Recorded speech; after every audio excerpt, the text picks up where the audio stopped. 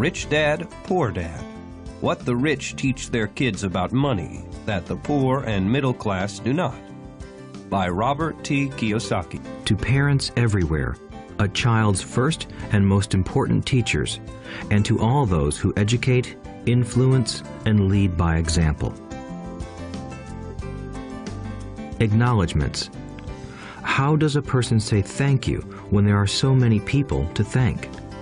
Obviously, this book is a thank you to my two fathers, who were powerful role models, and to my mom, who taught me love and kindness. The person most responsible for this book becoming a reality is my wife, Kim, my partner in marriage, business, and in life. She makes my life complete. Introduction. Rich Dad, Poor Dad. Having two dads offered me the choice of contrasting points of view, one of a rich man and one of a poor man. I had two fathers, a rich one and a poor one. One was highly educated and intelligent. He had a PhD and completed 4 years of undergraduate work in less than 2 years. He then went on to Stanford University, the University of Chicago, and Northwestern University to do his advanced studies, all on full financial scholarships. The other father never finished the 8th grade. Both men were successful in their careers, working hard all their lives. Both earned substantial incomes, yet one always struggled financially. The other would become one of the richest men in Hawaii. One died, leaving tens of millions of dollars to his family, charities, and his church. The other left bills to be paid. Both men were strong, charismatic, and influential. Both men offered me advice, but they did not advise the same things. Both men believed strongly in education, but did not recommend the same course of study. If I had had only one dad, I would have had to accept or reject his advice. Having two dads offered me the choice of contrasting points of view, one of a rich man and one of a poor man. Instead of simply accepting or rejecting one or the other, I found myself thinking more, comparing, and then choosing for myself. The problem was that the rich man was not rich yet, and the poor man was not yet poor. Both were just starting out on their careers, and both were struggling with money and families.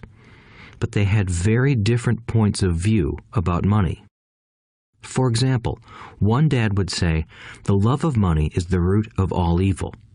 The other said, "The lack of money is the root of all evil." As a young boy, having two strong fathers, both influencing me, was difficult. I wanted to be a good son and listen, but the two fathers did not say the same things. The contrast in their points of view, particularly about money, was so extreme that I grew curious and intrigued. I began to start thinking for long periods of time about what each was saying. Much of my private time was spent reflecting, asking myself questions such as, "Why does he say that?" and then asking the same question of the other dad's statement. It would have been much easier to simply say, "Yeah, he's right, I agree with that," or to simply reject the point of view by saying, "The old man doesn't know what he's talking about." Instead, having two dads whom I loved forced me to think and ultimately choose a way of thinking for myself.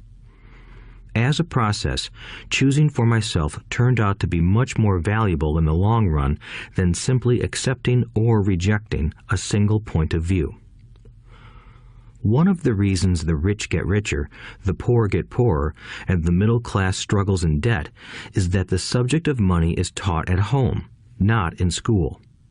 Most of us learn about money from our parents, so what can poor parents tell their child about money? They simply say, "Stay in school and study hard." The child may graduate with excellent grades, but with a poor person's financial programming and mindset. Sadly, money is not taught in schools.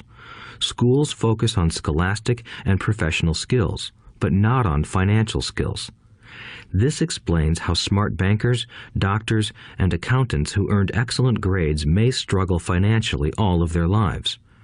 Our staggering national debt is due in large part to highly educated politicians and government officials making financial decisions with little or no training in the subject of money. Today, I often wonder what will soon happen when we have millions of people who need financial and medical assistance. They will be dependent upon their families or the government for financial support. What will happen when Medicare and Social Security run out of money?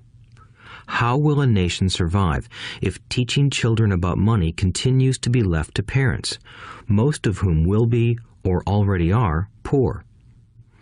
Because I had two influential fathers, I learned from both of them.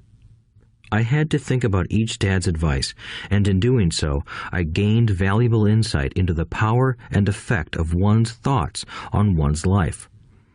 For example, one dad had a habit of saying, "I can't afford it." The other dad forbade those words to be used. He insisted I ask, "How can I afford it?" One is a statement, and the other is a question. One lets you off the hook, and the other forces you to think. My soon-to-be rich dad would explain that by automatically saying the words, "I can't afford it," your brain stops working. By asking the question, "How can I afford it?" your brain is put to work. He did not mean that you should buy everything you want. He was fanatical about exercising your mind, the most powerful computer in the world. He'd say, "My brain gets stronger every day because I exercise it. The stronger it gets, the more money I can make." He believed that automatically saying, "I can't afford it," was a sign of mental laziness. Although both dads worked hard, I noticed that one dad had a habit of putting his brain to sleep when it came to finances, and the other had a habit of exercising his brain. The long-term result was that one dad grew stronger financially, and the other grew weaker. It is not much different from a person who goes to the gym to exercise on a regular basis versus someone who sits on the couch watching television. Proper physical exercise increases your chances for health, and proper mental exercise increases your chances for wealth. My two dads had opposing attitudes, and that affected the way they thought. One dad thought that the rich should pay more in taxes to take care of those less fortunate. The other said, taxes punish those who produce and reward those who don't produce. One dad recommended, study hard so you can find a good company to work for. The other recommended, study hard so you can find a good company to buy. One dad said, the reason I'm not rich is because I have you kids. The other said, the reason I must be rich is because I have you kids. One encouraged talking about money and business at the dinner table, while the other forbade the subject of money to be discussed over a meal. One said, when it comes to money, play it safe. Don't take risks. The other said, learn to manage risk. One believed, our home is our largest investment and our greatest asset. The other believed, my house is a liability, and if your house is your largest investment, you're in trouble. Both dads paid their bills on time, yet one paid his bills first while the other paid his bills last. One dad believed in a company or the government taking care of you and your needs. He was always concerned about pay raises, retirement plans, medical benefits, sick leave, vacation days, and other perks. He was impressed with two of his uncles who joined the military and earned a retirement and entitlement package for life after 20 years of active service. He loved the idea of medical benefits and PX privileges the military provided its retirees. He also loved the tenure system available through the university. The idea of job protection for life and job benefits seemed more important at times than the job. He would often say, I've worked hard for the government and I'm entitled to these benefits. The other believed in total financial self-reliance. He spoke out against the entitlement mentality and how it created weak and financially needy people. He was emphatic about being financially competent. One dad struggled to save a few dollars. The other created investments. One dad taught me how to write an impressive resume so I could find a good job.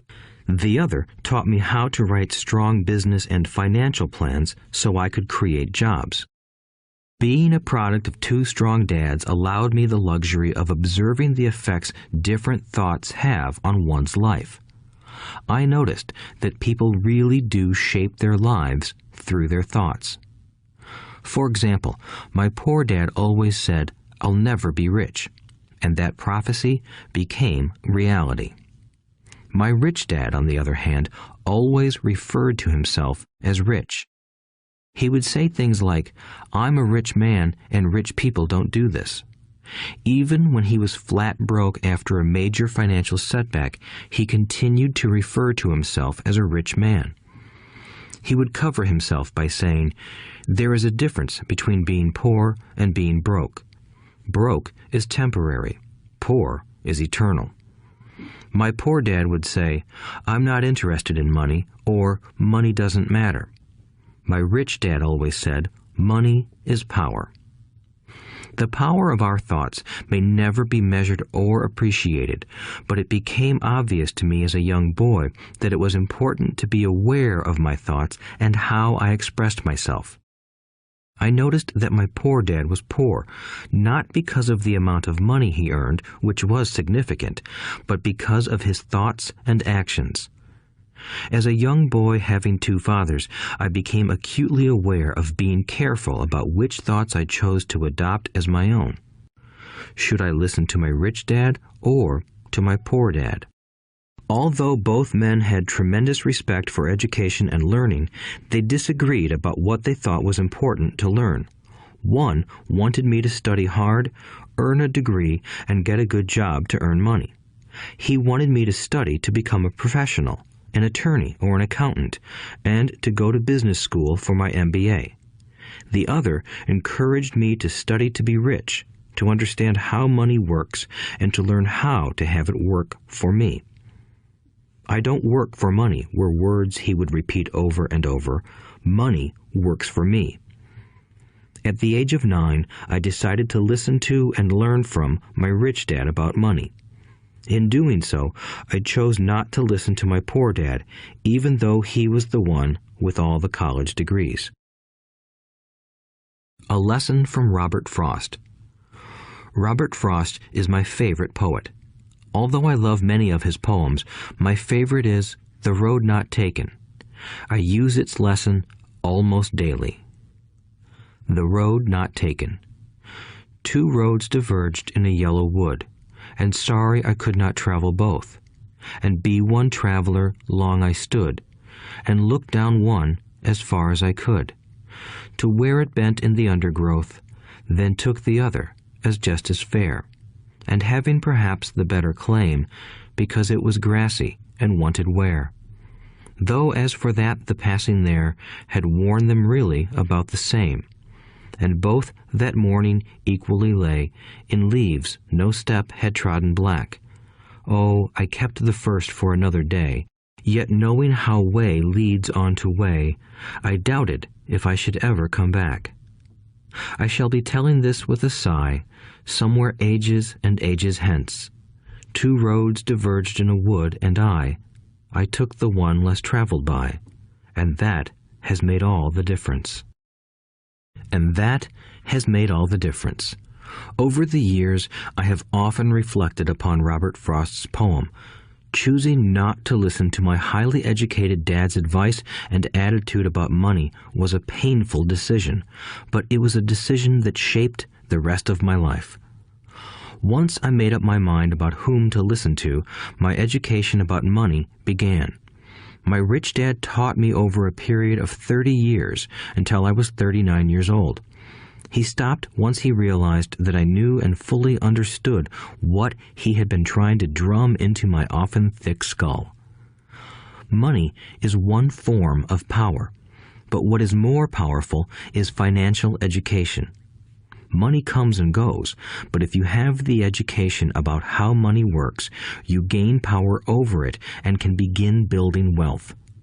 The reason positive thinking alone does not work is because most people went to school and never learned how money works, so they spend their lives working for money. Because I was only 9 years old when I started, the lessons my rich dad taught me were simple. And when it was all said and done, there were only 6 main lessons, repeated over 30 years. This audiobook is about those 6 lessons, put as simply as possible, just as simply as my rich dad put forth those lessons to me. The lessons are meant not to be answers, but guideposts that will assist you and your children to grow wealthier no matter what happens in a world of increasing change and uncertainty. Chapter 1. Lesson 1. The rich don't work for money. The poor and the middle class work for money. The rich have money work for them. Dad, can you tell me how to get rich? My dad put down the evening paper. Why do you want to get rich, son?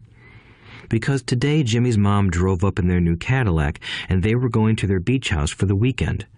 He took 3 of his friends, but Mike and I weren't invited. They told us we weren't invited because we were poor kids. They did? My dad asked incredulously. Yeah, they did, I replied in a hurt tone. My dad silently shook his head, pushed his glasses up the bridge of his nose, and went back to reading the paper. I stood waiting for an answer. The year was 1956. I was 9 years old. By some twist of fate, I attended the same public school where the rich people sent their kids. We were primarily a sugar plantation town. The managers of the plantation and the other affluent people, such as doctors, business owners, and bankers, sent their children to this elementary school. After grade 6, their children were generally sent off to private schools. Because my family lived on one side of the street, I went to this school. Had I lived on the other side of the street, I would have gone to a different school with kids from families more like mine. After grade 6, these kids and I would go on to the public intermediate and high school. There was no private school for them or for me. My dad finally put down the paper. I could tell he was thinking. Well, son, he began slowly, if you want to be rich, you have to learn to make money. How do I make money? I asked. Well, use your head, son, he said, smiling. Even then, I knew that really meant, that's all I'm going to tell you, or, I don't know the answer, so don't embarrass me. A partnership is formed. The next morning, I told my best friend, Mike, what my dad had said. As best as I could tell, Mike and I were the only poor kids in this school. Mike was also in this school by a twist of fate. Someone had drawn a jog in the line for the school district, and we wound up in school with the rich kids. We weren't really poor, but we felt as if we were because all the other boys had new baseball gloves, new bicycles, new everything. Mom and Dad provided us with the basics, like food and shelter and clothes, but that was about it. My dad used to say, if you want something, work for it. We wanted things, but there was not much work available for 9-year-old boys. So what do we do to make money? Mike asked. I don't know, I said, but do you want to be my partner? He agreed, and so on that Saturday morning, Mike became my first business partner. We spent all morning coming up with ideas on how to make money. Occasionally, we talked about all the cool guys at Jimmy's beach house having fun. It hurt a little, but that hurt was good, because it inspired us to keep thinking of a way to make money. Finally, that afternoon, a bolt of lightning struck. It was an idea Mike got from a science book he had read. Excitedly, we shook hands, and the partnership now had a business. For the next several weeks, Mike and I ran around our neighborhood, knocking on doors and asking our neighbors if they would save their toothpaste tubes for us. With puzzled looks, most adults consented with a smile. Some asked us what we were doing, to which we replied, We can't tell you. It's a business secret." My mom grew distressed as the weeks wore on. We had selected a site next to her washing machine as the place we would stockpile our raw materials. In a brown cardboard box that at one time held ketchup bottles, our little pile of used toothpaste tubes began to grow. Finally, my mom put her foot down. The sight of her neighbor's messy, crumpled used toothpaste tubes had gotten to her. "What are you boys doing?" she asked, "and I don't want to hear again that it's a business secret. Do something with this mess or I'm going to throw it out." Mike and I pleaded and begged, explaining that we would soon have enough and then we would begin production. We informed her that we were waiting on a couple of neighbors to finish their toothpaste so we could have their tubes. Mom granted us a 1-week extension. The date to begin production was moved up, and the pressure was on. My first partnership was already being threatened with an eviction notice by my own mom. It became Mike's job to tell the neighbors to quickly use up their toothpaste, saying their dentist wanted them to brush more often anyway. I began to put together the production line. One day, my dad drove up with a friend to see 2 9-year-old boys in the driveway with a production line operating at full speed. There was fine white powder everywhere. On a long table were small milk cartons from school, and our family's hibachi grill was glowing with red-hot coals at maximum heat. Dad walked up cautiously, having to park the car at the base of the driveway since the production line blocked the carport. As he and his friend got closer, they saw a steel pot sitting on top of the coals in which the toothpaste tubes were being melted down. In those days, toothpaste did not come in plastic tubes. The tubes were made of lead, so once the paint was burned off, the tubes were dropped in the small steel pot. They melted until they became liquid, and with my mom's pot holders, we poured the lead through a small hole in the top of the milk cartons. The milk cartons were filled with plaster of Paris. White powder was everywhere. In my haste, I had knocked the bag over, and the entire area looked like it had been hit by a snowstorm. The milk cartons were the outer containers for plaster of Paris molds.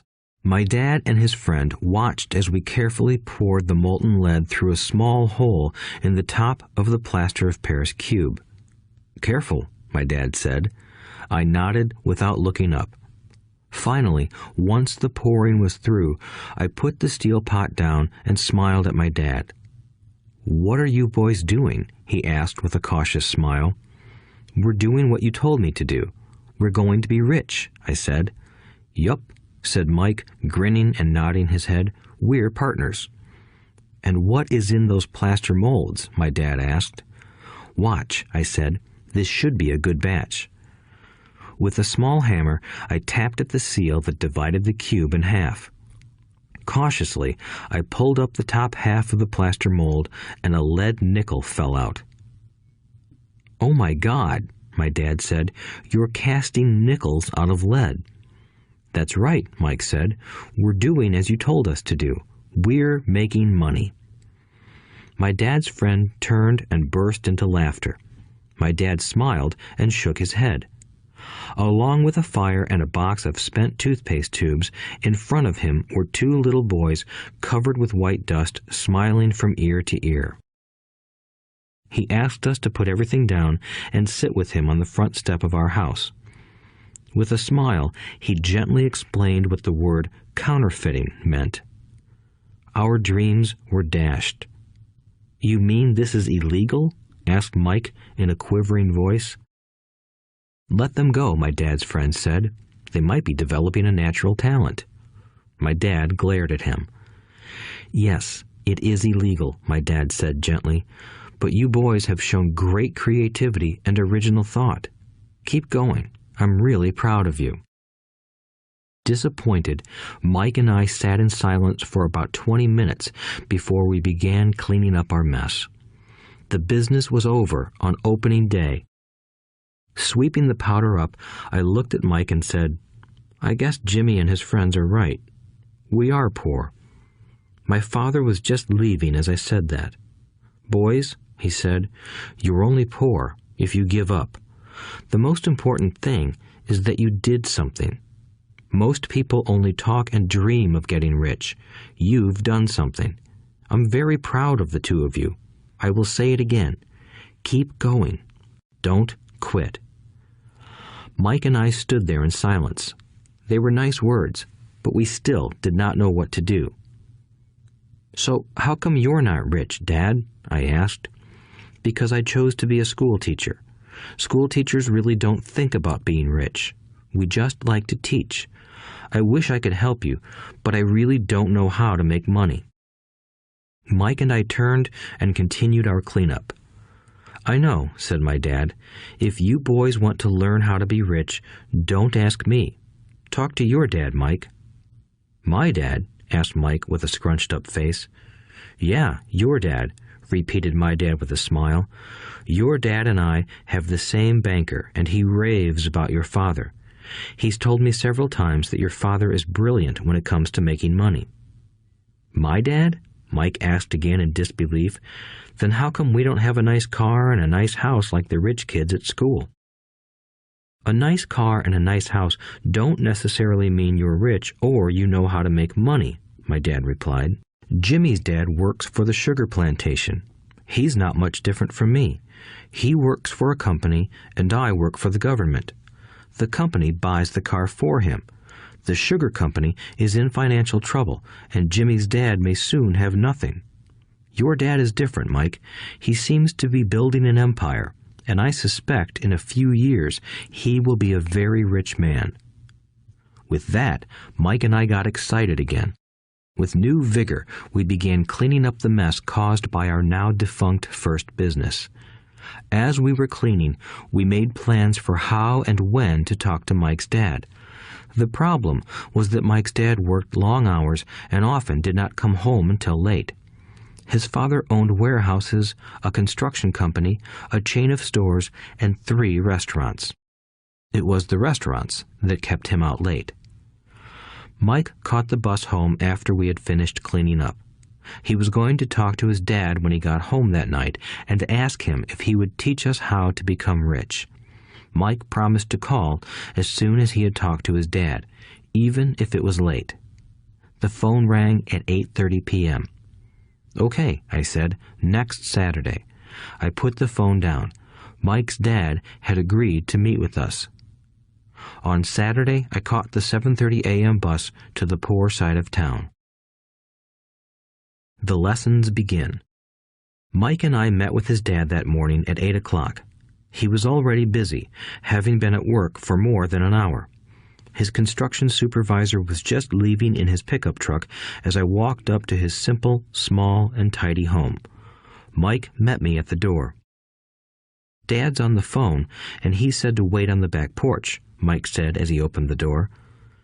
The old wooden floor creaked as I stepped across the threshold of the aging house. There was a cheap mat just inside the door. The mat was there to hide the years of wear from countless footsteps that the floor had supported. Although clean, it needed to be replaced. I felt claustrophobic as I entered the narrow living room that was filled with old, musty, overstuffed furniture that today would be collector's items. Sitting on the couch were 2 women, both a little older than my mom. Across from the women sat a man in workman's clothes. He wore khaki slacks and a khaki shirt, neatly pressed but without starch, and polished work boots. He was about 10 years older than my dad. They smiled as Mike and I walked past them toward the back porch. I smiled back shyly. "Who are those people?" I asked. "Oh, they work for my dad. The older man runs his warehouses, and the women are the managers of the restaurants. And as you arrived, you saw the construction supervisor who was working on a road project about 50 miles from here. His other supervisor, who was building a track of houses, left before you got here." "Does this go on all the time?" I asked. "Not always, but quite often," said Mike, smiling as he pulled up a chair to sit down next to me.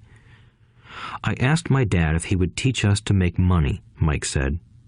"Oh, and what did he say to that?" I asked with cautious curiosity. Well, he had a funny look on his face at first, and then he said he would make us an offer. "Oh," I said, rocking my chair back against the wall. I sat there, perched on two rear legs of the chair. Mike did the same thing. "Do you know what the offer is?" I asked. "No, but we'll soon find out." Suddenly, Mike's dad burst through the rickety screen door and onto the porch. Mike and I jumped to our feet, not out of respect, but because we were startled. "Ready, boys?" he asked as he pulled up a chair to sit down with us. We nodded our heads as we pulled our chairs away from the wall to sit in front of him. He was a big man, about 6 feet tall and 200 pounds. My dad was taller, about the same weight, and 5 years older than Mike's dad. They sort of looked alike, though not of the same ethnic makeup. Maybe their energy was similar. "Mike says you want to learn to make money. Is that correct, Robert?" I nodded my head quickly, but with a little trepidation.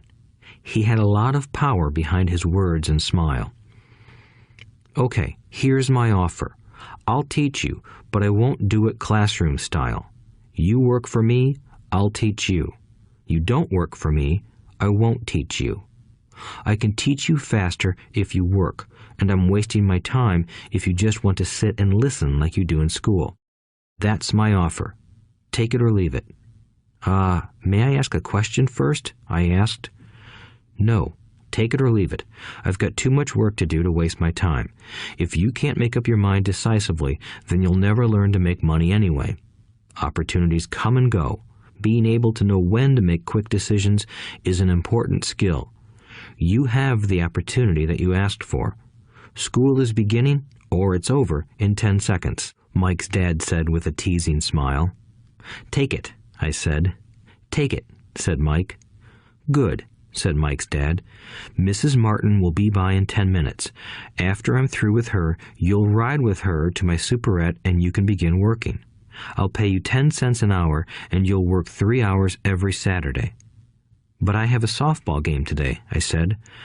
Mike's dad lowered his voice to a stern tone. "Take it or leave it," he said. "I'll take it," I replied, choosing to work and learn instead of playing. 30 cents later. By 9 a.m. that day, Mike and I were working for Mrs. Martin. She was a kind and patient woman. She always said that Mike and I reminded her of her 2 grown sons. Although kind, she believed in hard work and kept us moving. We spent 3 hours taking canned goods off the shelves, brushing each can with a feather duster to get the dust off, and then restacking them neatly. It was excruciatingly boring work. Mike's dad, whom I called my rich dad, owned 9 of these little superettes, each with a large parking lot. They were the early version of the 7-Eleven convenience stores, little neighborhood grocery stores where people bought items such as milk, bread, butter, and cigarettes. The problem was that this was Hawaii before air conditioning was widely used, and the stores could not close their doors because of the heat. On 2 sides of the store, the doors had to be wide open to the road and parking lot. Every time a car drove by or pulled into the parking lot, dust would swirl and settle in the store. We knew we had a job as long as there was no air conditioning. For 3 weeks, Mike and I reported to Mrs. Martin and worked our 3 hours. By noon, our work was over, and she dropped 3 little dimes in each of our hands. Now, even at the age of 9 in the mid-1950s, 30 cents was not too exciting. Comic books cost 10 cents back then, so I usually spent my money on comic books and went home. By Wednesday of the 4th week, I was ready to quit. I had agreed to work only because I wanted to learn to make money from Mike's dad, and now I was a slave for 10 cents an hour. On top of that, I had not seen Mike's dad since that first Saturday. "I'm quitting," I told Mike at lunchtime. School was boring, and now I did not even have my Saturdays to look forward to. But it was the 30 cents that really got to me. This time, Mike smiled. "What are you laughing at?" I asked with anger and frustration. "Dad said this would happen. He said to meet with him when you were ready to quit." "What?" I said indignantly. "He's been waiting for me to get fed up?" "Sort of," Mike said. "Dad's kind of different. He doesn't teach like your dad. Your mom and dad lecture a lot. My dad is quiet and a man of few words. You just wait till this Saturday. I'll tell him you're ready." "You mean I've been set up?" "No, not really. But maybe. Dad will explain on Saturday." Waiting in line on Saturday. I was ready to face Mike's dad. Even my real dad was angry with him. My real dad, the one I called the poor one, thought that my rich dad was violating child labor laws and should be investigated. My educated poor dad told me to demand what I deserve, at least 25 cents an hour. My poor dad told me that if I did not get a raise, I was to quit immediately. "You don't need that damn job anyway," said my poor dad with indignation. At 8 o'clock Saturday morning, I walked through the door of Mike's house when Mike's dad opened it. "Take a seat and wait in line," he said as I entered. He turned and disappeared into his little office next to a bedroom. I looked around the room and didn't see Mike anywhere. Feeling awkward, I cautiously sat down next to the same two women who were there 4 weeks earlier. They smiled and slid down the couch to make room for me. 45 minutes went by, and I was steaming. The two women had met with him and left 30 minutes earlier. An older gentleman was in there for 20 minutes and was also gone. The house was empty, and here I sat in a musty, dark living room on a beautiful, sunny Hawaiian day, waiting to talk to a cheapskate who exploited children. I could hear him rustling around the office, talking on the phone, and ignoring me. I was ready to walk out, but for some reason I stayed. Finally, 15 minutes later, at exactly 9 o'clock, Rich Dad walked out of his office, said nothing, and signaled with his hand for me to enter. "I understand you want a raise or you're going to quit," Rich Dad said as he swiveled in his office chair. "Well, you're not keeping your end of the bargain," I blurted out, nearly in tears. It was really frightening for me to confront a grown-up. "You said that you would teach me if I worked for you. Well, I've worked for you. I've worked hard. I've given up my baseball games to work for you, but you haven't kept your word, and you haven't taught me anything. You are a crook like everyone in town thinks you are. You're greedy. You want all the money and don't take care of your employees. You made me wait and don't show me any respect. I'm only a little boy, but I deserve to be treated better." Rich Dad rocked back in his swivel chair, hands up to his chin, and stared at me. "Not bad," he said. "In less than a month, you sound like most of my employees." "What?" I asked.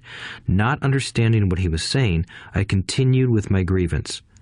"I thought you were going to keep your end of the bargain and teach me. Instead, you want to torture me? That's cruel. That's really cruel." "I am teaching you," Rich Dad said quietly.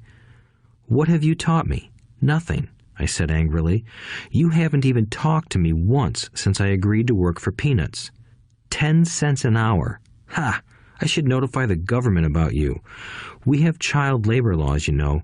My dad works for the government, you know." "Wow," said Rich Dad. "Now you sound just like most of the people who used to work for me. People I've either fired or who have quit." "So, what do you have to say?" I demanded, feeling pretty brave for a little kid. "You lied to me. I've worked for you, and you have not kept your word. You haven't taught me anything." "How do you know that I've not taught you anything?" asked Rich Dad calmly. "Well, you've never talked to me. I've worked for 3 weeks, and you have not taught me anything," I said with a pout. "Does teaching mean talking or a lecture?" Rich Dad asked. "Well, yes," I replied. "That's how they teach you in school," he said, smiling. "But that is not how life teaches you, and I would say that life is the best teacher of all. Most of the time, life does not talk to you. It just sort of pushes you around. Each push is life saying, 'Wake up, there's something I want you to learn.'" "What is this man talking about?" I asked myself silently. Life pushing me around was life talking to me? Now I knew I had to quit my job. I was talking to someone who needed to be locked up. If you learn life's lessons, you will do well. If not, life will just continue to push you around. People do two things. Some just let life push them around. Others get angry and push back. But they push back against their boss, or their job, or their husband or wife. They do not know it's life that's pushing. I had no idea what he was talking about. Life pushes all of us around. Some people give up and others fight. A few learn the lesson and move on. They welcome life pushing them around. To these few people, it means they need and want to learn something. They learn and move on. Most quit, and a few, like you, fight. Rich Dad stood and shut the creaky old wooden window that needed repair. If you learn this lesson, you will grow into a wise, wealthy, and happy young man. If you don't, you will spend your life blaming a job, low pay, or your boss for your problems. You'll live life always hoping for that big break that will solve all your money problems. Rich Dad looked over at me to see if I was still listening. His eyes met mine. We stared at each other, communicating through our eyes. Finally, I looked away once I had absorbed his message. I knew he was right. I was blaming him, and I did ask to learn. I was fighting. Rich Dad continued. Or, if you are the kind of person who has no guts, you just give up every time life pushes you. If you are that kind of person, you'll live all your life playing it safe, doing the right things, saving yourself for some event that never happens. Then you die a boring old man. You'll have lots of friends who really like you because you were such a nice, hard-working guy. But the truth is that you let life push you into submission. Deep down, you were terrified of taking risks. You really wanted to win, but the fear of losing was greater than the excitement of winning. Deep inside, you and only you will know you didn't go for it. You chose to play it safe. Our eyes met again. "You've been pushing me around?" I asked. "Some people might say that," smiled Rich Dad. "I would say that I just gave you a taste of life." "What taste of life?" I asked, still angry, but now curious and ready to learn. "You boys are the first people that have ever asked me to teach them how to make money. I have more than 150 employees, and not one of them has asked me what I know about money. They ask me for a job and a paycheck, but never to teach them about money. So most will spend the best years of their lives working for money, not really understanding what it is they are working for." I sat there listening intently. "So when Mike told me you wanted to learn how to make money, I decided to design a course that mirrored real life. I could talk until I was blue in the face, but you wouldn't hear a thing. So I decided to let life push you around a bit so you could hear me. That's why I only paid you 10 cents. "So what is the lesson I learned from working for only 10 cents an hour?" I asked. "That you're cheap and exploit your workers?" Rich Dad rocked back and laughed heartily. Finally, he said, "You'd best change your point of view. Stop blaming me and thinking I'm the problem. If you think I'm the problem, then you have to change me. If you realize that you're the problem, then you can change yourself, learn something, and grow wiser. Most people want everyone else in the world to change but themselves. Let me tell you, it's easier to change yourself than everyone else." "I don't understand," I said. "Don't blame me for your problems," Rich Dad said, growing impatient. "But you only pay me 10 cents. "So what are you learning?" Rich Dad asked, smiling. "That you're cheap," I said with a sly grin. "See, you think I'm the problem," said Rich Dad. "But you are. Well, keep that attitude and you'll learn nothing. Keep the attitude that I'm the problem, and what choices do you have?" "Well, if you don't pay me more or show me more respect and teach me, I'll quit." "Well put," Rich Dad said, "and that's exactly what most people do. They quit and go looking for another job, a better opportunity and higher pay, actually thinking that this will solve the problem. In most cases, it won't." "So what should I do?" I asked. "Just take this measly 10 cents an hour and smile?" Rich Dad smiled. "That's what the other people do. But that's all they do, waiting for a raise, thinking that more money will solve their problems. Most just accept it, and some take a second job working harder, but again, accepting a small paycheck." I sat staring at the floor, beginning to understand the lesson Rich Dad was presenting. I could sense it was a taste of life. Finally, I looked up and asked, "So what will solve the problem?" "This," he said, leaning forward in his chair and tapping me gently on the head. "This stuff between your ears." It was at that moment that Rich Dad shared the pivotal point of view that separated him from his employees and my poor dad, and led him to eventually become one of the richest men in Hawaii, while my highly educated but poor dad struggled financially all his life. It was a singular point of view that made all the difference over a lifetime. Rich Dad said this point of view over and over, which I call lesson number 1. The poor and the middle class work for money. The rich have money work for them. On that bright Saturday morning, I learned a completely different point of view from what I had been taught by my poor dad. At the age of 9, I understood that both dads wanted me to learn. Both dads encouraged me to study, but not the same things. My highly educated dad recommended that I do what he did.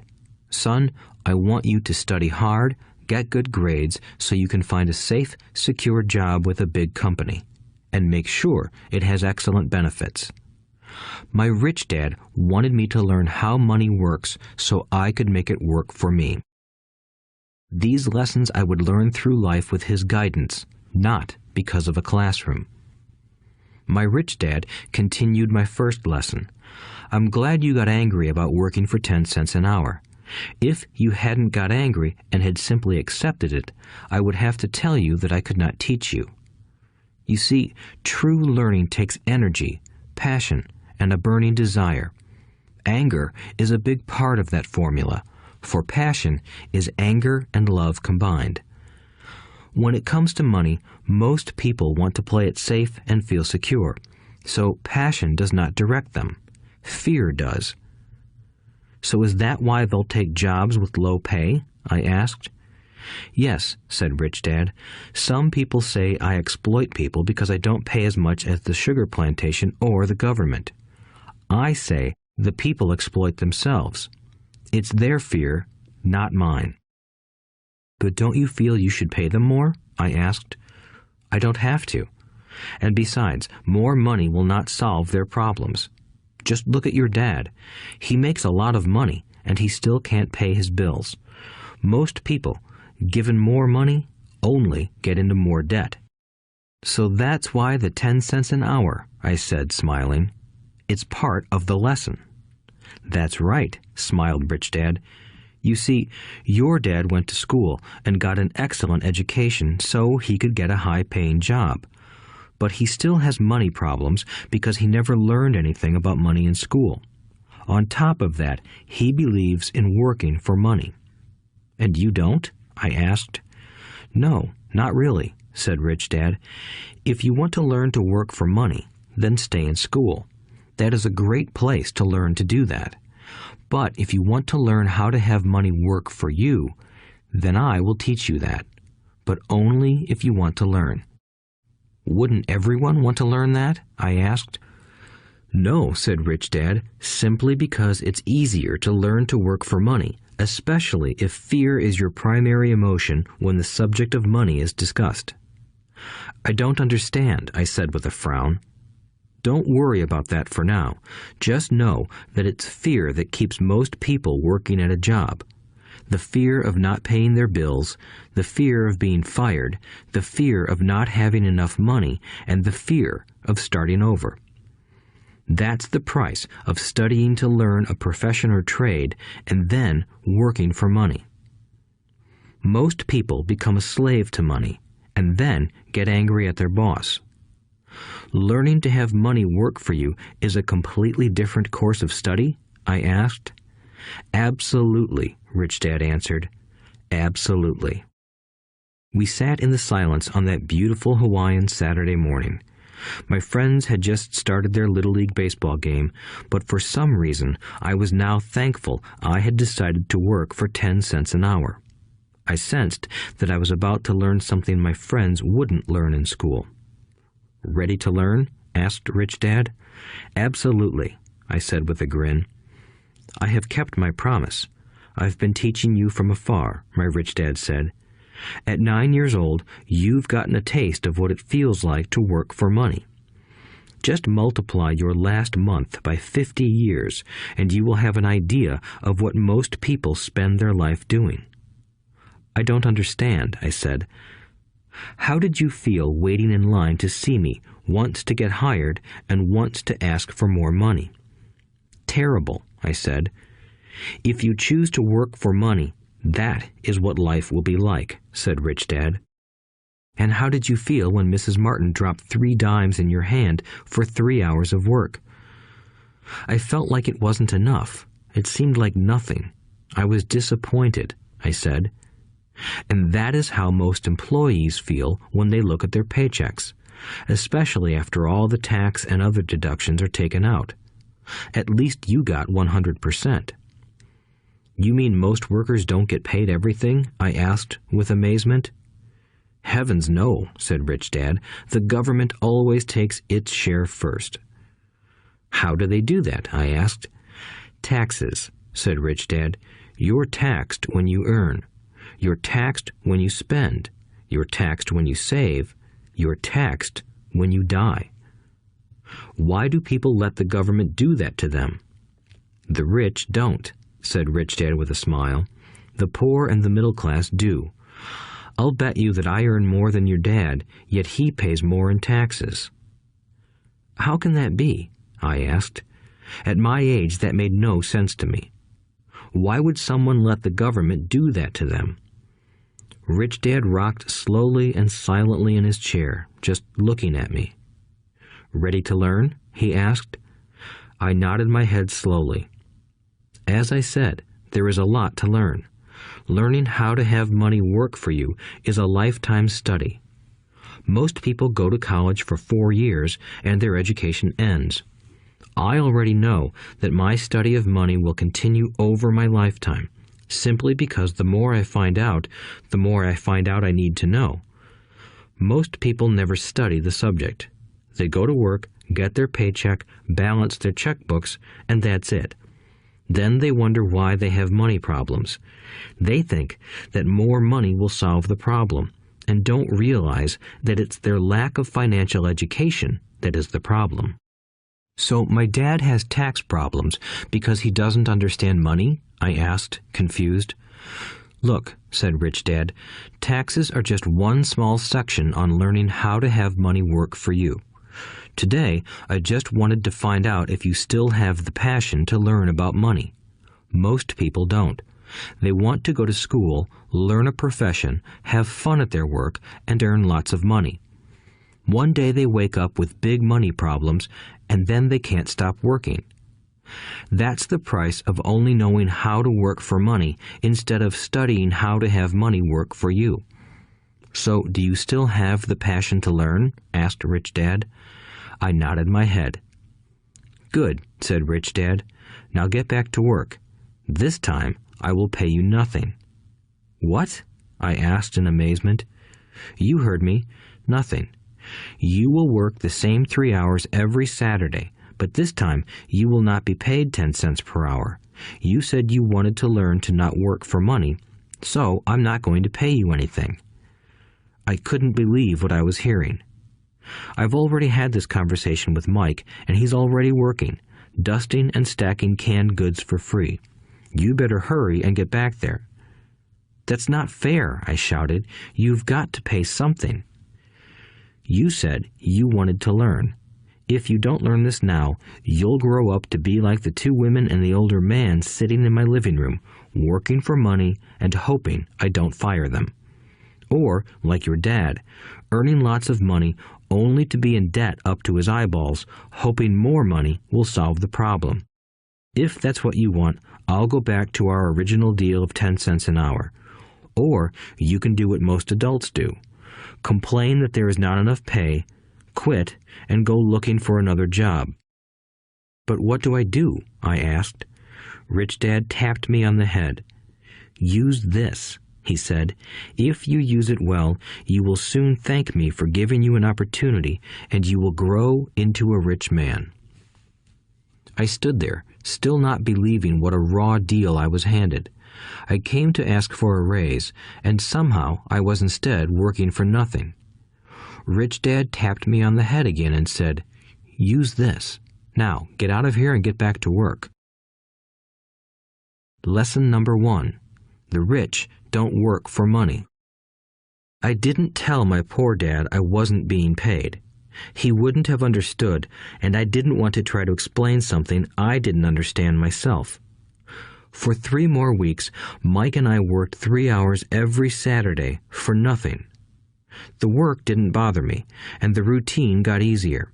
But it was the missed baseball games and not being able to afford to buy a few comic books that got to me. Rich Dad stopped by at noon on the 3rd week. We heard his truck pull up in the parking lot and sputter when the engine was turned off. He entered the store and greeted Mrs. Martin with a hug. After finding out how things were going in the store, he reached into the ice cream freezer, pulled out 2 bars, paid for them, and signaled to Mike and me. "Let's go for a walk, boys." We crossed the street, dodging a few cars, and walked across a large grassy field where a few adults were playing softball. Sitting down at a lone picnic table, he handed Mike and me the treats. "How's it going, boys?"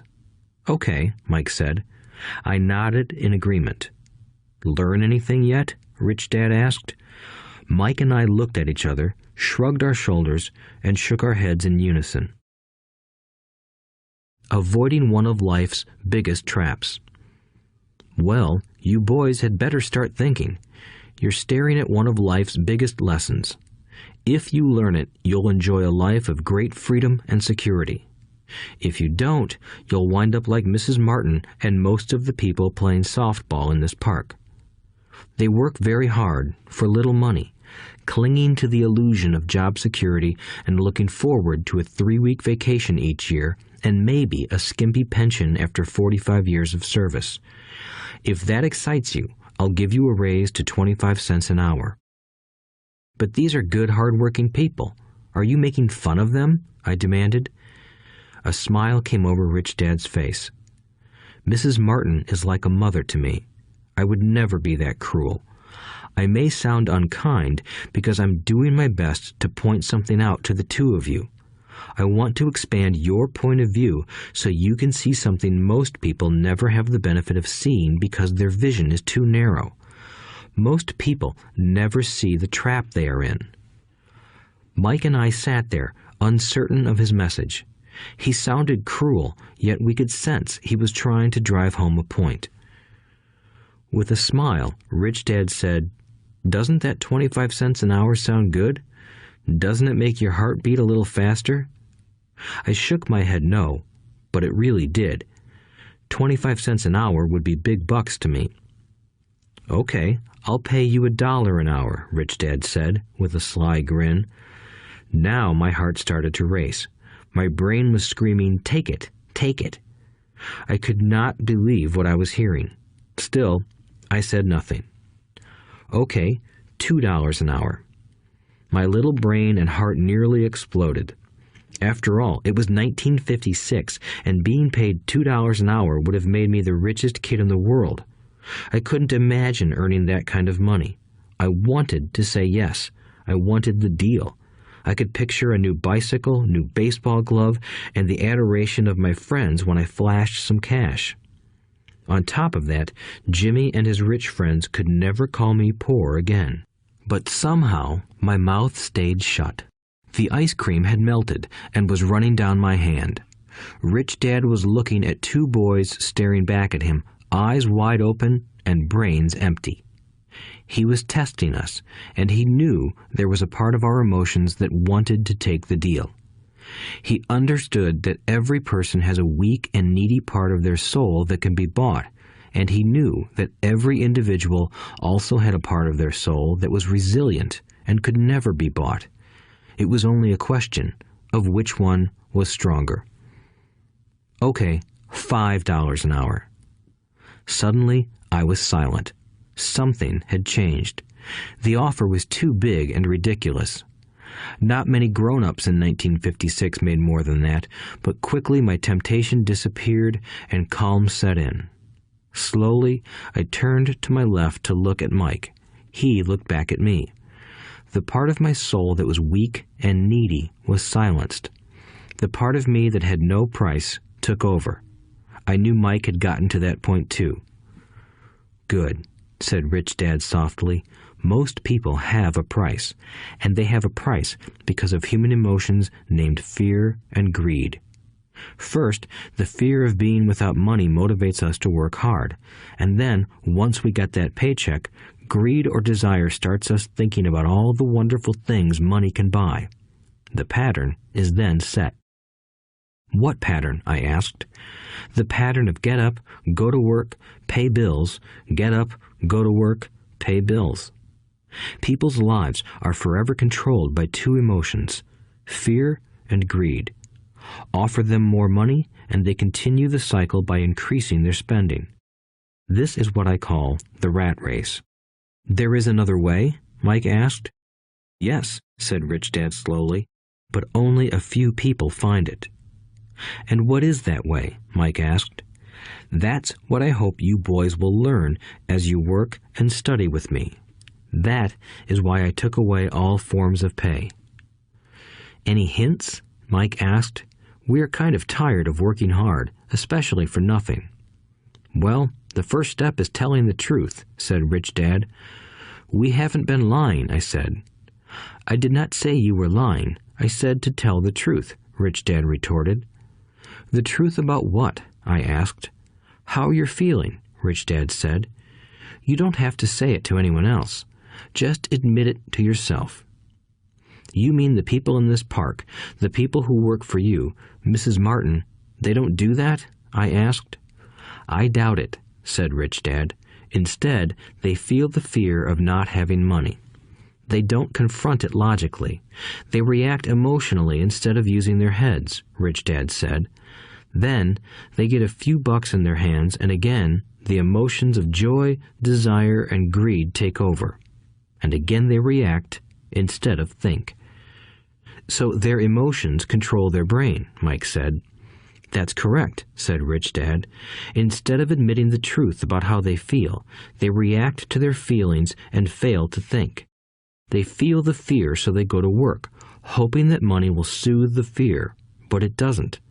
It continues to haunt them, and they return to work, hoping again that money will calm their fears, and again it doesn't.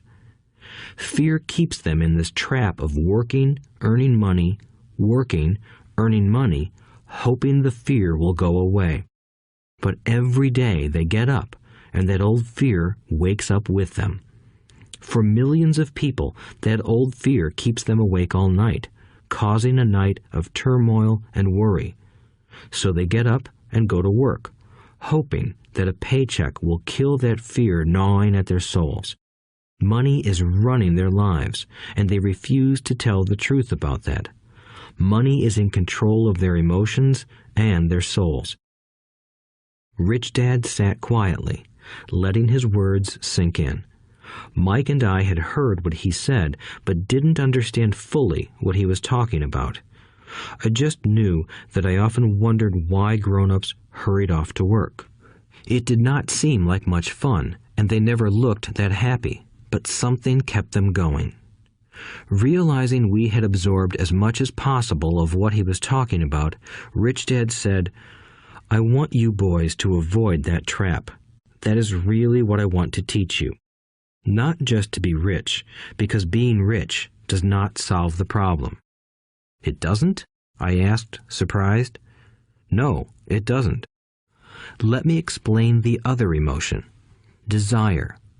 Some call it greed, but I prefer desire. It's perfectly normal to desire something better, prettier, more fun, or exciting. So people also work for money because of desire. They desire money for the joy they think it can buy. But the joy that money brings is often short-lived, and they soon need more money for more joy, more pleasure, more comfort, and more security. So they keep working, thinking money will soothe their souls that are troubled by fear and desire. But money can't do that. Even rich people do this? Mike asked. Rich people included, said Rich Dad. In fact, the reason many rich people are rich isn't because of desire, but because of fear. They believe that money can eliminate the fear of being poor, so they amass tons of it, only to find the fear gets worse. Now they fear losing the money. I have friends who keep working even though they have plenty. I know people who have millions who are more afraid now than when they were poor. They're terrified of losing it all. The fears that drove them to get rich got worse. That weak and needy part of their soul is actually screaming louder. They don't want to lose the big houses, the cars, and the high life money has bought them. They worry about what their friends would say if they lost all their money. Many are emotionally desperate and neurotic, although they look rich and have more money. So, is a poor man happier? I asked. No, I don't think so, replied Rich Dad. The avoidance of money is just as psychotic as being attached to money. As if on cue, the town derelict went past our table, stopping by the large rubbish can and rummaging around in it. The three of us watched him with great interest, when before we probably would have just ignored him. Rich Dad pulled $1 out of his wallet and gestured to the older man. Seeing the money, the derelict came over immediately, took the bill, thanked Rich Dad profusely, and hurried off, ecstatic with his good fortune. He's not much different from most of my employees, said Rich Dad. I've met so many people who say, "Oh, I'm not interested in money," yet they'll work at a job for 8 hours a day. That's a denial of truth. If they weren't interested in money, then why are they working? That kind of thinking is probably more psychotic than a person who hoards money. As I sat there listening to my Rich Dad, my mind flashed back to the countless times my own dad said, "I'm not interested in money." He said those words often.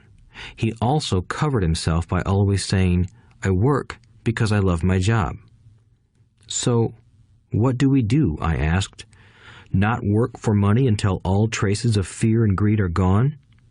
No, that would be a waste of time, said Rich Dad. Emotions are what make us human. The word emotion stands for energy in motion. Be truthful about your emotions and use your mind and emotions in your favor, not against yourself. Whoa, said Mike. Don't worry about what I just said. It will make more sense in years to come. Just be an observer, not a reactor, to your emotions. Most people do not know that it's their emotions that are doing the thinking. Your emotions are your emotions, but you have got to learn to do your own thinking. Can you give me an example? I asked. Sure, replied Rich Dad. When a person says, I need to find a job, it's most likely an emotion doing the thinking. Fear of not having money generates that thought. But people do need money if they have bills to pay, I said. Sure they do, smiled Rich Dad. All I'm saying is that it's fear that is all too often doing the thinking. I don't understand, said Mike. For example, said Rich Dad, if the fear of not having enough money arises, instead of immediately running out to get a job, they instead might ask themselves this question. Will a job be the best solution to this fear over the long run? In my opinion, the answer is no. A job is really a short-term solution to a long-term problem. But my dad is always saying, stay in school and get good grades so you can find a safe, secure job, I interjected, somewhat confused. Yes, I understand he says that, said Rich Dad, smiling. Most people recommend that, and it's a good path for most people. But people make that recommendation primarily out of fear. You mean my dad says that because he's afraid? Yes, said Rich Dad. He's terrified that you won't earn enough money and won't fit into society. Don't get me wrong. He loves you and wants the best for you. I, too, believe an education and a job are important, but it won't handle the fear. You see, that same fear that makes him get up in the morning to earn a few bucks is the fear that is causing him to be so fanatical about your going to school. So what do you recommend? I asked. I want to teach you to master the power of money instead of being afraid of it. They don't teach that in school, and if you don't learn it, you become a slave to money. It was finally making sense. He wanted us to widen our views and to see what the Mrs. Martins of this world couldn't see. He used examples that sounded cruel at the time, but I've never forgotten them. My vision widened that day, and I began to see the trap that lay ahead for most people. You see, we're all employees ultimately. We just work at different levels, said Rich Dad. I just want you boys to have a chance to avoid the trap caused by those two emotions, fear and desire. Use them in your favor, not against you. That's what I want to teach you. I'm not interested in just teaching you to make a pile of money. That won't handle the fear or desire. If you don't first handle fear and desire, and you get rich, you'll only be a highly paid slave. So how do we avoid the trap? I asked. The main cause of poverty or financial struggle is fear and ignorance, not the economy or the government or the rich. It's self-inflicted fear and ignorance that keep people trapped. So you boys go to school and get your college degrees, and I'll teach you how to stay out of the trap. The pieces of the puzzle were appearing. My highly educated dad had a great education and a great career, but school never told him how to handle money or his fear of it. It became clear that I could learn different and important things from two fathers. So you've been talking about the fear of not having money. How does the desire for money affect our thinking? Mike asked. How did you feel when I tempted you with a pay raise? Did you notice your desires rising? We nodded our heads. By not giving in to your emotions, you were able to delay your reactions and think. That is important. We will always have emotions of fear and greed. From here on in, it's imperative for you to use those emotions to your advantage, and for the long term to not let your emotions control your thinking. Most people use fear and greed against themselves. That's the start of ignorance. Most people live their lives chasing paychecks, pay raises, and job security because of the emotions of desire and fear, not really questioning where those emotion-driven thoughts are leading them. It's just like the picture of a donkey dragging a cart with its owner dangling a carrot just in front of its nose. The donkey's owner may be going where he wants to, but the donkey is chasing an illusion. Tomorrow, there will only be another carrot for the donkey.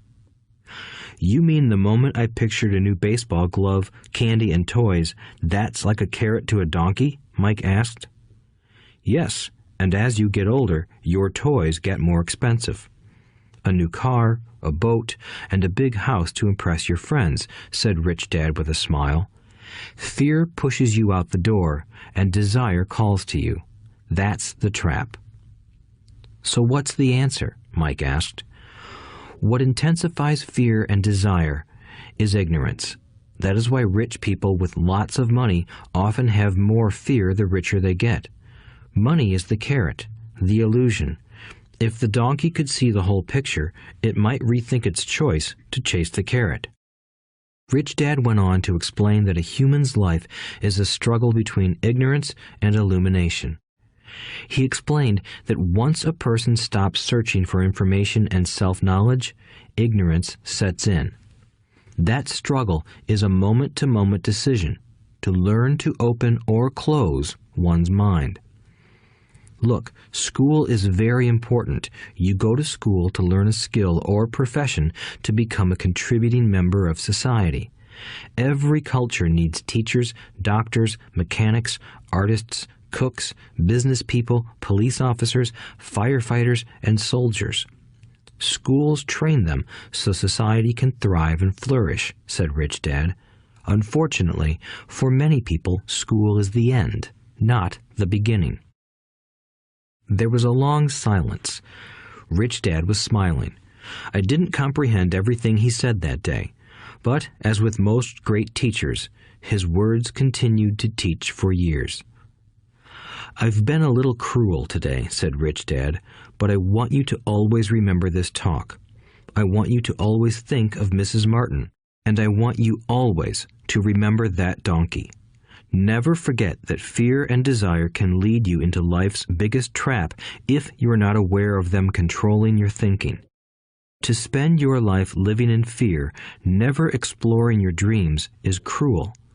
To work hard for money, thinking that it will buy you things that will make you happy, is also cruel. To wake up in the middle of the night terrified about paying bills is a horrible way to live. To live a life dictated by the size of a paycheck is not really living a life. Thinking that a job makes you secure is lying to yourself. That's cruel, and that's the trap I want you to avoid. I've seen how money runs people's lives. Don't let that happen to you. Please, don't let money run your life." A softball rolled under our table. Rich Dad picked it up and threw it back. "So what does ignorance have to do with greed and fear?" I asked. "Because it is ignorance about money that causes so much greed and fear," said Rich Dad. "Let me give you some examples. A doctor, wanting more money to better provide for his family, raises his fees. By raising his fees, it makes healthcare more expensive for everyone. It hurts the poor people the most, so they have worse health than those with money. Because the doctors raise their fees, the attorneys raise their fees. Because the attorneys' fees have gone up, school teachers want a raise, which raises our taxes, and on and on and on. Soon, there will be such a horrifying gap between the rich and the poor that chaos will break out and another great civilization will collapse. History proves that great civilizations collapse when the gap between the haves and have-nots is too great. Sadly, America is on that same course because we haven't learned from history. We only memorize historical dates and names, not the lesson." "Aren't prices supposed to go up?" I asked. "In an educated society with a well-run government, prices should actually come down. Of course, that is often only true in theory. Prices go up because of greed and fear caused by ignorance. If schools taught people about money, there would be more money and lower prices. But schools focus only on teaching people to work for money, not how to harness money's power." "But don't we have business schools?" Mike asked. "And haven't you encouraged me to go for my MBA?" "Yes," said Rich Dad, "but all too often business schools train employees to become sophisticated bean counters. Heaven forbid a bean counter takes over a business. All they do is look at the numbers, fire people, and kill the business. I know this because I hire bean counters. All they think about is cutting costs and raising prices, which cause more problems. Bean counting is important. I wish more people knew it, but it, too, is not the whole picture," added Rich Dad angrily. "So, is there an answer?" asked Mike. "Yes," said Rich Dad. "Learn to use your emotions to think, not think with your emotions. When you boys mastered your emotions by agreeing to work for free, I knew there was hope. When you again resisted your emotions when I tempted you with more money, you were again learning to think in spite of being emotionally charged. That's the first step." "Why is that step so important?" I asked. "Well, that's up to you to find out. If you want to learn, I'll take you boys into the briar patch, a place almost everyone else avoids. If you go with me, you'll let go of the idea of working for money and instead learn to have money work for you." "And what will we get if we go with you? What if we agree to learn from you? What will we get?" I asked. "The same thing Brer Rabbit got," said Rich Dad, referring to the classic children's story. "Is there a briar patch?" I asked. "Yes," said Rich Dad. "The briar patch is our fear and greed. Confronting fear, weaknesses, and neediness by choosing our own thoughts is the way out." "Choosing our thoughts?" Mike asked, puzzled. "Yes, choosing what we think rather than reacting to our emotions. Instead of just getting up and going to work because not having the money to pay your bills is scaring you, ask yourself, is working harder at this the best solution to this problem? Most people are too afraid to rationally think things through and instead run out the door to a job they hate. The tar baby is in control. That's what I mean by choosing your thoughts." "And how do we do that?" Mike asked. "That's what I will teach you. I'll teach you to have a choice of thoughts rather than a knee-jerk reaction, like gulping down your morning coffee and running out the door. Remember what I said before. A job is only a short-term solution to a long-term problem. Most people have only one problem in mind, and it's short-term. It's the bills at the end of the month, the tar baby. Money controls their lives, or should I say the fear and ignorance about money controls it. So they do as their parents did. They get up every day and go work for money, not taking the time to ask the question, is there another way? Their emotions now control their thinking, not their heads. Can you tell the difference between emotions thinking and the head thinking? Mike asked. "Oh yes, I hear it all the time," said Rich Dad. "I hear things like, well, everyone has to work, or the rich are crooks, or I'll get another job, I deserve this raise, you can't push me around, or I like this job because it's secure. No one asks, is there something I'm missing here? Which would break through the emotional thought and give you time to think clearly."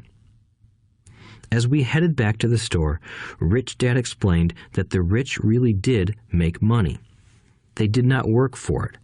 He went on to explain that when Mike and I were casting 5-cent pieces out of lead, thinking we were making money, we were very close to thinking the way the rich think.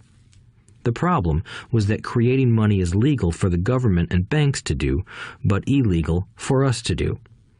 There are legal ways to create money from nothing, he told us. Rich Dad went on to explain that the rich know that money is an illusion, truly like the carrot for the donkey. It's only out of fear and greed that the illusion of money is held together by billions of people who believe that money is real. It's not. Money is really made up. It is only because of the illusion of confidence and the ignorance of the masses that this house of cards stands.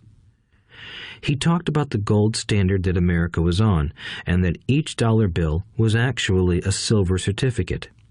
What concerned him was the rumor that we would someday go off the gold standard and our dollars would no longer be backed by something tangible. If that happens, boys, all hell will break loose. The poor, the middle class, and the ignorant will have their lives ruined simply because they will continue to believe that money is real and that the company they work for, or the government, will look after them. We really did not understand what he was saying that day, but over the years, it made more and more sense. Seeing what others miss. As he climbed into his pickup truck outside his convenience store, Rich Dad said, "Keep working, boys, but the sooner you forget about needing a paycheck, the easier your adult life will be.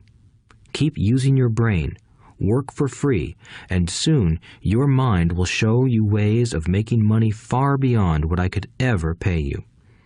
You will see things that other people never see.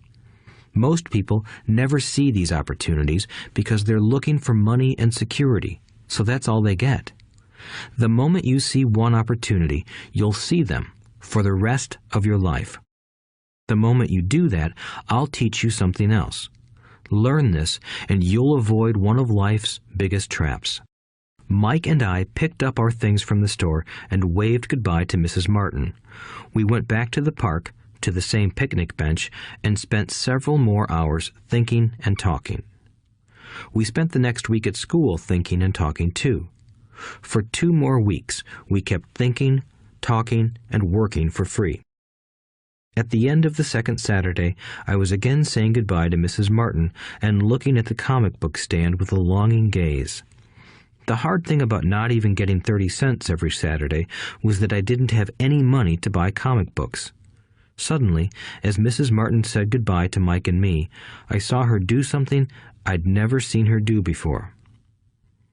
Mrs. Martin was cutting the front page of the comic book in half. She kept the top half of the comic book cover and threw the rest of the book into a large cardboard box.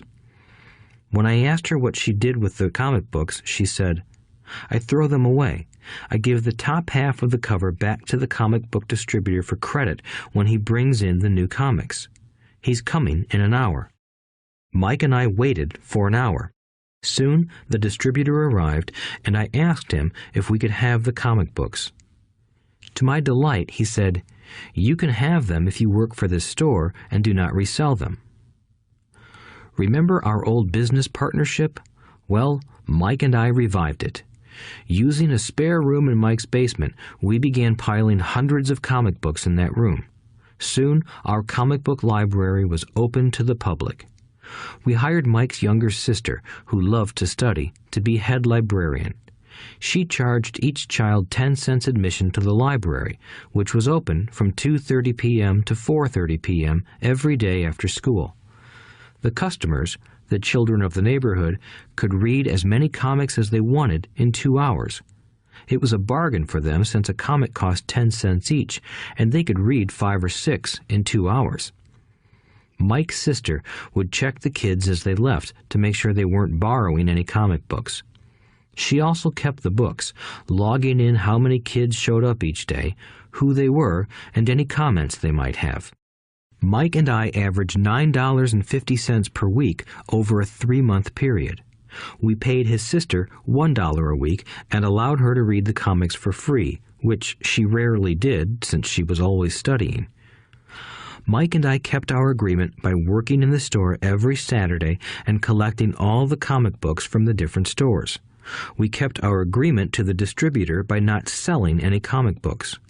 We burned them once they got too tattered. We tried opening a branch office, but we could never quite find someone as trustworthy and dedicated as Mike's sister. At an early age, we found out how hard it was to find good staff. 3 months after the library first opened, a fight broke out in the room. Some bullies from another neighborhood pushed their way in, and Mike's dad suggested we shut down the business. So our comic book business shut down, and we stopped working on Saturdays at the convenience store. But Rich Dad was excited because he had new things he wanted to teach us. He was happy because we had learned our first lessons so well. We learned to make money work for us. By not getting paid for our work at the store, we were forced to use our imaginations to identify an opportunity to make money. By starting our own business, the comic book library, we were in control of our own finances, not dependent on an employer. The best part was that our business generated money for us even when we weren't physically there. Our money worked for us. Instead of paying us money, Rich Dad had given us so much more. Chapter 2. Lesson 2. Why teach financial literacy? It's not how much money you make, it's how much money you keep. In 1990, Mike took over his father's empire and is, in fact, doing a better job than his dad did. We see each other once or twice a year on the golf course. He and his wife are wealthier than you can imagine. Rich Dad's empire is in great hands, and Mike is now grooming his son to take his place, as his dad had groomed us. In 1994, I retired at the age of 47, and my wife Kim was 37. Retirement does not mean not working. For us, it means that, barring unforeseen cataclysmic changes, we can work or not work, and our wealth grows automatically, staying ahead of inflation. Our assets are large enough to grow by themselves. It's like planting a tree. You water it for years, and then one day it doesn't need you anymore. Its roots are implanted deep enough. Then the tree provides shade for your enjoyment. Mike chose to run the empire, and I chose to retire. Whenever I speak to groups of people, they often ask what I would recommend that they do. How do I get started? Is there a book you would recommend? What should I do to prepare my children? What is your secret to success? How do I make millions? Whenever I hear one of these questions, I'm reminded of the following story. The Richest Businessmen. In 1923, a group of our greatest leaders and richest businessmen held a meeting at the Edgewater Beach Hotel in Chicago. Among them were Charles Schwab, head of the largest independent steel company; Samuel Insull, president of the world's largest utility; Howard Hobson, head of the largest gas company; Ivar Kruger, president of International Match Company, one of the world's largest companies at that time; Leon Fraser, president of the Bank of International Settlements; Richard Whitney, president of the New York Stock Exchange; Arthur Cotton and Jesse Livermore, two of the biggest stock speculators; and Albert Fall, a member of President Harding's cabinet. 25 years later, 9 of these titans ended their lives as follows. Schwab died penniless after living for 5 years on borrowed money. Insull died broke in a foreign land, and Kruger and Cotton also died broke. Hobson went insane. Whitney and Albert Fall were released from prison, and Fraser and Livermore committed suicide. I doubt if anyone can say what really happened to these men. If you look at the date, 1923, it was just before the 1929 market crash and the Great Depression, which I suspect had a great impact on these men and their lives. The point is this. Today, we live in times of greater and faster change than these men did. I suspect there will be many booms and busts in the coming years that will parallel the ups and downs these men faced. I am concerned that too many people are too focused on money and not on their greatest wealth, their education. If people are prepared to be flexible, keep an open mind, and learn, they will grow richer and richer despite tough changes. If they think money will solve problems, they will have a rough ride. Intelligence solves problems and produces money. Money without financial intelligence is money soon gone. Most people fail to realize that in life, it's not how much money you make, it's how much money you keep. We've all heard stories of lottery winners who are poor, then suddenly rich, and then poor again.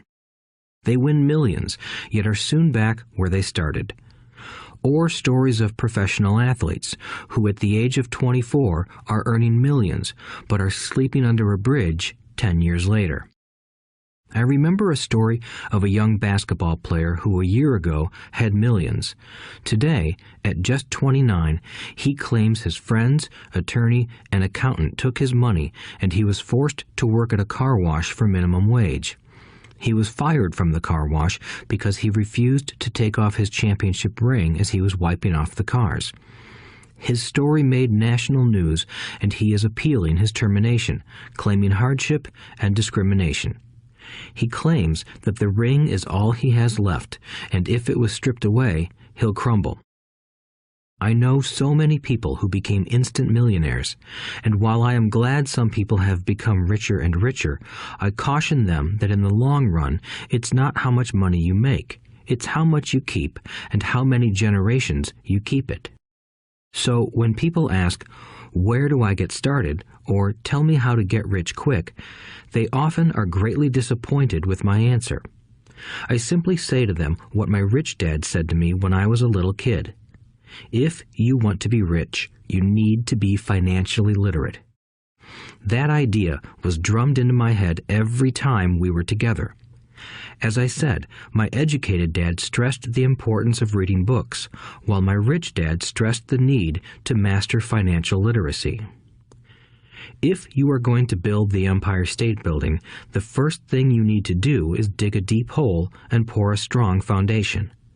If you are going to build a home in the suburbs, all you need to do is pour a 6-inch slab of concrete. Most people, in their drive to get rich, are trying to build an Empire State Building on a 6-inch slab. Our school system, created in the agrarian age, still believes in homes with no foundation. Dirt floors are still the rage, so kids graduate from school with virtually no financial foundation. One day, sleepless and deep in debt in suburbia, living the American dream, they decide that the answer to their financial problems is to find a way to get rich quick. Construction on the skyscraper begins. It goes up quickly, and soon, instead of the Empire State Building, we have the Leaning Tower of suburbia. The sleepless nights return.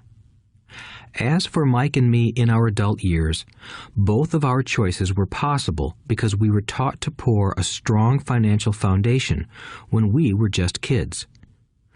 Accounting is possibly the most confusing, boring subject in the world, but if you want to be rich long-term, it could be the most important subject. For Rich Dad, the question was how to take a boring and confusing subject and teach it to kids. The answer he found was to make it simple by teaching it in pictures. My rich dad poured a strong financial foundation for Mike and me. Since we were just kids, he created a simple way to teach us. For years, he only drew pictures and used few words. Mike and I understood the simple drawings, the jargon, the movement of money, and then in later years, Rich Dad began adding numbers. Today, Mike has gone on to master much more complex and sophisticated accounting analysis because he had to in order to run his empire. I am not as sophisticated because my empire is smaller, yet we come from the same simple foundation. Over the following pages, we will discuss those same simple line drawings Mike's dad created for us. Though basic, those drawings helped guide two little boys in building great sums of wealth on a solid and deep foundation. Rule number 1. You must know the difference between an asset and a liability, and buy assets. If you want to be rich, this is all you need to know. It is rule number 1. It is the only rule. This may sound absurdly simple, but most people have no idea how profound this rule is. Most people struggle financially because they do not know the difference between an asset and a liability. Rich people acquire assets. The poor and middle class acquire liabilities that they think are assets, said Rich Dad.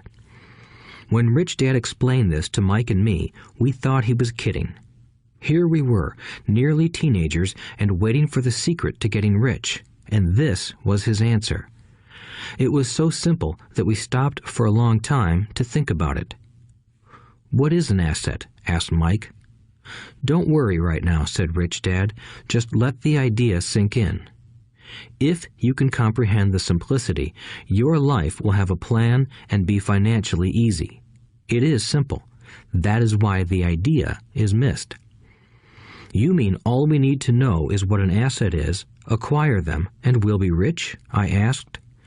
Rich Dad nodded his head. "It's that simple." "If it's that simple, how come everyone is not rich?" I asked. Rich Dad smiled.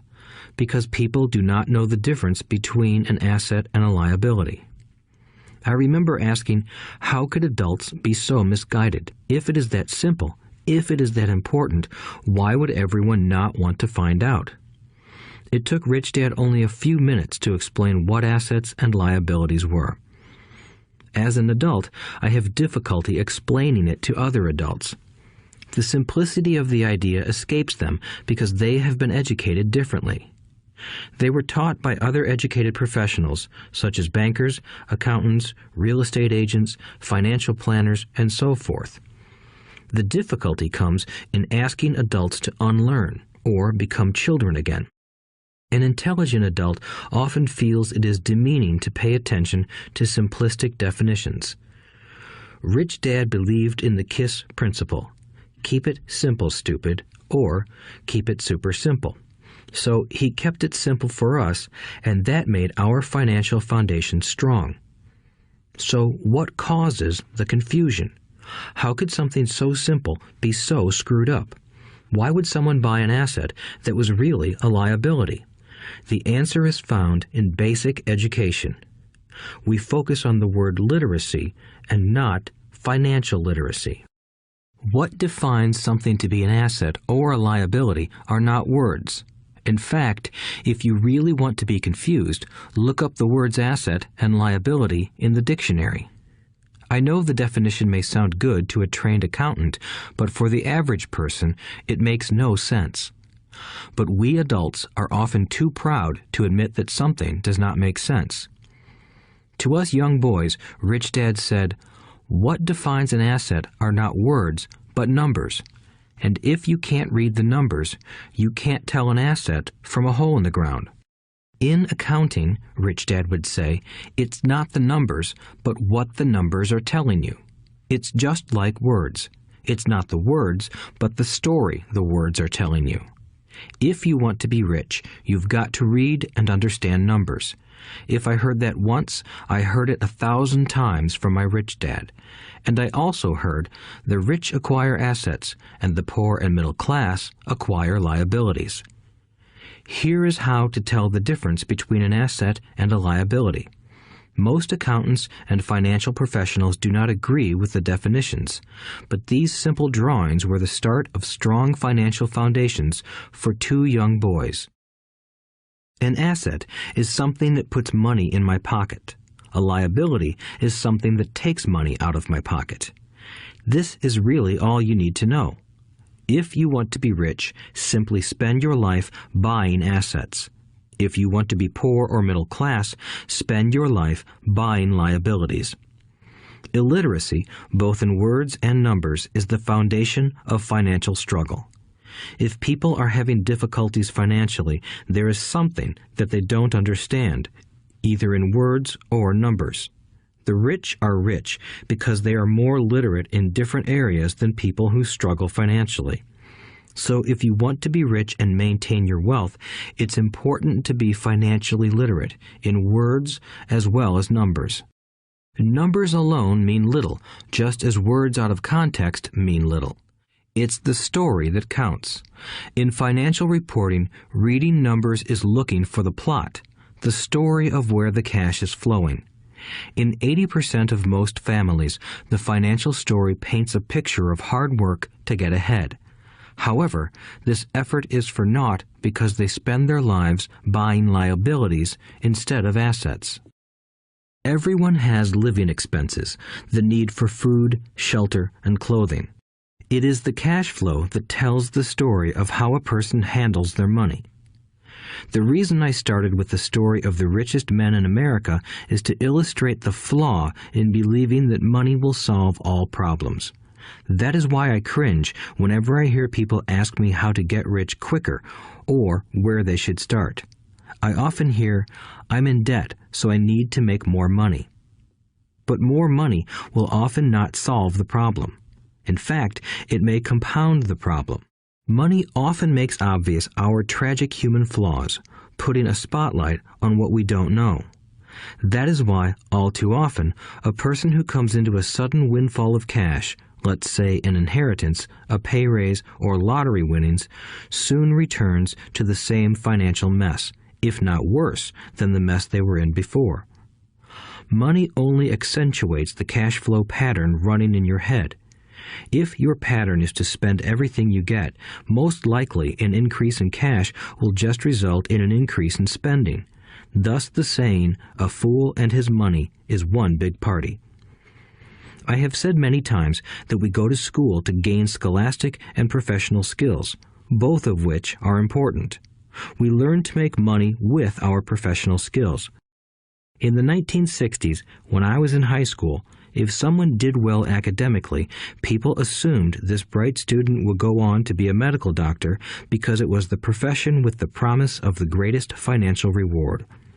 Today, doctors face financial challenges I wouldn't wish on my worst enemy. Insurance companies taking control of the business, managed health care, government intervention, and malpractice suits.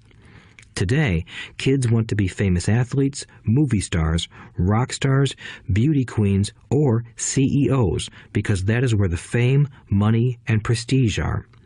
That is the reason it is so hard to motivate kids in school today. They know that professional success is no longer solely linked to academic success, as it once was. Because students leave school without financial skills, millions of educated people pursue their profession successfully, but later find themselves struggling financially. They work harder, but don't get ahead. What is missing from their education is not how to make money, but how to manage money. It's called financial aptitude, what you do with the money once you make it, how to keep people from taking it from you, how to keep it longer, and how to make that money work hard for you. Most people don't understand why they struggle financially because they don't understand cash flow. A person can be highly educated, professionally successful, and financially illiterate. These people often work harder than they need to because they learned how to work hard, but not how to have their money work hard for them. The story of how the quest for a financial dream turns into a financial nightmare. The classic story of hardworking people has set a pattern. Recently married, the happy, highly educated young couple moves into one of their cramped, rented apartments. Immediately, they realize that they are saving money because two can live as cheaply as one. The problem is the apartment is cramped. They decide to save money to buy their dream home so they can have kids.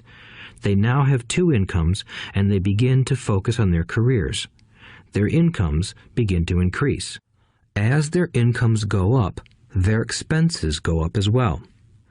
The number one expense for most people is taxes. Many people think it's income tax, but for most Americans, their highest tax is Social Security. As an employee, it appears as if the Social Security tax combined with the Medicare tax rate is roughly 7.5%, but it's really 15% since the employer must match the Social Security amount. In essence, it is money the employer can't pay you. On top of that, you still have to pay income tax on the amount deducted from your wages for Social Security tax. Income you never received because it went directly to Social Security through withholding. Going back to the young couple, as a result of their incomes increasing, they decide to buy the house of their dreams. Once in their house, they have a new tax called property tax. Then they buy a new car, new furniture, and new appliances to match their new house. All of a sudden, they wake up and their liabilities column is full of mortgage and credit card debt. Their liabilities go up. They're now trapped in the rat race. Pretty soon, a baby comes along and they work harder. The process repeats itself. Higher incomes cause higher taxes, also called bracket creep. A credit card comes in the mail. They use it. It maxes out. A loan company calls and says their greatest asset, their home, has appreciated in value. Because their credit is so good, the company offers a bill consolidation loan and tells them the intelligent thing to do is clear off the high-interest consumer debt by paying off their credit card. And besides, interest on their home is a tax deduction. They go for it and pay off those high-interest credit cards. They breathe a sigh of relief. Their credit cards are paid off. They've now folded their consumer debt into their home mortgage. Their payments go down because they extend their debt over 30 years. It is the smart thing to do. Their neighbor calls to invite them to go shopping. The Memorial Day sale is on. They promise themselves they'll just window shop, but they take a credit card, just in case. I run into this young couple all the time. Their names change, but their financial dilemma is the same. They come to one of my talks to hear what I have to say. They ask me, "Can you tell us how to make more money?" They don't understand that their trouble is really how they choose to spend the money they do have. It is caused by financial illiteracy and not understanding the difference between an asset and a liability. More money seldom solves someone's money problems. Intelligence solves problems. There is a saying a friend of mine says over and over to people in debt. If you find you have dug yourself into a hole, stop digging. As a child, my dad often told us that the Japanese were aware of 3 powers: the power of the sword, the jewel, and the mirror. The sword symbolizes the power of weapons. America has spent trillions of dollars on weapons, and because of this is a powerful military presence in the world. The jewel symbolizes the power of money. There is some degree of truth to the saying, "Remember the golden rule. He who has the gold makes the rules." The mirror symbolizes the power of self-knowledge. This self-knowledge, according to Japanese legend, was the most treasured of the 3. All too often, the poor and middle class allow the power of money to control them. By simply getting up and working harder, failing to ask themselves if what they do makes sense, they shoot themselves in the foot as they leave for work every morning. By not fully understanding money, the vast majority of people allow its awesome power to control them. If they used the power of the mirror, they would have asked themselves, "Does this make sense?" All too often, instead of trusting their inner wisdom, that genius inside, most people follow the crowd. They do things because everybody else does them. They conform rather than question. Often, they mindlessly repeat what they have been told. Diversify. Your home is an asset. Your home is your biggest investment. You get a tax break for going into greater debt. Get a safe job. Don't make mistakes. Don't take risks. It is said that the fear of public speaking is a fear greater than death for most people. According to psychiatrists, the fear of public speaking is caused by the fear of ostracism, the fear of standing out, the fear of criticism, the fear of ridicule, and the fear of being an outcast. The fear of being different prevents most people from seeking new ways to solve their problems. That is why my educated dad said the Japanese valued the power of the mirror the most, for it is only when we look into it that we find truth. Fear is the main reason that people say, "Play it safe." That goes for anything, be it sports, relationships, careers, or money. It is that same fear, the fear of ostracism, that causes people to conform to, and not question, commonly accepted opinions or popular trends. Your home is an asset. Get a bill consolidation loan and get out of debt. Work harder. It's a promotion. Someday I'll be a vice president. Save money. When I get a raise, I'll buy us a bigger house. Mutual funds are safe. Many financial problems are caused by trying to keep up with the Joneses. Occasionally, we all need to look in the mirror and be true to our inner wisdom rather than our fears. By the time Mike and I were 16 years old, we began to have problems in school. We were not bad kids. We just began to separate from the crowd. We worked for Mike's dad after school and on weekends. Mike and I often spent hours after work just sitting at a table with his dad while he held meetings with his bankers, attorneys, accountants, brokers, investors, managers, and employees. Here was a man who had left school at 13 who was now directing, instructing, ordering, and asking questions of educated people. They came at his beck and call and cringed when he didn't approve of them. Here was a man who had not gone along with the crowd. He was a man who did his own thinking and detested the words, "We have to do it this way because that's the way everyone else does it." He also hated the word "can't." If you wanted him to do something, just say, "I don't think you can do it." Mike and I learned more sitting in on his meetings than we did in all our years of school, college included. Mike's dad was not book smart, but he was financially educated and successful as a result. He told us over and over again, an intelligent person hires people who are more intelligent than he is. So Mike and I had the benefit of spending hours listening to and learning from intelligent people. But because of this, Mike and I couldn't go along with the standard dogma our teachers preached, and that caused problems.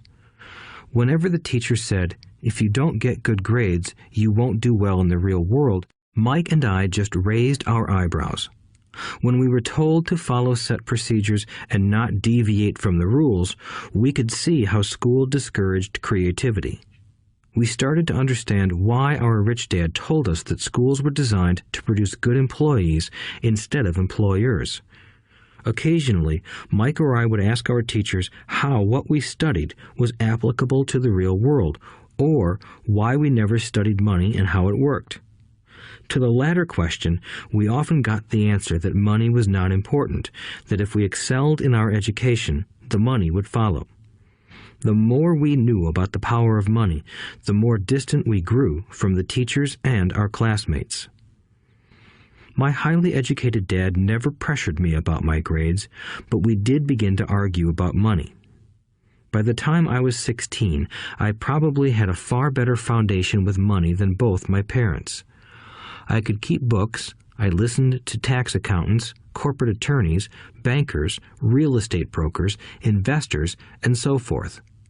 By contrast, my dad talked to other teachers. One day, my dad told me that our home was his greatest investment. A not-too-pleasant argument took place when I showed him why I thought a house was not a good investment. I showed him the ancillary expenses that went along with owning the home. A bigger home meant bigger expenses, and the cash flow kept going out through the expense column. Today, people still challenge me on the idea of a house not being an asset. I know that for many people, it is their dream as well as their largest investment. And owning your own home is better than nothing. I simply offer an alternative way of looking at this popular dogma. If my wife and I were to buy a bigger, flashier house, we realize it wouldn't be an asset. It would be a liability since it would take money out of our pocket. So here is the argument I put forth. I really don't expect most people to agree with it because your home is an emotional thing, and when it comes to money, high emotions tend to lower financial intelligence. I know from personal experience that money has a way of making every decision emotional. 1. When it comes to houses, most people work all their lives paying for a home they never own. In other words, most people buy a new house every few years, each time incurring a new 30-year loan to pay off the previous one. 2. Even though people receive a tax deduction for interest on mortgage payments, they pay for all their other expenses with after-tax dollars, even after they pay off their mortgage. 3. My wife's parents were shocked when the property taxes on their home increased to $1,000 a month. This was after they had retired, so the increase put a strain on their retirement budget and they felt forced to move. 4. Houses do not always go up in value. I have friends who owe $1 million for a home that today would sell for far less. 5. The greatest losses of all are those from missed opportunities. If all your money is tied up in your house, you may be forced to work harder because your money continues blowing out of the expense column instead of adding to the asset column, the classic middle-class cash flow pattern. If a young couple would put more money into their asset column early on, their later years would be easier. Their assets would have grown and would be available to help cover expenses. All too often, a house only serves as a vehicle for incurring a home equity loan to pay for mounting expenses. In summary, the end result in making a decision to own a house that is too expensive in lieu of starting an investment portfolio impacts an individual in at least the following 3 ways. 1. Loss of time during which other assets could have grown in value. 2. Loss of additional capital which could have been invested instead of paying for high-maintenance expenses related directly to the home. 3. Loss of education. Too often, people count their house and savings and retirement plans as all they have in their asset column. Because they have no money to invest, they simply don't invest. This costs them investment experience. Most never become what the investment world calls a sophisticated investor. And the best investments are usually first sold to sophisticated investors, who then turn around and sell them to the people playing it safe. I am not saying don't buy a house. What I'm saying is that you should understand the difference between an asset and a liability. When I want a bigger house, I first buy assets that will generate the cash flow to pay for the house. My educated dad's personal financial statement best demonstrates the life of someone caught in the rat race. His expenses match his income, never allowing him enough left over to invest in assets. As a result, his liabilities are larger than his assets. Why the rich get richer. A review of my rich dad's financial statement shows why the rich get richer. The asset column generates more than enough income to cover expenses, with the balance reinvested into the asset column. The asset column continues to grow, and therefore the income it produces grows with it. The result is that the rich get richer. Why the middle class struggle. The middle class finds itself in a constant state of financial struggle. Their primary income is through their salary. As their wages increase, so do their taxes. Their expenses tend to increase in proportion to their salary increase, hence the phrase, the rat race.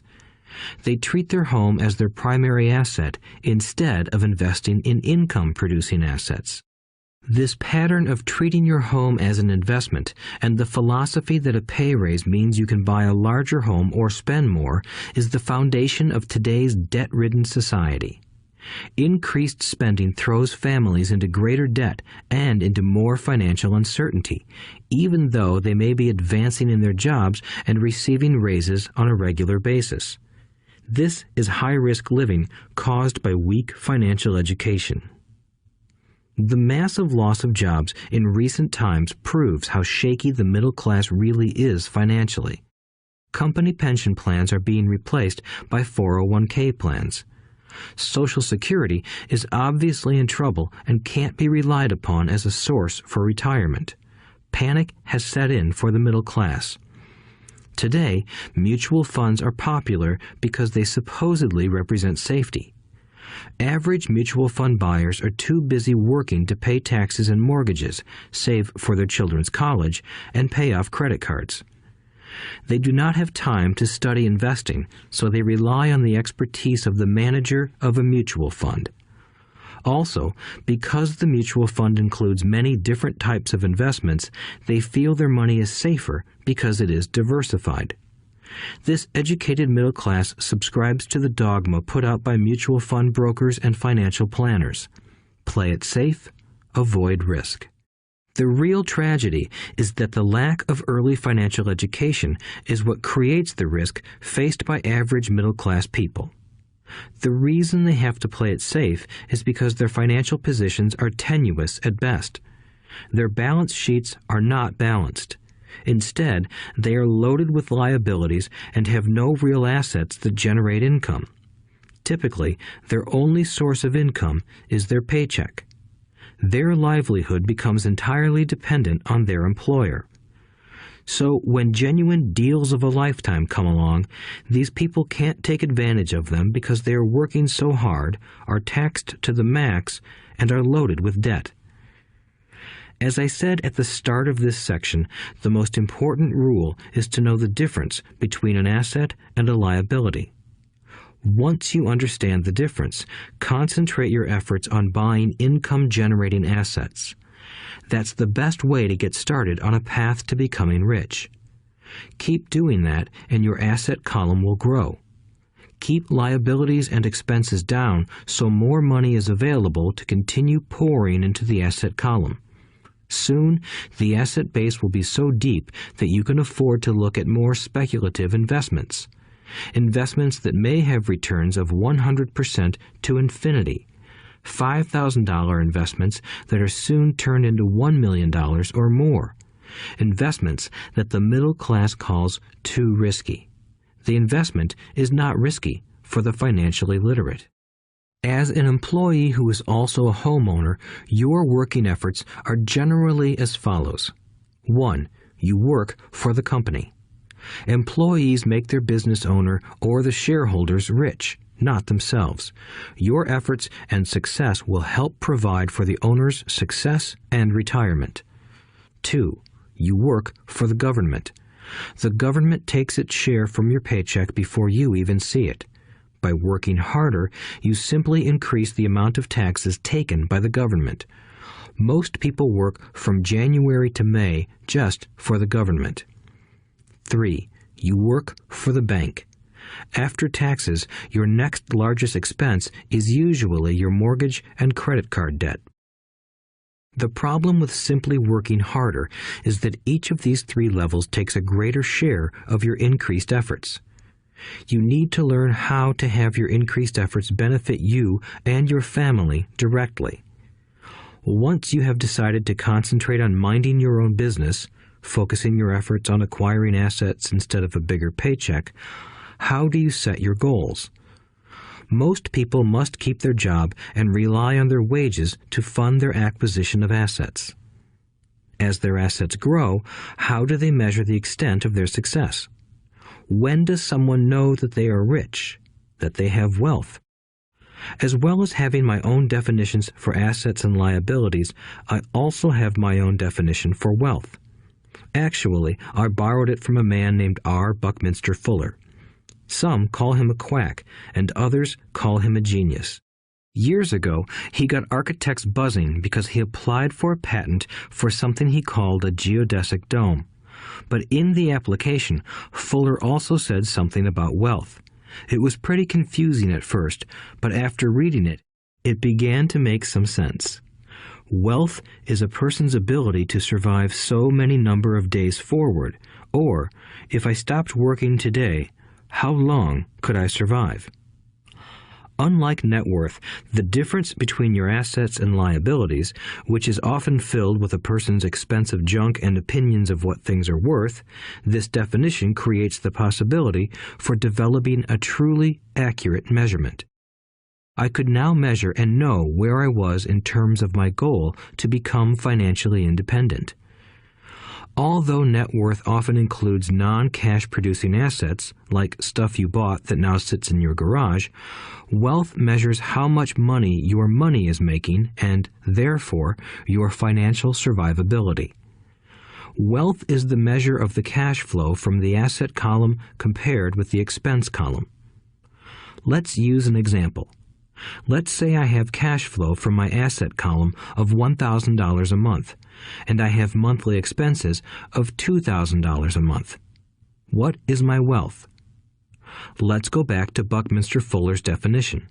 Using his definition, how many days forward can I survive? Assuming a 30-day month, I have enough cash flow for half a month. When I achieve $2,000 a month cash flow from my assets, then I will be wealthy. So, while I'm not yet rich, I am wealthy.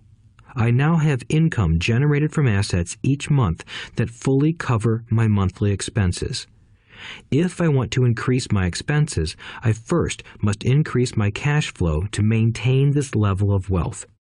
Also note that it is at this point that I'm no longer dependent on my wages. I have focused on and been successful in building an asset column that has made me financially independent. If I quit my job today, I would be able to cover my monthly expenses with the cash flow from my assets. My next goal would be to have the excess cash flow from my assets reinvested into the asset column. The more money that goes into my asset column, the more my asset column grows. The more my assets grow, the more my cash flow grows.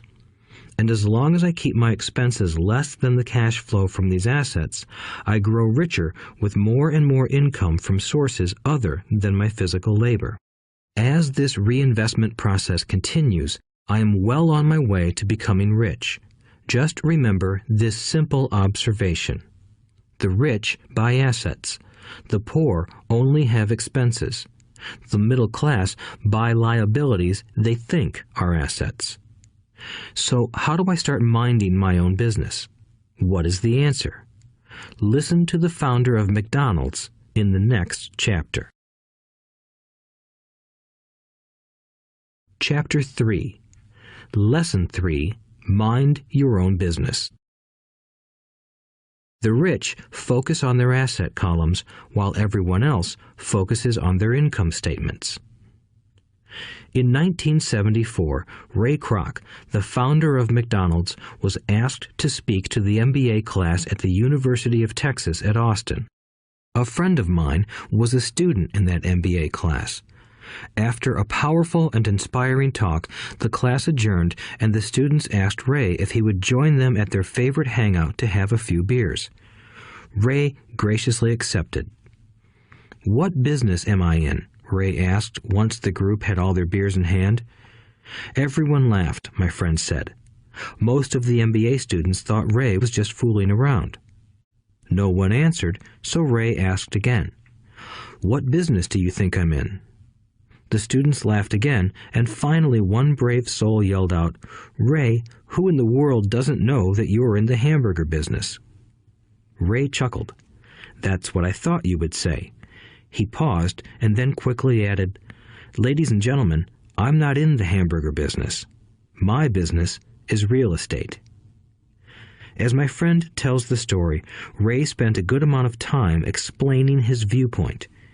In his business plan, Ray knew that the primary business focus was to sell hamburger franchises, but what he never lost sight of was the location of each franchise. He knew that the land and its location were the most significant factors in the success of each franchise.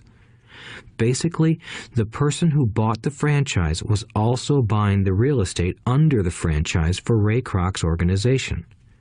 Today, McDonald's is the largest single owner of real estate in the world, owning even more than the Catholic Church. McDonald's owns some of the most valuable intersections and street corners in America and around the globe.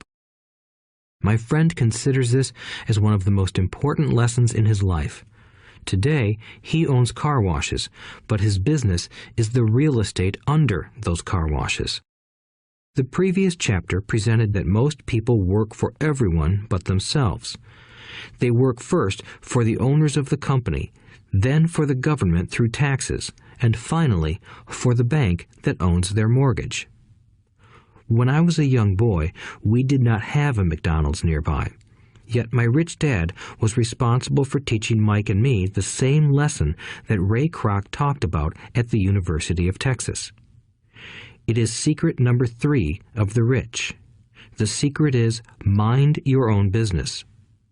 Financial struggle is often directly the result of people working all their lives for someone else. Many people will simply have nothing at the end of their working days to show for their efforts. Our current educational system focuses on preparing today's youth to get good jobs by developing scholastic skills. Their lives will revolve around their wages or, as described earlier, their income column.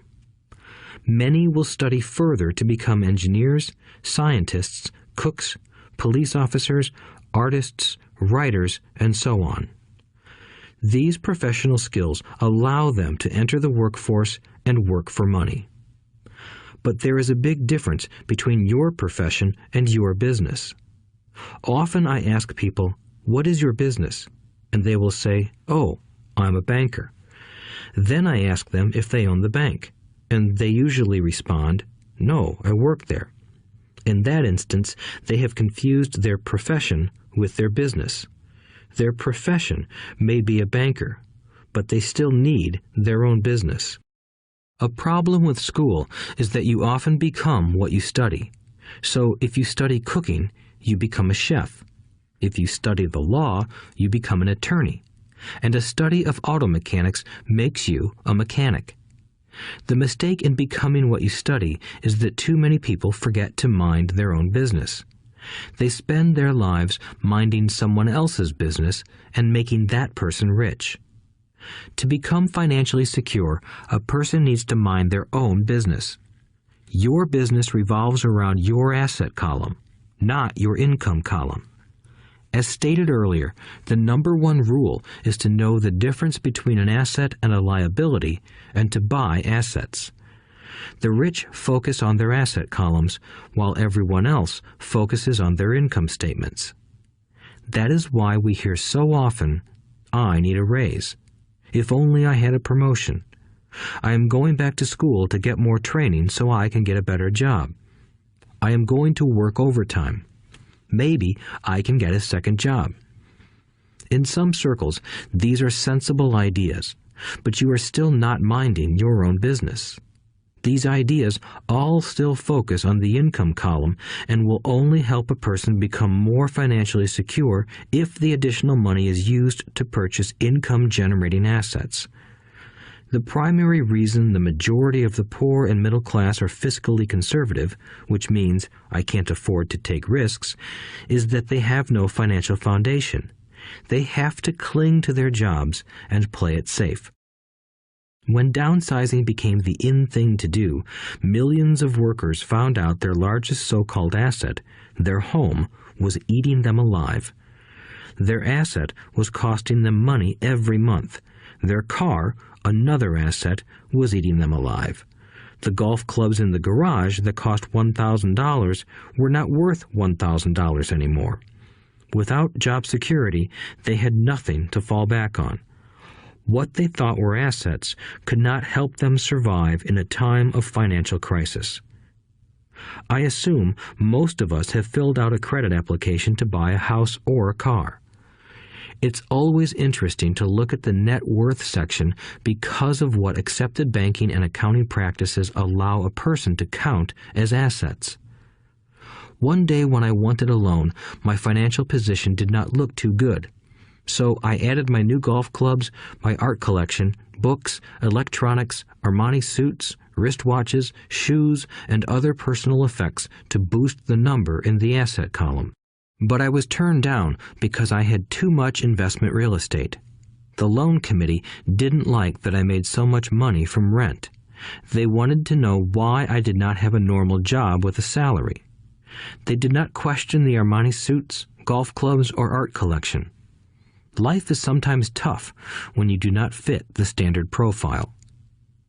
I cringe every time I hear someone say to me that their net worth is $1 million or $100,000 or whatever. One of the main reasons net worth is not accurate is simply because the moment you begin selling your assets, you are taxed for any gains. So many people have put themselves in deep financial trouble when they run short of income. To raise cash, they sell their assets, but their personal assets can generally be sold for only a fraction of the value that is listed on their personal balance sheet. Or, if there is a gain on the sale of the assets, they are taxed on the gain. So again, the government takes its share, thus reducing the amount available to help them out of debt. That is why I say someone's net worth is often worth less than they think. Start minding your own business. Keep your daytime job, but start buying real assets, not liabilities or personal effects that have no real value once you get them home. A new car loses nearly 25% of the price you pay for it the moment you drive it off the lot. It is not a true asset even if your banker lets you list it as one. My $400 new titanium driver was worth $150 the moment I teed off. Keep expenses low. reduce liabilities, and diligently build a base of solid assets. For young people who have not yet left home, it is important for parents to teach them the difference between an asset and a liability.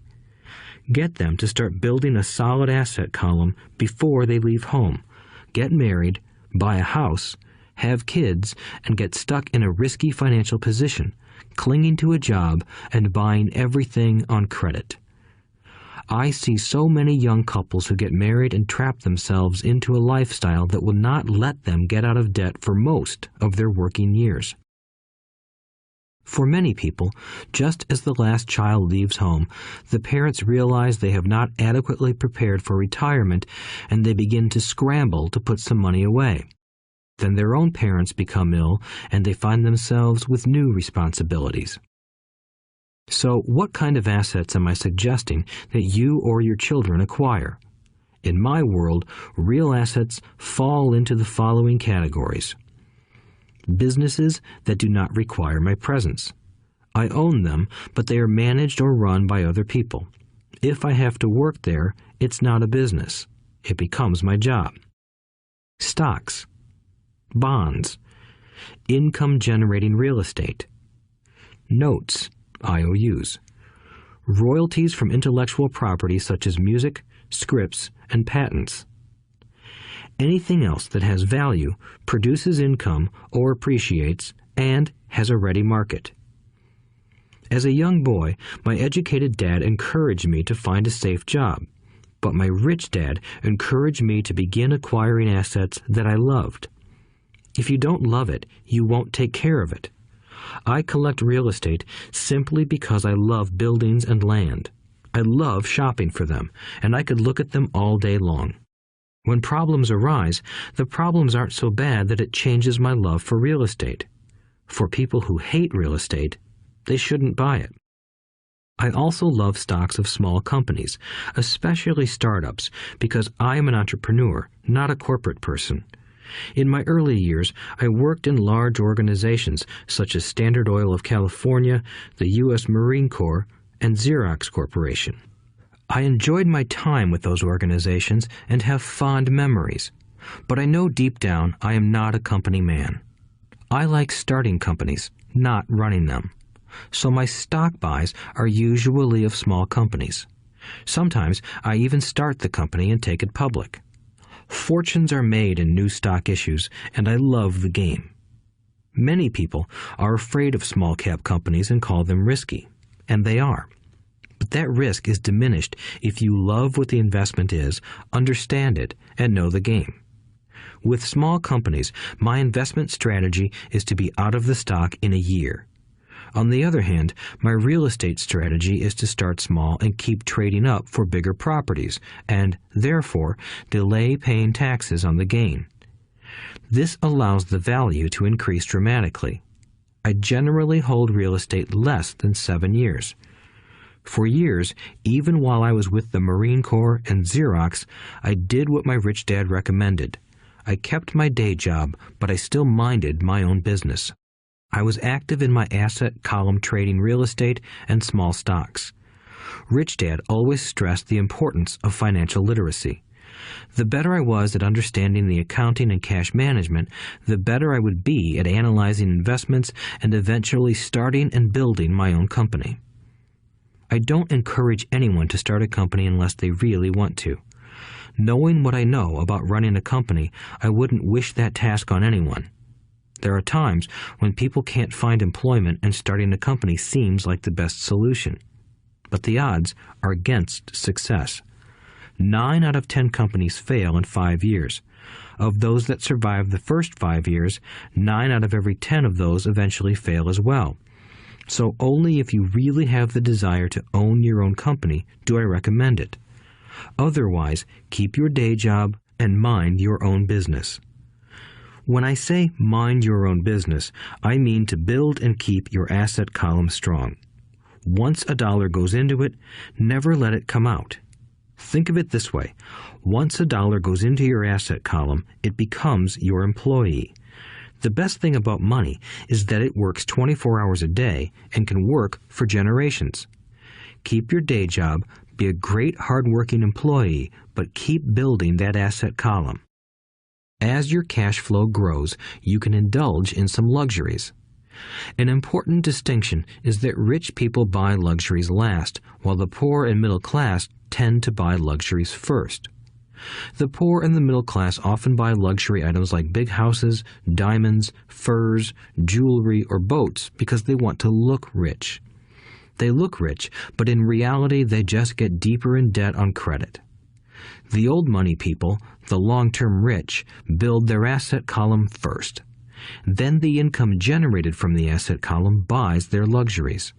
The poor and middle class buy luxuries with their own sweat, blood, and children's inheritance. A true luxury is a reward for investing in and developing a real asset. For example, when my wife Kim and I had extra money coming from our apartment houses, she went out and bought her Mercedes. It didn't take any extra work or risk on her part because the apartment house bought the car.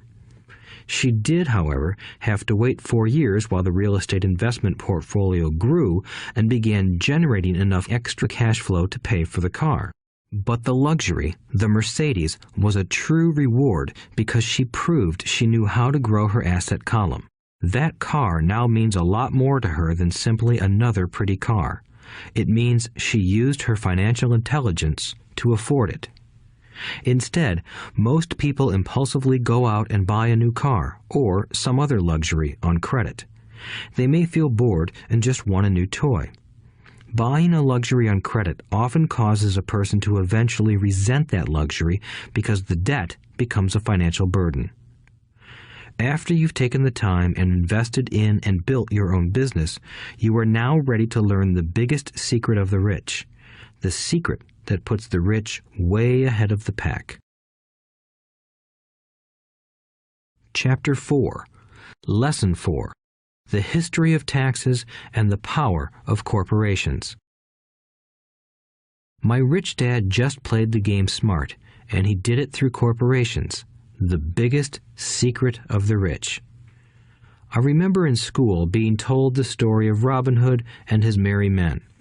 My teacher thought it was a wonderful story of a romantic hero who robbed from the rich and gave to the poor. My rich dad did not see Robin Hood as a hero. He called Robin Hood a crook. Robin Hood may be long gone, but his followers live on. I often still hear people say, "Why don't the rich pay for it?" or "The rich should pay more in taxes and give it to the poor." It is this Robin Hood fantasy, or taking from the rich to give to the poor, that has caused the most pain for the poor and the middle class. The reason the middle class is so heavily taxed is because of the Robin Hood ideal. The reality is that the rich are not taxed. It's the middle class who pays for the poor, especially the educated, upper-income middle class. Again, to understand fully how things happen, we need to look at the history of taxes. Although my highly educated dad was an expert on the history of education, my rich dad fashioned himself an expert on the history of taxes. Rich Dad explained to Mike and me that originally in England and America, there were no taxes. Occasionally, there were temporary taxes levied in order to pay for wars. The king or the president would put the word out and ask everyone to chip in. Taxes were levied in Britain for the fight against Napoleon from 1799 to 1816, and in America to pay for the Civil War from 1861 to 1865. In 1874, England made income tax a permanent levy on its citizens. In 1913, an income tax became permanent in the United States with the adoption of the 16th Amendment to the U.S. Constitution. At one time, Americans were anti-tax. It had been the tax on tea that led to the famous Tea Party in Boston Harbor, an incident that helped ignite the Revolutionary War. It took approximately 50 years in both England and the United States to sell the idea of a regular income tax. What these historical dates fail to reveal is that both of these taxes were initially levied against only the rich. It was this point that Rich Dad wanted Mike and me to understand. He explained that the idea of taxes was made popular and accepted by the majority by telling the poor and the middle class that taxes were created only to punish the rich. This is how the masses voted for the law, and it became constitutionally legal. Although it was intended to punish the rich, in reality it wound up punishing the very people who voted for it, the poor and middle class. Once government got a taste of money, its appetite grew, said Rich Dad. Your dad and I are exactly opposite.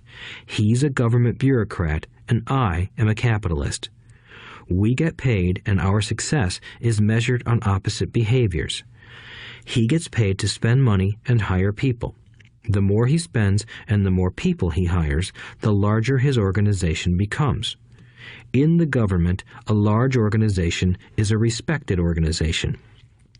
On the other hand, within my organization, the fewer people I hire and the less money I spend, the more I am respected by my investors. That's why I don't like government people. They have different objectives than most business people. As the government grows, more and more tax dollars are needed to support it. My educated dad sincerely believed that government should help people. He loved John F. Kennedy and especially the idea of the Peace Corps. He loved the idea so much that both he and my mom worked for the Peace Corps, training volunteers to go to Malaysia, Thailand, and the Philippines. He always strived for additional grants and budget increases so he could hire more people, both in his job with the Education Department and in the Peace Corps. From the time I was about 10 years old, I would hear from my rich dad that government workers were a pack of lazy thieves, and from my poor dad I would hear how the rich were greedy crooks who should be made to pay more taxes. Both sides had valid points. It was difficult to go to work for one of the biggest capitalists in town and come home to a father who was a prominent government leader. It was not easy to know which dad to believe. Yet, when you study the history of taxes, an interesting perspective emerges. As I said, the passage of taxes was only possible because the masses believed in the Robin Hood theory of economics. Take from the rich and give to everyone else. The problem was that the government's appetite for money was so great that taxes soon needed to be levied on the middle class, and from there it kept trickling down. However, the rich saw an opportunity because they don't play by the same set of rules. The rich knew about corporations, which became popular in the days of sailing ships. The rich created the corporation as a vehicle to limit their risk to the assets of each voyage. The rich put their money into a corporation to finance the voyage. The corporation would then hire a crew to sail to the New World to look for treasure. If the ship was lost, the crew lost their lives, but the loss to the rich would be limited only to the money they invested for that particular voyage. It is the knowledge of the legal corporate structure that really gives the rich a vast advantage over the poor and middle class. Having two fathers teaching me, one a socialist and the other a capitalist, I quickly began to realize that the philosophy of the capitalist made more financial sense to me. It seemed to me that the socialists ultimately penalized themselves due to their lack of financial education.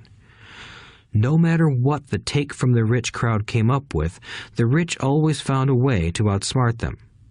That is how taxes were eventually levied on the middle class. The rich outsmarted the intellectuals solely because they understood the power of money, a subject not taught in schools. How did the rich outsmart the intellectuals? Once the take from the rich tax was passed, cash started flowing into government coffers. Initially, people were happy. Money was handed out to government workers and the rich. It went to government workers in the form of jobs and pensions, and it went to the rich via their factories receiving government contracts. The government received a large pool of money, but the problem was the fiscal management of that money. The government ideal is to avoid having excess money. If you fail to spend your allotted funds, you risk losing it in the next budget. You would certainly not be recognized for being efficient. Business people, on the other hand, are rewarded for having excess money and are applauded for their efficiency. As this cycle of growing government spending continued, the demand for money increased, and the tax the rich idea was adjusted to include lower income levels down to the very people who voted it in, the poor and the middle class. True capitalists used their financial knowledge to simply find an escape. They headed back to the protection of a corporation.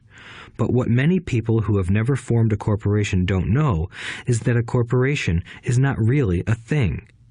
A corporation is merely a file folder with some legal documents in it, sitting in some attorney's office and registered with a state government agency. It's not a big building or a factory or a group of people. A corporation is merely a legal document that creates a legal body without a soul. Using it, the wealth of the rich was once again protected. It was popular because the income tax rate of a corporation is less than the individual income tax rates. In addition, certain expenses could be paid by a corporation with pre-tax dollars. This war between the haves and have-nots has raged for hundreds of years. The battle is waged whenever and wherever laws are made, and it will go on forever. The problem is that the people who lose are the uninformed, the ones who get up every day and diligently go to work and pay taxes.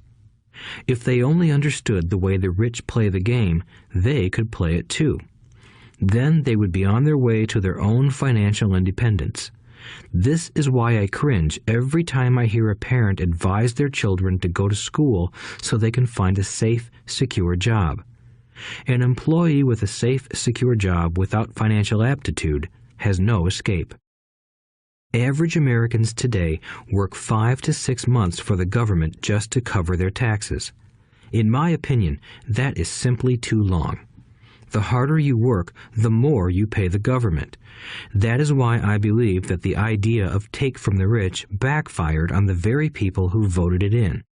Every time people try to punish the rich don't simply comply. They react. They have the money, power, and intent to change things. They don't just sit there and voluntarily pay more taxes. Instead, they search for ways to minimize their tax burden. They hire smart attorneys and accountants and persuade politicians to change laws or create legal loopholes. They use their resources to effect change. The tax code of the United States also allows other ways to reduce taxes. Most of these vehicles are available to anyone, but it is the rich who find them because they are minding their own business. For example, 1031 is jargon for Section 1031 of the Internal Revenue Code, which allows a seller to delay paying taxes on a piece of real estate that is sold for a capital gain through an exchange for a more expensive piece of real estate. Real estate is one investment vehicle that has a great tax advantage. As long as you keep trading up in value, you will not be taxed on the gains until you liquidate. People who don't take advantage of these legal tax savings are missing a great opportunity to build their asset columns. The poor and middle class don't have the same resources. They sit there and let the government's needles enter their arm and allow the blood donation to begin. Today, I am constantly shocked at the number of people who pay more taxes or take fewer deductions simply because they are afraid of the government. I have friends who have had their businesses shut down and destroyed, only to find out it was a mistake on the part of the government. I realize all that, but the price of working from January to May is a high price to pay for that intimidation. My poor dad never fought back. My rich dad didn't either. He just played the game smarter, and he did it through corporations, the biggest secret of the rich. You may remember the first lesson I learned from my rich dad. I was a little boy of 9 who had to sit and wait for him to choose to talk to me. I sat in his office waiting for him to get to me. He was ignoring me on purpose. He wanted me to recognize his power and to desire to have that power for myself one day. During all the years I studied and learned from him, he always reminded me that knowledge is power. and with money comes great power that requires the right knowledge to keep it and make it multiply. Without that knowledge, the world pushes you around. Rich Dad constantly reminded Mike and me that the biggest bully was not the boss or the supervisor, but the tax man. The tax man will always take more if you let him. The first lesson of having money work for you, as opposed to you working for money, is all about power. If you work for money, you give the power to your employer. If money works for you, you keep the power and control it. Once we had this knowledge of the power of money working for us, he wanted us to be financially smart and not let anyone or anything push us around. If you're ignorant, it's easy to be bullied. If you know what you're talking about, you have a fighting chance. That is why he paid so much for smart tax accountants and attorneys. It was less expensive to pay them than to pay the government. His best lesson to me was, be smart and you won't be pushed around as much. He knew the law because he was a law-abiding citizen and because it was expensive to not know the law. If you know you're right, you're not afraid of fighting back, even if you are taking on Robin Hood and his band of merry men. My highly educated dad always encouraged me to land a good job with a strong corporation. He spoke of the virtues of working your way up the corporate ladder. He didn't understand that, by relying solely on a paycheck from a corporate employer, I would be a docile cow ready for milking. When I told my rich dad of my father's advice, he only chuckled.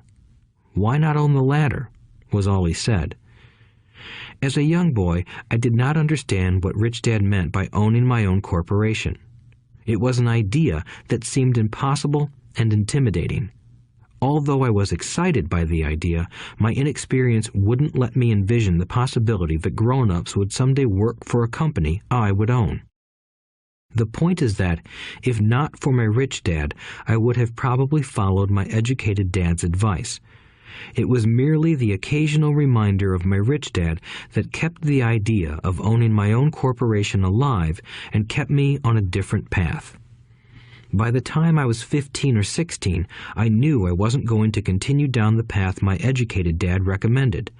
I didn't know how I was going to do it, but I was determined not to head in the direction most of my classmates were heading. That decision changed my life. It was not until my mid-20s that my rich dad's advice began to make more sense to me. I was just out of the Marine Corps and working for Xerox. I was making a lot of money, but every time I looked at my paycheck, I was disappointed. The deductions were so large, and the more I worked, the greater they became. As I became more successful, my bosses talked about promotions and raises. It was flattering, but I could hear my rich dad asking in my ear, "Who are you working for? Who are you making rich?" In 1974, while still an employee for Xerox, I formed my first corporation and began minding my own business. There were already a few assets in my asset column, but now I was determined to focus on making it bigger. Those paychecks, with all the deductions, made all the years of my rich dad's advice make total sense. I could see the future if I followed my educated dad's advice. Many employers feel that advising their workers to mind their own business is bad for business. But for me, focusing on my own business and developing assets made me a better employee because I now had a purpose. I came in early and worked diligently, amassing as much money as possible so I could invest in real estate. Hawaii was just set to boom, and there were fortunes to be made. The more I realized that we were in the beginning stages of a boom, the more Xerox machines I sold. The more I sold, the more money I made, and, of course, the more deductions came out of my paycheck. It was inspiring. I wanted out of the employee trap so badly that I worked even harder so I could invest more. By 1978, I was consistently one of the top 5 salespeople at the company. I badly wanted out of the rat race. In less than 3 years, I was making more in my real estate holding corporation than I was making at Xerox, and the money I was making in my asset column in my own corporation was money working for me, not me pounding on doors selling copiers. My rich dad's advice made much more sense. Soon, the cash flow from my properties were so strong that my company bought me my first Porsche. My fellow Xerox salespeople thought I was spending my commissions. I wasn't. I was investing my commissions in assets. My money was working hard to make more money. Each dollar in my asset column was a great employee, working hard to make more employees and buy the boss a new Porsche with before-tax dollars. I began to work harder for Xerox.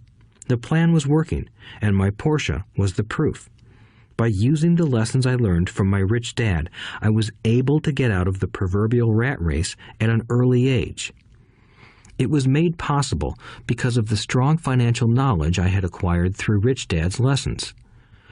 Without this financial knowledge, which I call financial intelligence or financial IQ, my road to financial independence would have been much more difficult.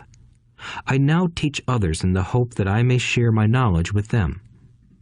I remind people that financial IQ is made up of knowledge from 4 broad areas of expertise. 1. Accounting. Accounting is financial literacy or the ability to read numbers. This is a vital skill if you want to build an empire. The more money you are responsible for, the more accuracy is required, or the house comes tumbling down. This is the left brain side, or the details. Financial literacy is the ability to read and understand financial statements, which allows you to identify the strengths and weaknesses of any business. 2. Investing. Investing is the science of money making money. This involves strategies and formulas which use the creative right brain side. 3. Understanding markets. Understanding markets is the science of supply and demand. You need to know the technical aspects of the market, which are emotion-driven, in addition to the fundamental or economic aspects of an investment. Does an investment make sense or does it not make sense based on current market conditions? 4. The law. A corporation wrapped around the technical skills of accounting, investing, and markets can contribute to explosive growth. A person who understands the tax advantages and protections provided by a corporation can get rich so much faster than someone who is an employee or a small business sole proprietor.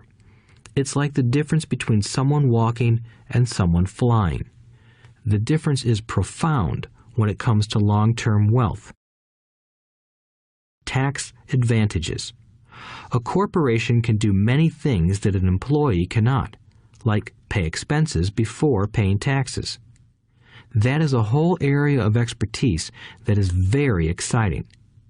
Employees earn and get taxed, and then try to live on what is left. A corporation earns, spends everything it can, and is taxed on anything that is left. It's one of the biggest legal tax loopholes that the rich use. They're easy to set up and are not expensive if you own investments that are producing good cash flow. For example, by owning your own corporation, your vacations can be board meetings in Hawaii. Car payments, insurance, repairs, and health club memberships are company expenses. Most restaurant meals are partial expenses and on. But it's done legally with pre-tax dollars. Protection from lawsuits. We live in a litigious society. Everybody wants a piece of your action. The rich hide much of their wealth using vehicles such as corporations and trusts to protect their assets from creditors.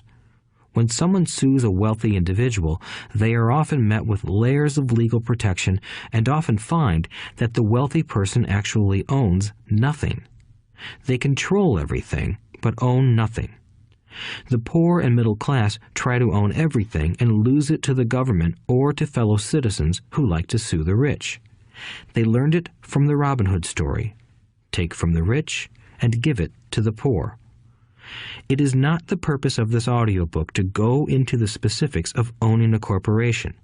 But I will say that if you own any kind of legitimate assets, I would consider finding out more about the benefits and protection offered by a corporation as soon as possible. There are many books written on the subject that will detail the benefits and even walk you through the steps necessary to set up a corporation. Garrett Sutton's books on corporations provide wonderful insight into the power of personal corporations. Financial IQ is actually the synergy of many skills and talents. I would say it is the combination of the 4 technical skills listed above that make up basic financial intelligence. If you aspire to great wealth, it is the combination of these skills that will greatly amplify your financial intelligence. In summary, business owners with corporations 1. Earn, 2. Spend, 3. Pay taxes.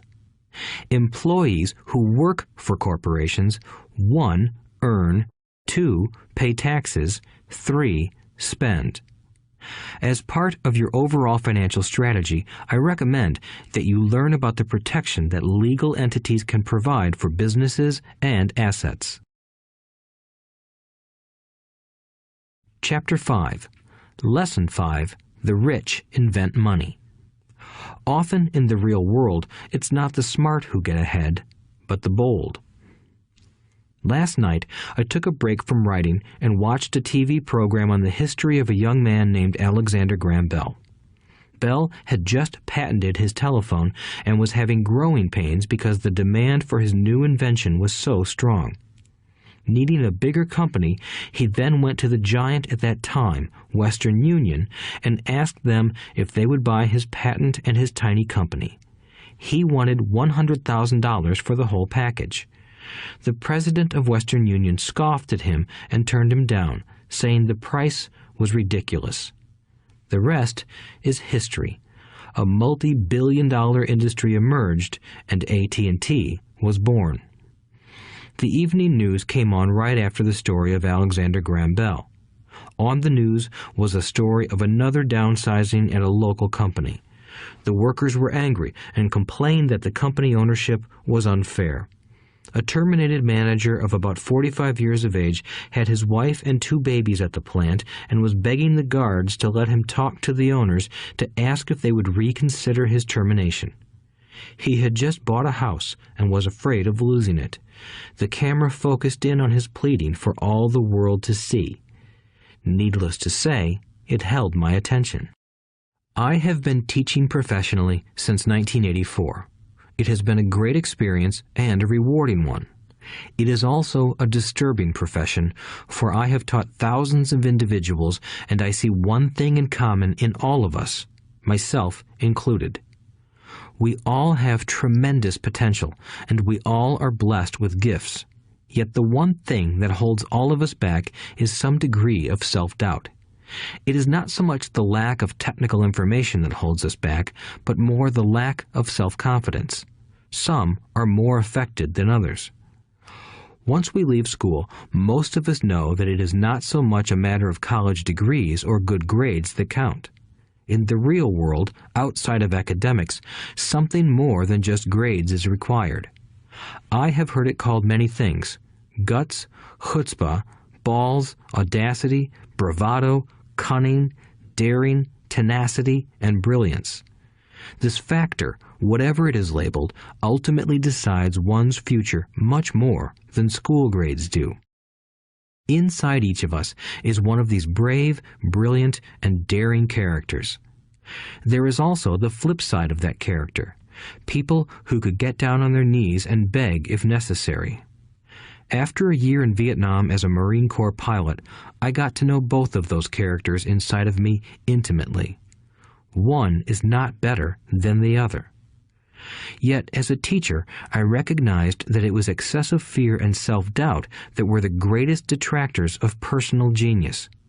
It broke my heart to see students know the answers, yet lack the courage to act on the answer. Often in the real world, it's not the smart who get ahead, but the bold.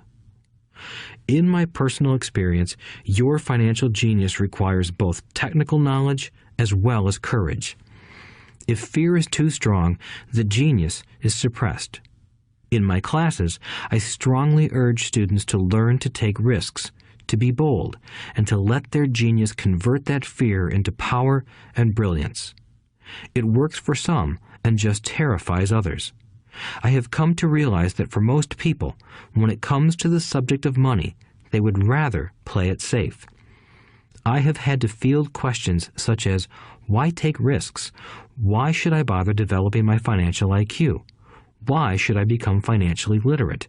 And I answer, just to have more options. There are huge changes up ahead. In the coming years, there will be more people just like the young inventor Alexander Graham Bell. There will be 100 people like Bill Gates and hugely successful companies like Microsoft created every year all over the world. And there will also be many more bankruptcies, layoffs, and downsizings. So why bother developing your financial IQ? No one can answer that but you. Yet I can tell you why I myself do it. I do it because it is the most exciting time to be alive. I'd rather be welcoming change than dreading change. I'd rather be excited about making millions than worrying about not getting a raise. This period we are in now is a most exciting time, unprecedented in our world's history. Generations from now, people will look back at this period of time and remark at what an exciting era it must have been. It was the death of the old and birth of the new. It was full of turmoil, and it was exciting. So why bother developing your financial IQ? Because if you do, you will prosper greatly. And if you don't, this period of time will be a frightening one. It will be a time of watching some people move boldly forward while others cling to worn-out life preservers. Land was wealth 300 years ago, so the person who owned the land owned the wealth. Later, wealth was in factories and production, and America rose to dominance. The industrialist owned the wealth. Today, wealth is in information, and the person who has the most timely information owns the wealth. The problem is that information flies around the world at the speed of light. The new wealth cannot be contained by boundaries and borders as land and factories were. The changes will be faster and more dramatic. There will be a dramatic increase in the number of new multimillionaires. There also will be those who are left behind. I find so many people struggling today, often working harder, simply because they cling to old ideas. They want things to be the way they were, and they resist change. I know people who are losing their jobs or their houses, and they blame technology or the economy or their boss. Sadly, they fail to realize that they might be the problem. Old ideas are their biggest liability. It is a liability simply because they fail to realize that while that idea or way of doing something was an asset yesterday, yesterday is gone. One afternoon, I was teaching how to invest using a board game I had invented, Cash Flow, as a teaching tool. A friend had brought someone along to attend the class. This friend of a friend was recently divorced, had been badly burned in the divorce settlement, and was now searching for some answers. Her friend thought the class might help. The game was designed to help people learn how money works. In playing the game, they learn about the interaction of the income statement with the balance sheet. They learn how cash flows between the two and how the road to wealth is through striving to increase your monthly cash flow from the asset column to the point that it exceeds your monthly expenses. Once you accomplish this, you are able to get out of the rat race and out onto the fast track. As I have said, some people hate the game. Some love it, and others miss the point. This woman missed a valuable opportunity to learn something. In the opening round, she drew a doodad card with the boat on it. At first, she was happy. "Oh, I've got a boat." Then, as her friend tried to explain how the numbers worked on her income statement and balance sheet, she got frustrated because she had never liked math. The rest of her table waited while her friend continued explaining the relationship between the income statement, balance sheet, and monthly cash flow. Suddenly, when she realized how the numbers worked, it dawned on her that her boat was eating her alive. Later on in the game, she was also downsized and had a child. It was a horrible game for her. After the class, her friend came by and told me that she was upset. She had come to the class to learn about investing and did not like the idea that it took so long to play a silly game. Her friend attempted to tell her to look within herself to see if the game reflected her in any way. With that suggestion, the woman demanded her money back.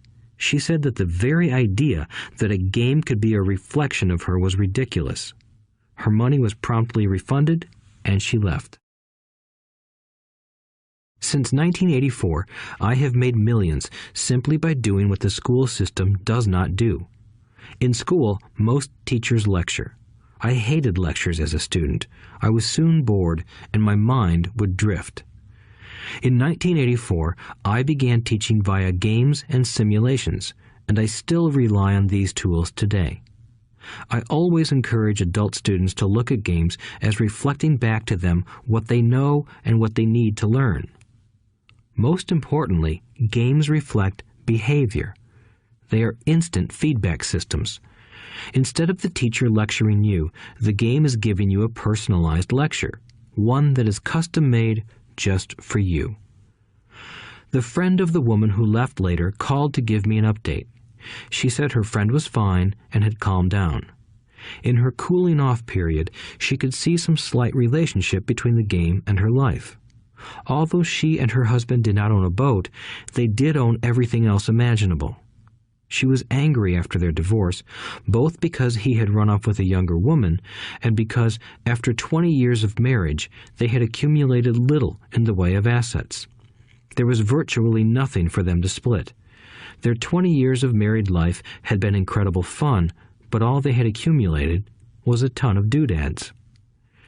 She realized that her anger at doing the numbers, the income statement and balance sheet, came from her embarrassment about not understanding them.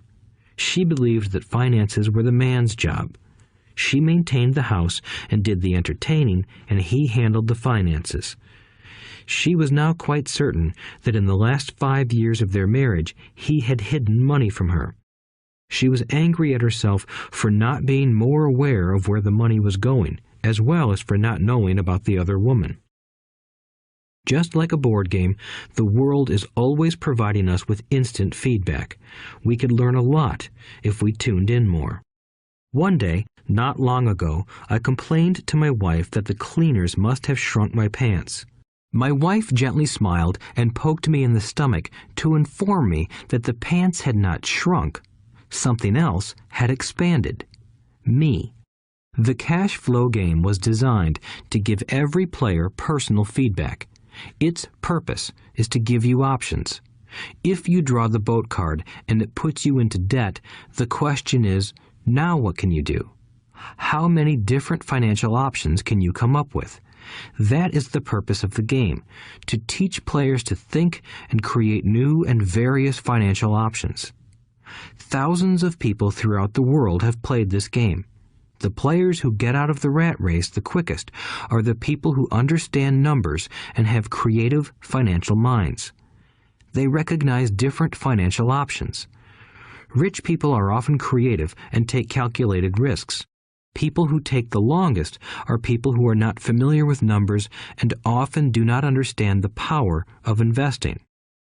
Some people playing cash flow gain lots of money in the game, but they don't know what to do with it. Even though they have money, everyone else seems to be getting ahead of them. And that is true in real life. There are a lot of people who have a lot of money and do not get ahead financially.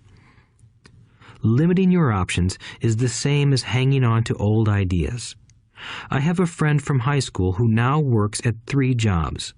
Years ago, he was the richest of all my classmates. When the local sugar plantation closed, the company he worked for went down with the plantation. In his mind, he had but one option, and that was the old option: work hard. The problem was that he couldn't find an equivalent job that recognized his seniority from the old company. As a result, he is overqualified for the jobs he currently has. so his salary is lower. He now works 3 jobs to earn enough to survive. I have watched people playing cash flow complain that the right opportunity cards are not coming their way, so they sit there. I know people who do that in real life. They wait for the right opportunity. I have watched people get the right opportunity card and then not have enough money. Then they complain that they would have gotten out of the rat race if they had had more money. So they sit there. I know people in real life who do that also. They see all the great deals, but they have no money. And I have seen people pull a great opportunity card, read it out loud, and have no idea that it is a great opportunity. They have the money, the time is right, they have the card, but they can't see the opportunity staring them in the face. They fail to see how it fits into their financial plan for escaping the rat race. And I know more people like that than all the others combined. Most people have an opportunity of a lifetime flash right in front of them, and they fail to see it. A year later, they find out about it, after everyone else got rich. Financial intelligence is simply having more options. If the opportunities aren't coming your way, what else can you do to improve your financial position? If an opportunity lands in your lap and you have no money and the bank won't talk to you, what else can you do to get the opportunity to work in your favor? If your hunch is wrong and what you've been counting on doesn't happen, how can you turn a lemon into millions? That is financial intelligence. It is not so much what happens, but how many different financial solutions you can think of to turn a lemon into millions. It is how creative you are in solving financial problems. Most people only know one solution: work hard, save, and borrow. So why would you want to increase your financial intelligence? Because you want to be the kind of person who creates your own luck. You take whatever happens and make it better. Few people realize that luck is created, just as money is. And if you want to be luckier and create money instead of working hard, then your financial intelligence is important. If you are the kind of person who is waiting for the right thing to happen, you might wait for a long time. It's like waiting for all the traffic lights to be green for 5 miles before you'll start your trip. As young boys, Mike and I were constantly told by my rich dad that money is not real. Rich Dad occasionally reminded us of how close we came to the secret of money on that first day we got together and began making money out of plaster of Paris. The poor and middle class work for money, he would say. The rich make money. The more real you think money is, the harder you will work for it. If you can grasp the idea that money is not real, you will grow richer faster. What is it? Was a question Mike and I often came back with. What is money if it is not real? What we agree it is, was all Rich Dad would say. The single most powerful asset we all have is our mind. If it is trained well, it can create enormous wealth seemingly instantaneously. An untrained mind can also create extreme poverty that can crush a family for generations. In the information age, money is increasing exponentially. A few individuals are getting ridiculously rich from nothing, just ideas and agreements. If you ask many people who trade stocks or other investments for a living, they see it done all the time. Often, millions can be made instantaneously from nothing. And by nothing, I mean no money was exchanged.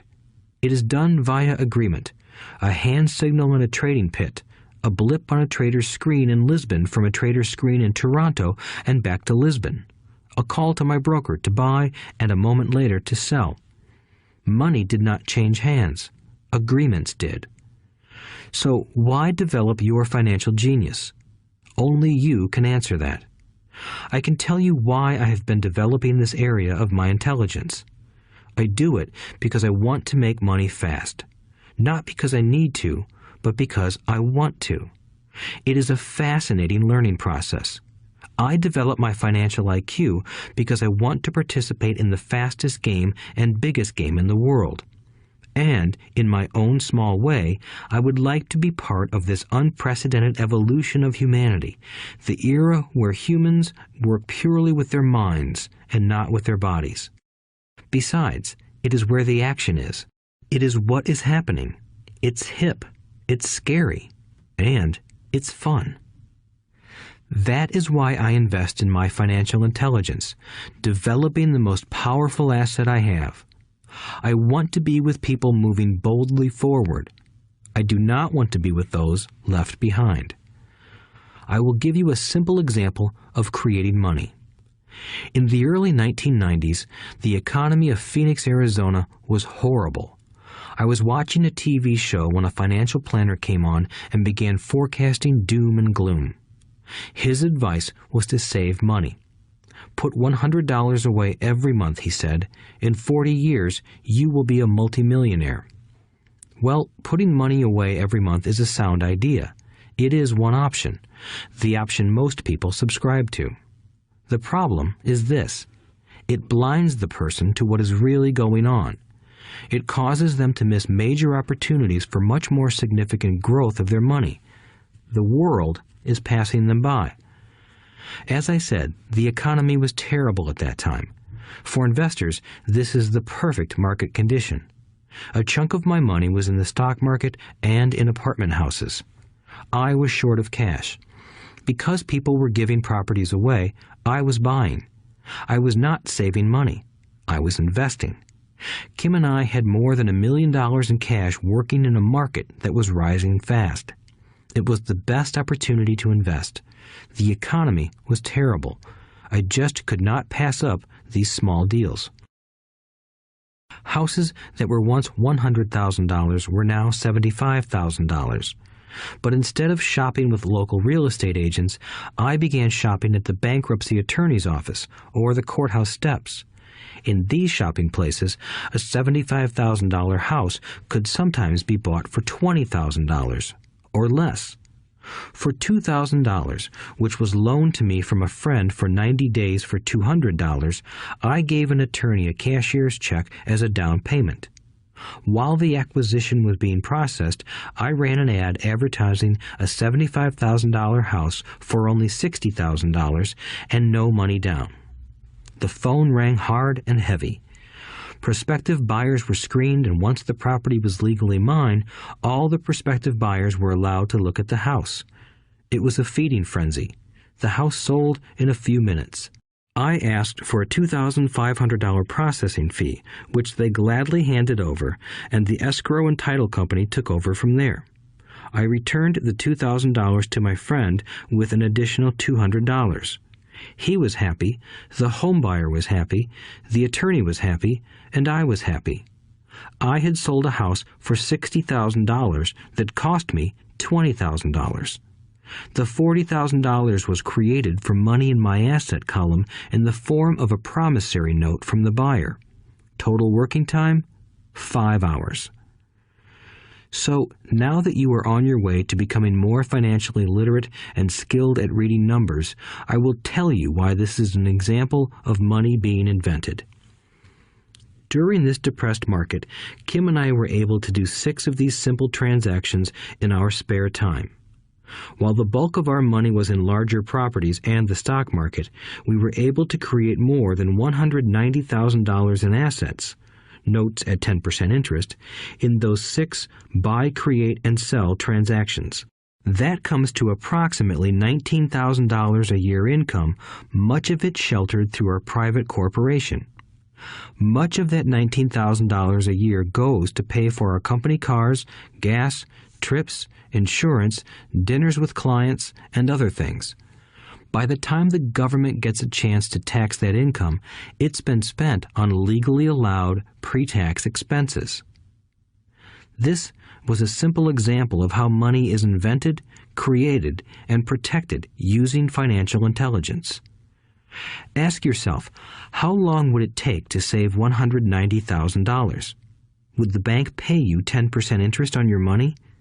And the promissory note is good for 30 years. I hope they never pay me the $190,000. I have to pay a tax if they pay me the principal, and besides, $19,000 paid over 30 years is a little over $500,000 in income. I have people ask what happens if the person doesn't pay. That does happen, and it's good news. That $60,000 home could be taken back and resold for $70,000 and another $2,500 collected as a loan processing fee. It would still be a zero-down transaction in the mind of the new buyer, and the process would go on. The first time I sold the house, I paid back the $2,000, so technically I have no money in the transaction. My return on investment, ROI, is infinity. It's an example of no money making a lot of money. In the second transaction, when resold, I would have put $2,000 in my pocket and re-extended the loan to 30 years. What would my ROI be if I got paid money to make money? I do not know, but it sure beats saving $100 a month, which actually starts out as $150 because it's after-tax income for 40 years earning low interest. And again, you're taxed on the interest. That is not too intelligent. It may be safe, but it's not smart. A few years later, as the Phoenix real estate market strengthened, those houses we sold for $60,000 became worth $110,000. Foreclosure opportunities were still available, but became rare. It cost a valuable asset, my time, to go out looking for them. Thousands of buyers were looking for the few available deals. The market had changed. It was time to move on and look for other opportunities to put in the asset column. You cannot do that here. That is against the law. You're lying. I hear those comments much more often than, "Can you show me how to do that?" The math is simple. You do not need algebra or calculus, and the escrow company handles the legal transaction and the servicing of the payments. I have no roofs to fix or toilets to unplug because the owners do that. It's their house. Occasionally, someone does not pay, and that is wonderful because there are late fees, or they move out and the property is sold again. The court system handles that. And it may not work in your area. The market conditions may be different, but the example illustrates how a simple financial process can create hundreds of thousands of dollars with little money and low risk. It is an example of money being only an agreement. Anyone with a high school education can do it. Yet most people won't. Most people listen to the standard advice of work hard and save money. For about 30 hours of work, approximately $190,000 was created in the asset column, and no taxes were paid. Which one sounds harder to you? 1. Work hard, pay 50% in taxes, save what is left, your savings, then earn 5%, which is also taxed. Or 2. Take the time to develop your financial intelligence, harness the power of your brain and the asset column. If you use option number 1, be sure to factor in how much time it takes you to save $190,000. Time is one of your greatest assets. Now, you may understand why I silently shake my head when I hear parents say, "My child is doing well in school and receiving a good education." It may be good, but is it adequate? I know the above investment strategy is a small one. It is used to illustrate how small can grow into big. Again, my success reflects the importance of a strong financial foundation, which starts with a strong financial education. I have said it before, but it's worth repeating. Financial intelligence is made up of these 4 main technical skills. 1. Accounting. Accounting is financial literacy, or the ability to read numbers. This is a vital skill if you want to build businesses or investments. 2. Investing. Investing is the science of money making money. 3. Understanding markets. Understanding markets is the science of supply and demand. Alexander Graham Bell gave the market what it wanted. So did Bill Gates. A $75,000 house offered for $60,000 that cost $20,000 was also the result of seizing an opportunity created by the market. Somebody was buying, and someone was selling. 4. The law. The law is the awareness of accounting, corporate, state, and federal regulations. I recommend playing by the rules. It is this basic foundation, or the combination of these skills, that is needed to be successful in the pursuit of wealth, whether it be through the buying of small homes, apartment buildings, companies, stocks, bonds, precious metals, baseball cards, or the like. A few years later, the real estate market rebounded and everyone else was getting in. The stock market was booming and everyone was getting in. The U.S. economy was getting back on its feet.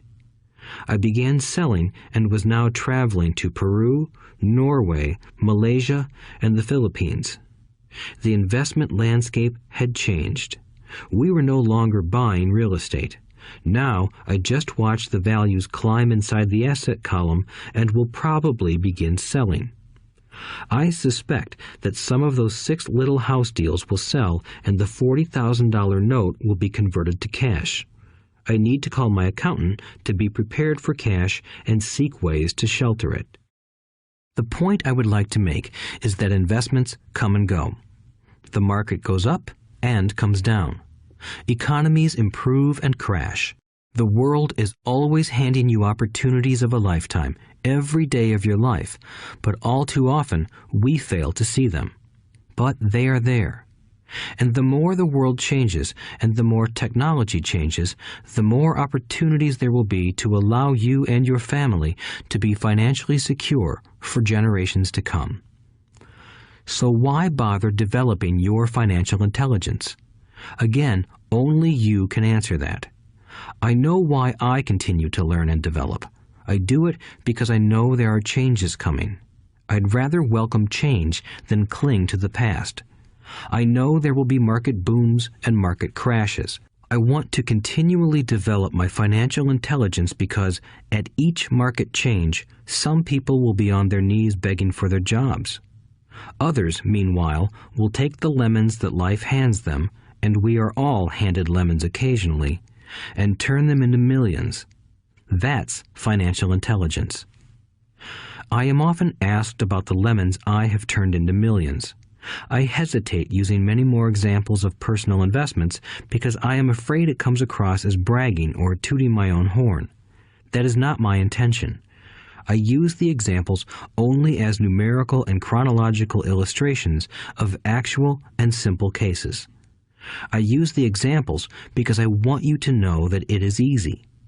And the more familiar you become with the 4 pillars of financial intelligence, the easier it becomes.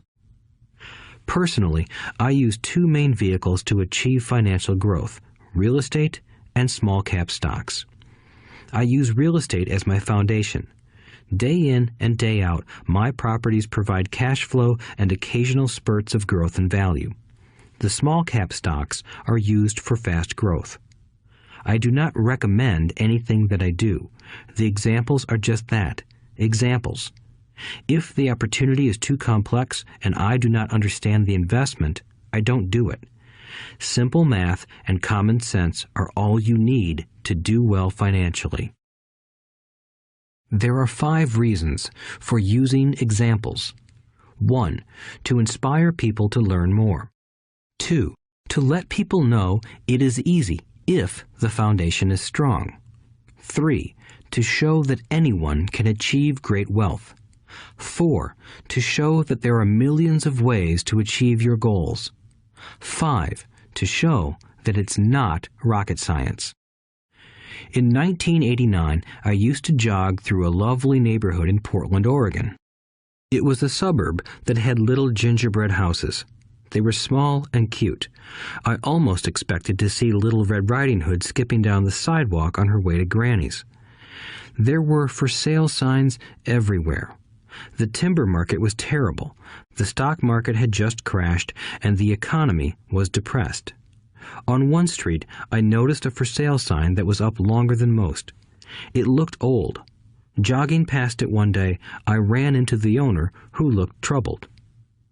"What are you asking for your house?" I asked. The owner turned and smiled weakly. "Make me an offer," he said. "It's been for sale for over a year. Nobody even comes by anymore to look at it." "I'll look," I said, and I bought the house a half hour later for $20,000 less than his asking price. It was a cute little 2-bedroom home with gingerbread trim on all the windows. It was light blue with gray accents and had been built in 1930. Inside, there was a beautiful rock fireplace, as well as 2 tiny bedrooms. It was a perfect rental house. I gave the owner $5,000 down for a $45,000 house that was really worth $65,000, except that no one wanted to buy it. The owner moved out in a week, happy to be free, and my first tenant moved in, a local college professor. After the mortgage, expenses, and management fees were paid, I put a little less than $40 in my pocket at the end of each month. Hardly exciting. A year later, the depressed Oregon real estate market had begun to pick up. California investors, flush with money from their still booming real estate market, were moving north and buying up Oregon and Washington. I sold that little house for $95,000 to a young couple from California who thought it was a bargain. My capital gains of approximately $40,000 were placed into a 1031 tax-deferred exchange, and I went shopping for a place to put my money. In about a month, I found a 12-unit apartment house right next to the Intel plant in Beaverton, Oregon. The owners lived in Germany, had no idea what the place was worth, and again, just wanted to get out of it. I offered $275,000 for a $450,000 building. They agreed to $300,000. I bought it and held it for 2 years. Utilizing the same 1031 exchange process, we sold the building for $495,000 and bought a 30-unit apartment building in Phoenix, Arizona. We had moved to Phoenix by then to get out of the rain and needed to sell anyway. Like the former Oregon market, the real estate market in Phoenix was depressed. The price of the 30-unit apartment building in Phoenix was $875,000, with $225,000 down. The cash flow from the 30 units was a little over $5,000 a month. The Arizona market began moving up, and a few years later, a Colorado investor offered us $1.2 million for the property. The point of this example is how a small amount can grow into a large amount. Again, it is a matter of understanding financial statements, investment strategies, a sense of the market, and the laws. If people are not versed in these subjects, then obviously they must follow standard dogma, which is to play it safe, diversify, and only invest in secure investments. The problem with secure investments is that they are often sanitized, that is, made so safe that the gains are less. Most large brokerage houses will not touch speculative transactions in order to protect themselves and their clients, and that is a wise policy. The really hot deals are not offered to people who are novices. Often, the best deals that make the rich even richer are reserved for those who understand the game. It is technically illegal to offer speculative deals to someone who is considered not sophisticated, but of course, it happens. The more sophisticated I get, the more opportunities come my way. Another case for developing your financial intelligence over a lifetime is simply that more opportunities are presented to you. And the greater your financial intelligence, the easier it is to tell whether a deal is good. It's your intelligence that can spot a bad deal or make a bad deal good.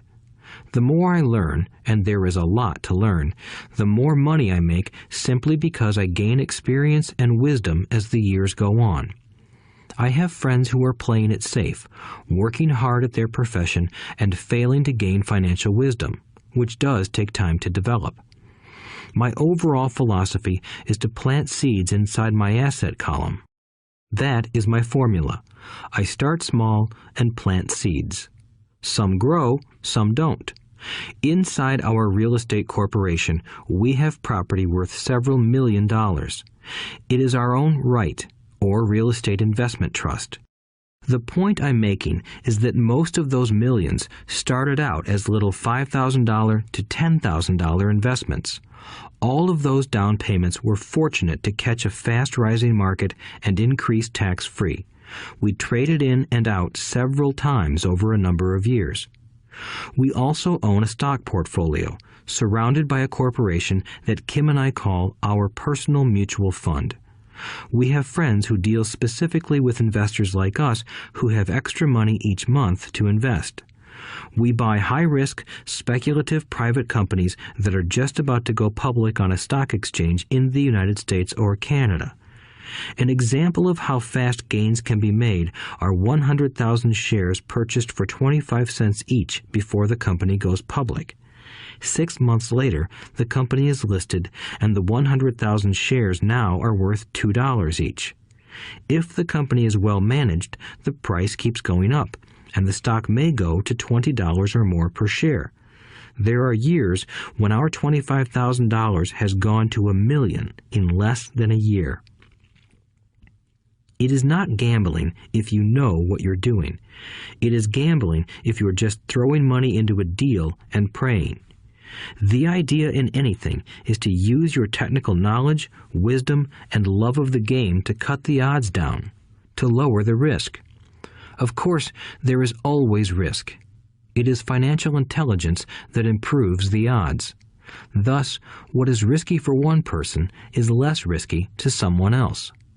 That is the primary reason I constantly encourage people to invest more in their financial education than in stocks, real estate, or other markets. The smarter you are, the better chance you have of beating the odds. The stock plays I personally invested in were extremely high risk for most people and absolutely not recommended. I have been playing that game since 1979 and have paid more than my share in dues. But if you will review why investments such as these are high risk for most people, you may be able to set your life up differently, so that the ability to take $25,000 and turn it into $1 million in a year is low risk for you. As stated earlier, nothing I have written is a recommendation. It is only used as an example of what is simple and possible. What I do is small potatoes in the grand scheme of things. Yet, for the average individual, a passive income of more than $100,000 a year is nice and not hard to achieve. Depending on the market and how smart you are, it could be done in 5 to 10 years. If you keep your living expenses modest, $100,000 coming in as additional income is pleasant, regardless of whether you work. You can work if you like, or take time off if you choose, and use the government tax system in your favor rather than against you. My personal basis is real estate. I love real estate because it's stable and slow-moving. I keep the base solid. The cash flow is fairly steady and, if properly managed, has a good chance of increasing in value. The beauty of a solid base of real estate is that it allows me to take greater risks, as I do with speculative stocks. If I make great profits in the stock market, I pay my capital gains tax on the gain and then reinvest what's left in real estate, again further securing my asset foundation. A last word on real estate. I have traveled all over the world and taught investing. In every city, I hear people say you cannot buy real estate cheap. That is not my experience. Even in New York or Tokyo, or just on the outskirts of the city, prime bargains are overlooked by most people. In Singapore, with their high real estate prices, there are still bargains to be found within a short driving distance. So whenever I hear someone say, "You can't do that here," pointing at me, I remind them that maybe the real statement is, "I don't know how to do that here. Yet." Great opportunities are not seen with your eyes. They are seen with your mind. Most people never get wealthy simply because they are not trained financially to recognize opportunities right in front of them. I am often asked, how do I start? In the final chapter of this audiobook, I offer 10 steps that I followed on the road to my financial freedom. But always remember to have fun. When you learn the rules and the vocabulary of investing and begin to build your asset column, I think you'll find that it's as fun a game as you've ever played. Sometimes you win, and sometimes you learn. But have fun. Most people never win because they're more afraid of losing. That is why I found school so silly. In school, we learn that mistakes are bad, and we are punished for making them. Yet if you look at the way humans are designed to learn, we learn by making mistakes. We learn to walk by falling down. If we never fell down, we would never walk. The same is true for learning to ride a bike. I still have scars on my knees, but today I can ride a bike without thinking. The same is true for getting rich.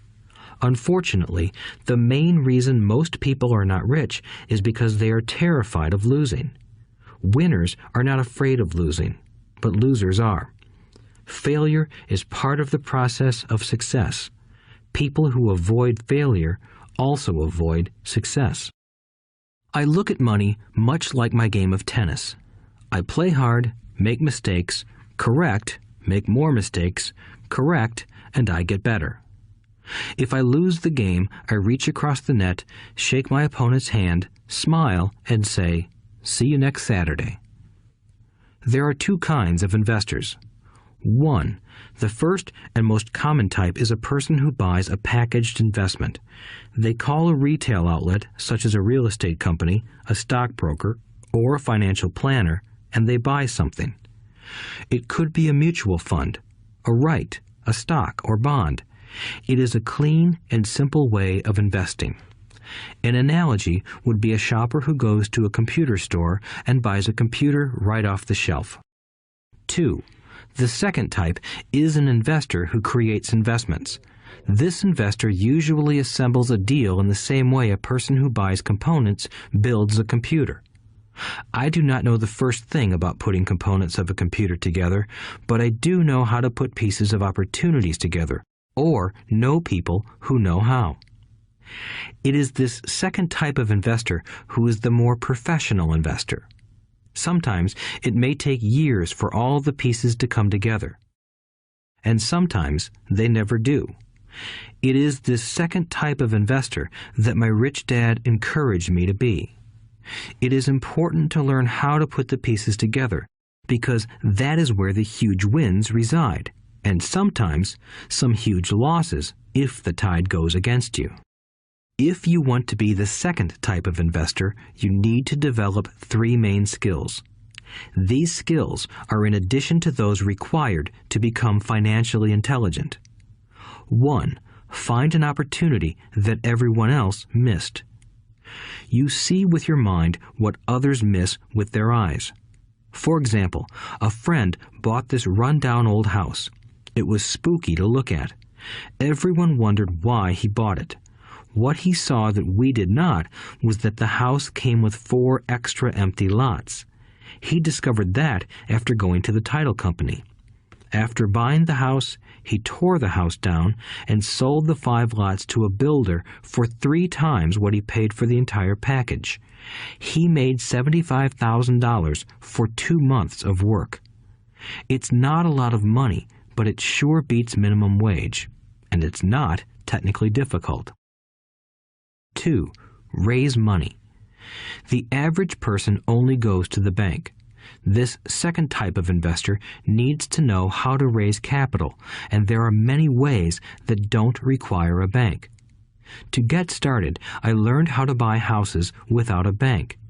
It was the learned skill of raising money more than the houses themselves that was priceless. All too often, I hear people say, "The bank won't lend me money," or "I don't have the money to buy it." If you want to be a Type 2 investor, you need to learn how to do that which stops most people. In other words, a majority of people let their lack of money stop them from making a deal. If you can avoid that obstacle, you will be millions ahead of those who don't learn those skills. There have been many times I have bought a house, a stock, or an apartment building without a penny in the bank. I once bought an apartment house for $1.2 million. I did what is called tying it up with a written contract between seller and buyer. I then raised the $100,000 deposit, which bought me 90 days to raise the rest of the money. Why did I do it? Simply because I knew it was worth $2 million.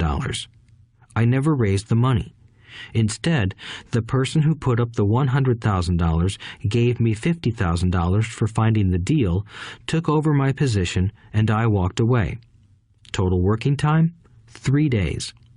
Again, it's what you know more than what you buy. Investing is not buying. It's more a case of knowing. 3.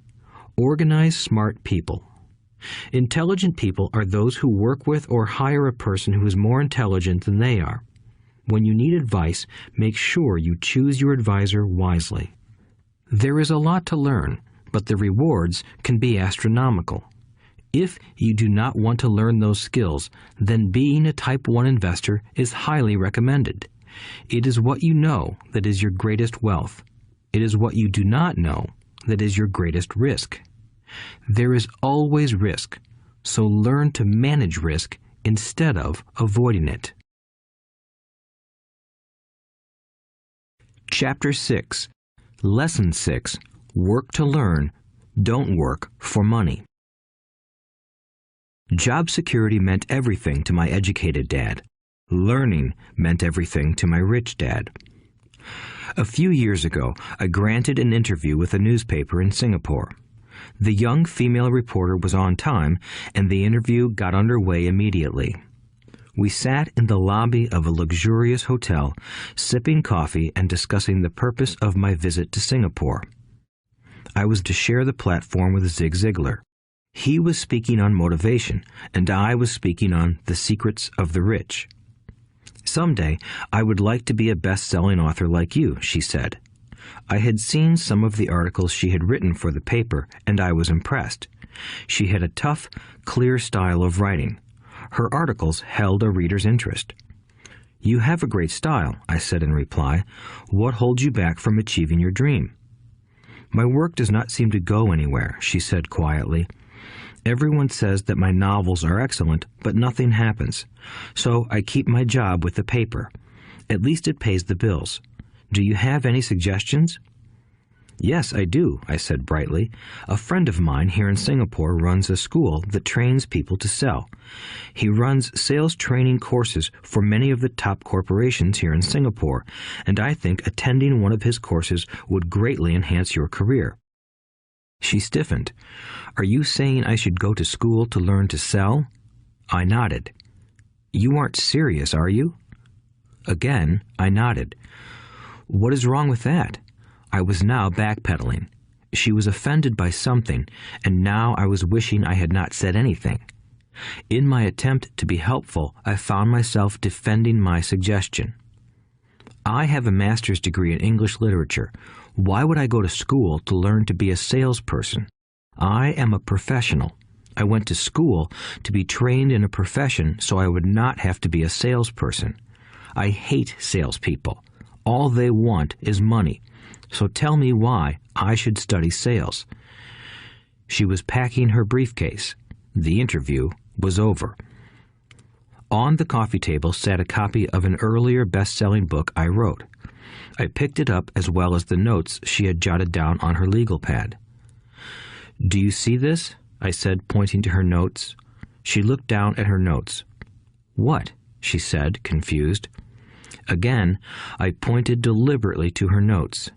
On her pad she had written, Robert Kiyosaki, best-selling author. It says best-selling author, not best writing author, I said quietly. Her eyes widened. I am a terrible writer, I said. You are a great writer. I went to sales school. You have a master's degree. put them together, and you get a best-selling author and a best-writing author. Anger flared from her eyes.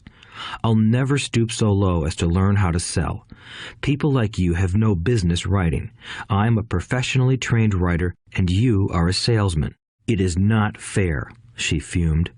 She put the rest of her notes away and hurried out through the large glass doors into the humid Singapore morning.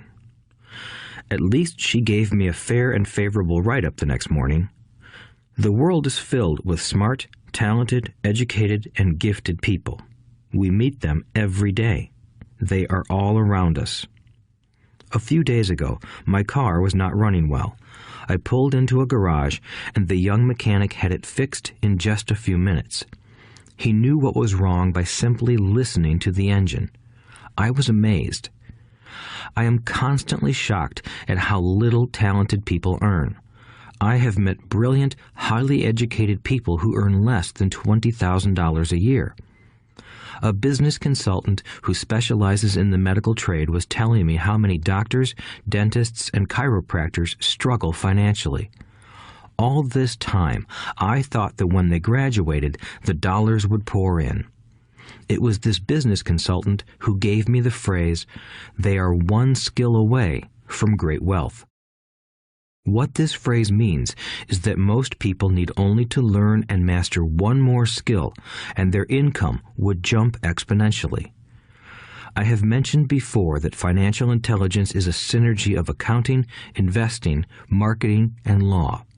Combine those 4 technical skills, and making money with money is easier than most people would believe. When it comes to money, the only skill most people know is to work hard. The classic example of a synergy of skills was that young writer for the newspaper.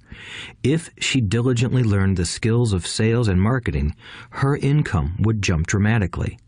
If I were her, I would take some courses in advertising copywriting as well as sales. Then, instead of working at the newspaper, I would seek a job at an advertising agency. Even if it were a cut in pay, she would learn how to communicate in shortcuts that are used in successful advertising. She also would spend time learning public relations, an important skill. She would learn how to get millions in free publicity. Then, at night and on weekends, she could be writing her great novel.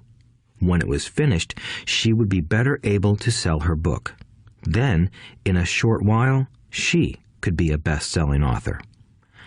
When I came out with my first book, If You Want to Be Rich and Happy, Don't Go to School, a publisher suggested I change the title to The Economics of Education. I told the publisher that, with a title like that, I would sell 2 books, one to my family and one to my best friend. The problem is that they would expect it for free. The obnoxious title, If You Want to Be Rich and Happy, Don't Go to School, was chosen because we knew it would get tons of publicity. I am pro-education and believe in education reform. If I were not pro-education, why would I continue to press for changing our antiquated educational system? So I chose a title that would get me on more TV and radio shows simply because I was willing to be controversial. Many people thought I was a fruitcake, but the book sold and sold. When I graduated from the U.S. Merchant Marine Academy in 1969, my educated dad was happy. Standard Oil of California had hired me for its oil tanker fleet as a third mate. The pay was low compared with my classmates, but it was okay for a first real job after college. My starting pay was about $42,000 a year, including overtime, and I only had to work for 7 months. I had 5 months of vacation.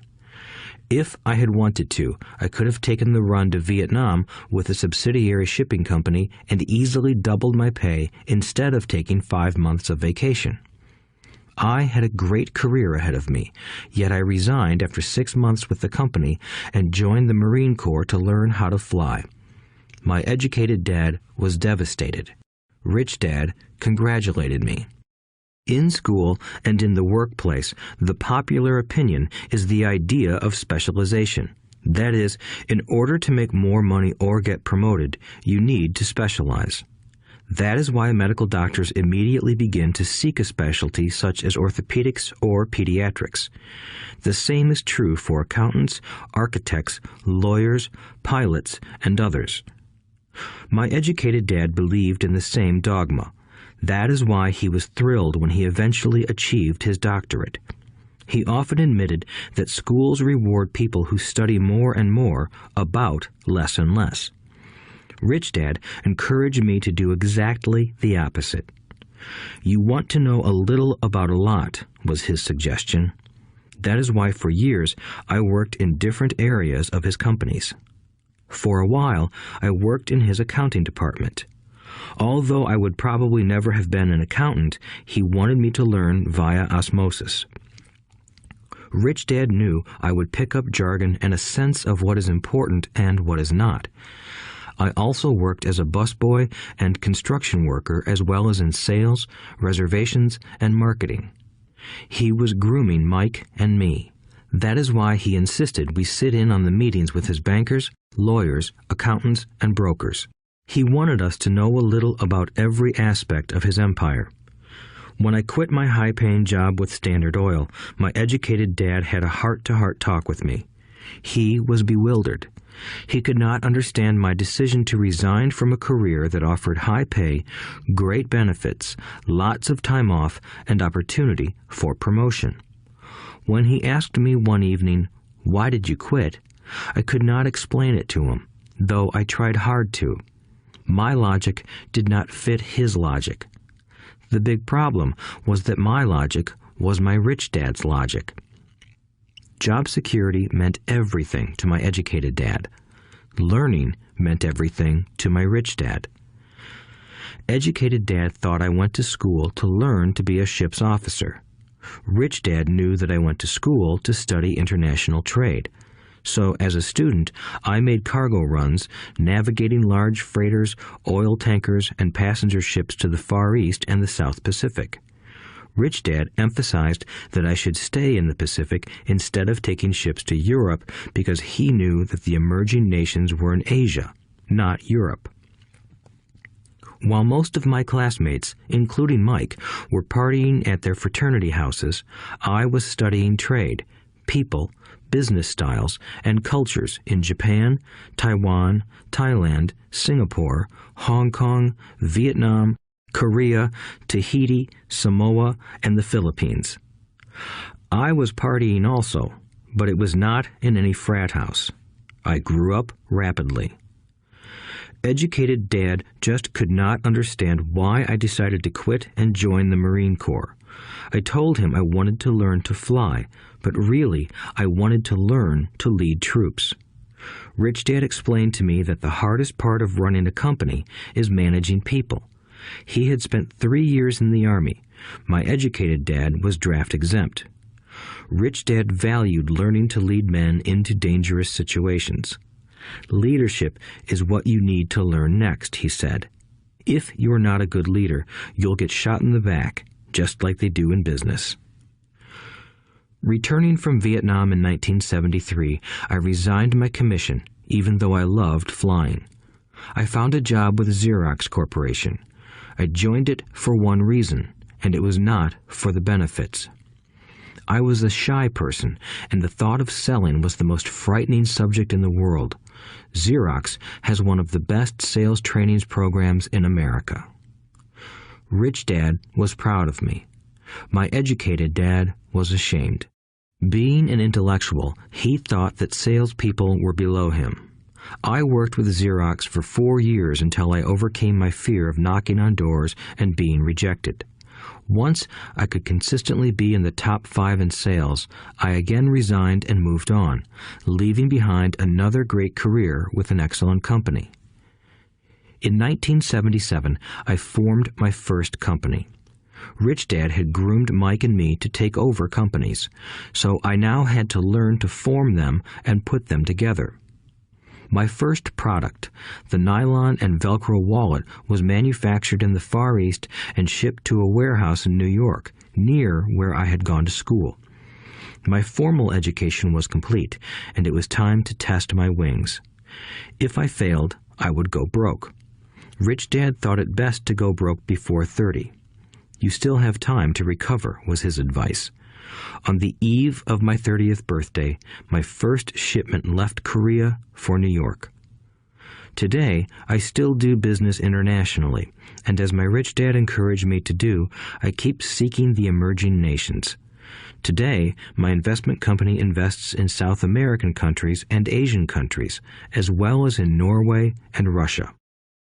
There is an old cliché that goes, "Job is an acronym for just over broke." Unfortunately, I would say that applies to millions of people. Because school does not think financial intelligence is an intelligence, most workers live within their means. They work and they pay bills. There is another horrible management theory that goes, workers work hard enough to not be fired, and owners pay just enough so that workers won't quit. And if you look at the pay scales of most companies, again, I would say there is a degree of truth to that statement. The net result is that most workers never get ahead. They do what they've been taught to do, get a secure job. Most workers focus on working for pay and benefits that reward them in the short term, but are often disastrous in the long run. Instead, I recommend to young people to seek work for what they will learn, more than what they will earn. Look down the road at what skills they want to acquire before choosing a specific profession and before getting trapped in the rat race. Once people are trapped in the lifelong process of bill paying, they become like those little hamsters running around in those metal wheels. Their little furry legs are spinning furiously, the wheel is turning furiously, but come tomorrow morning, they'll still be in the same cage. Great job. In the movie Jerry Maguire, starring Tom Cruise, there are many great one-liners. Probably the most memorable is, "Show me the money." But there is one line I thought most truthful. It comes from the scene where Tom Cruise is leaving the firm. He has just been fired, and he is asking the entire company, "Who wants to come with me?" And the whole place is silent and frozen. Only one woman speaks up and says, "I'd like to, but I'm due for a promotion in 3 months."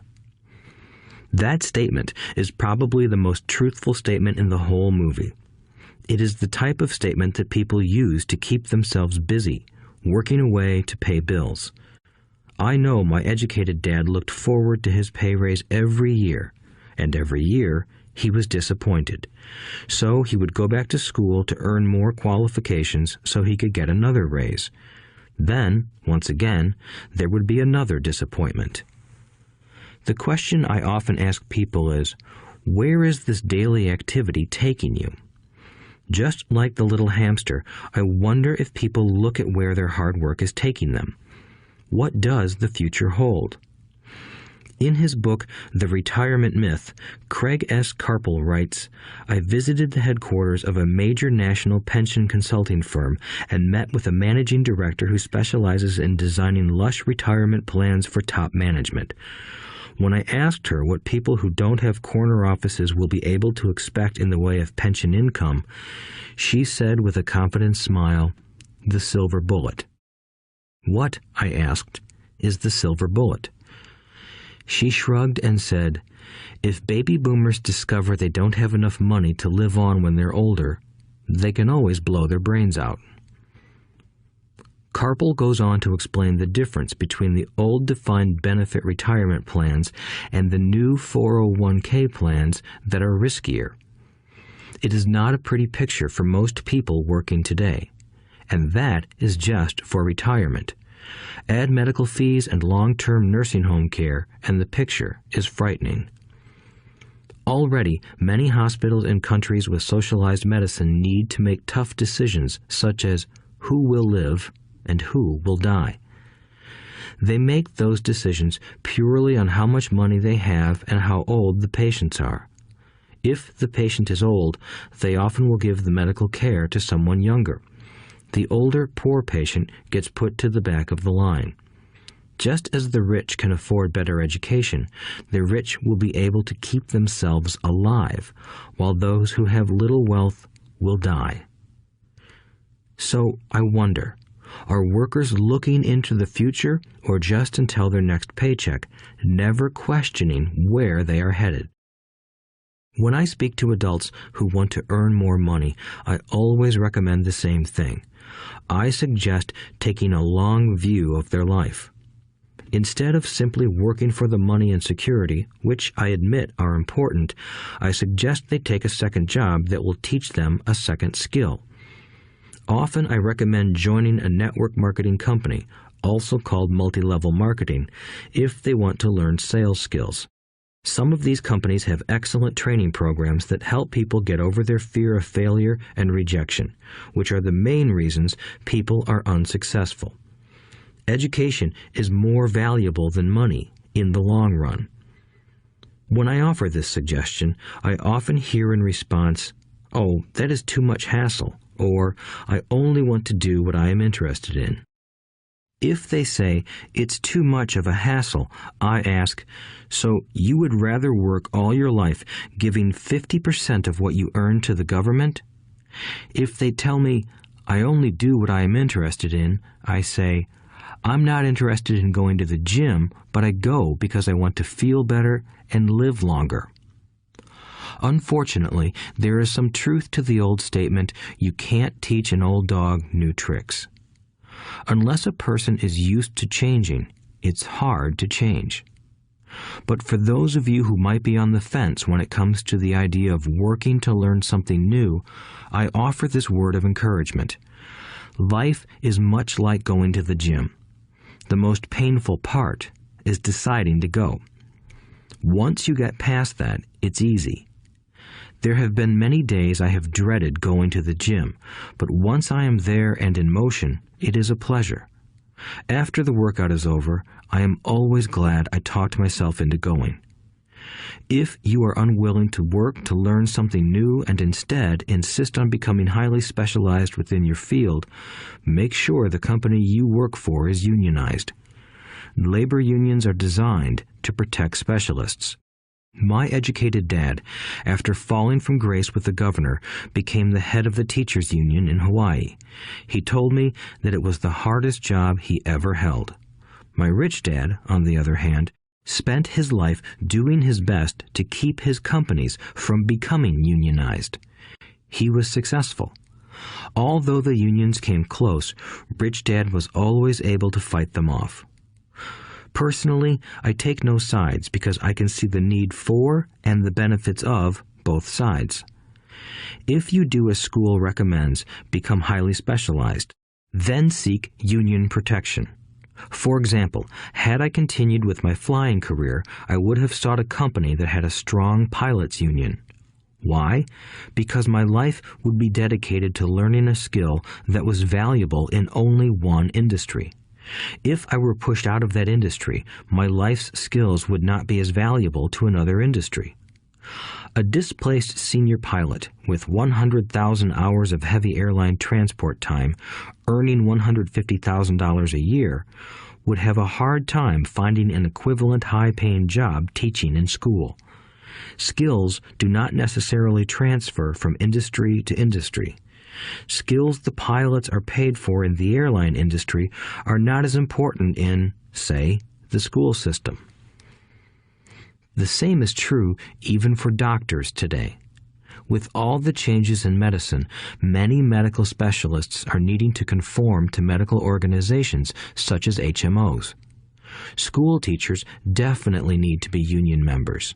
Today in America, the teachers' union is the largest and the richest labor union of all. The NEA, the National Education Association, has tremendous political clout.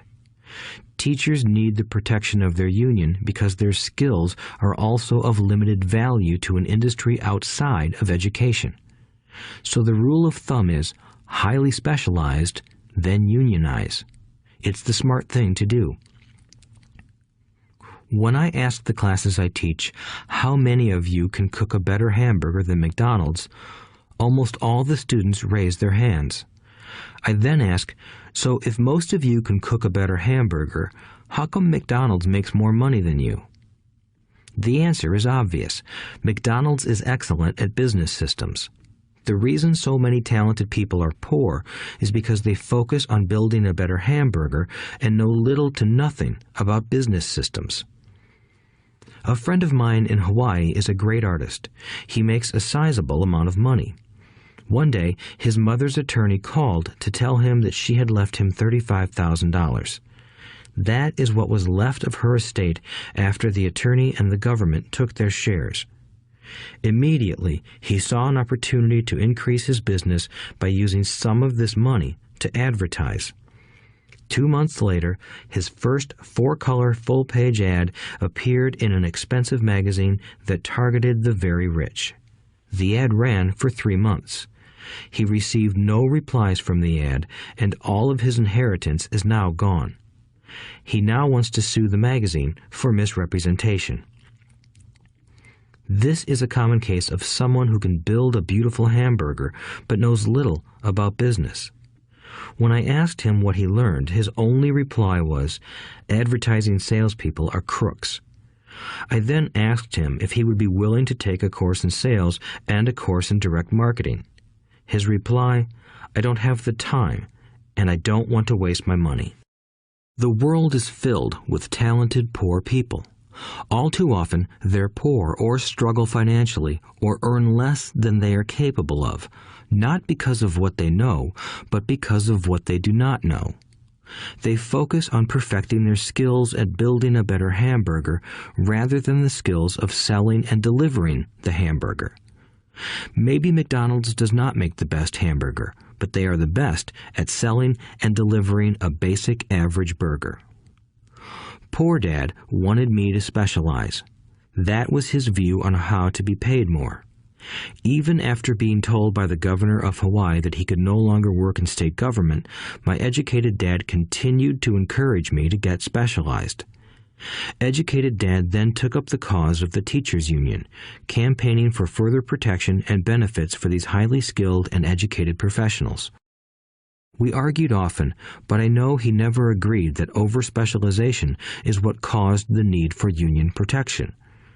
He never understood that the more specialized you become, the more you are trapped and dependent on that specialty. Rich Dad advised that Mike and I groom ourselves. Many corporations do the same thing.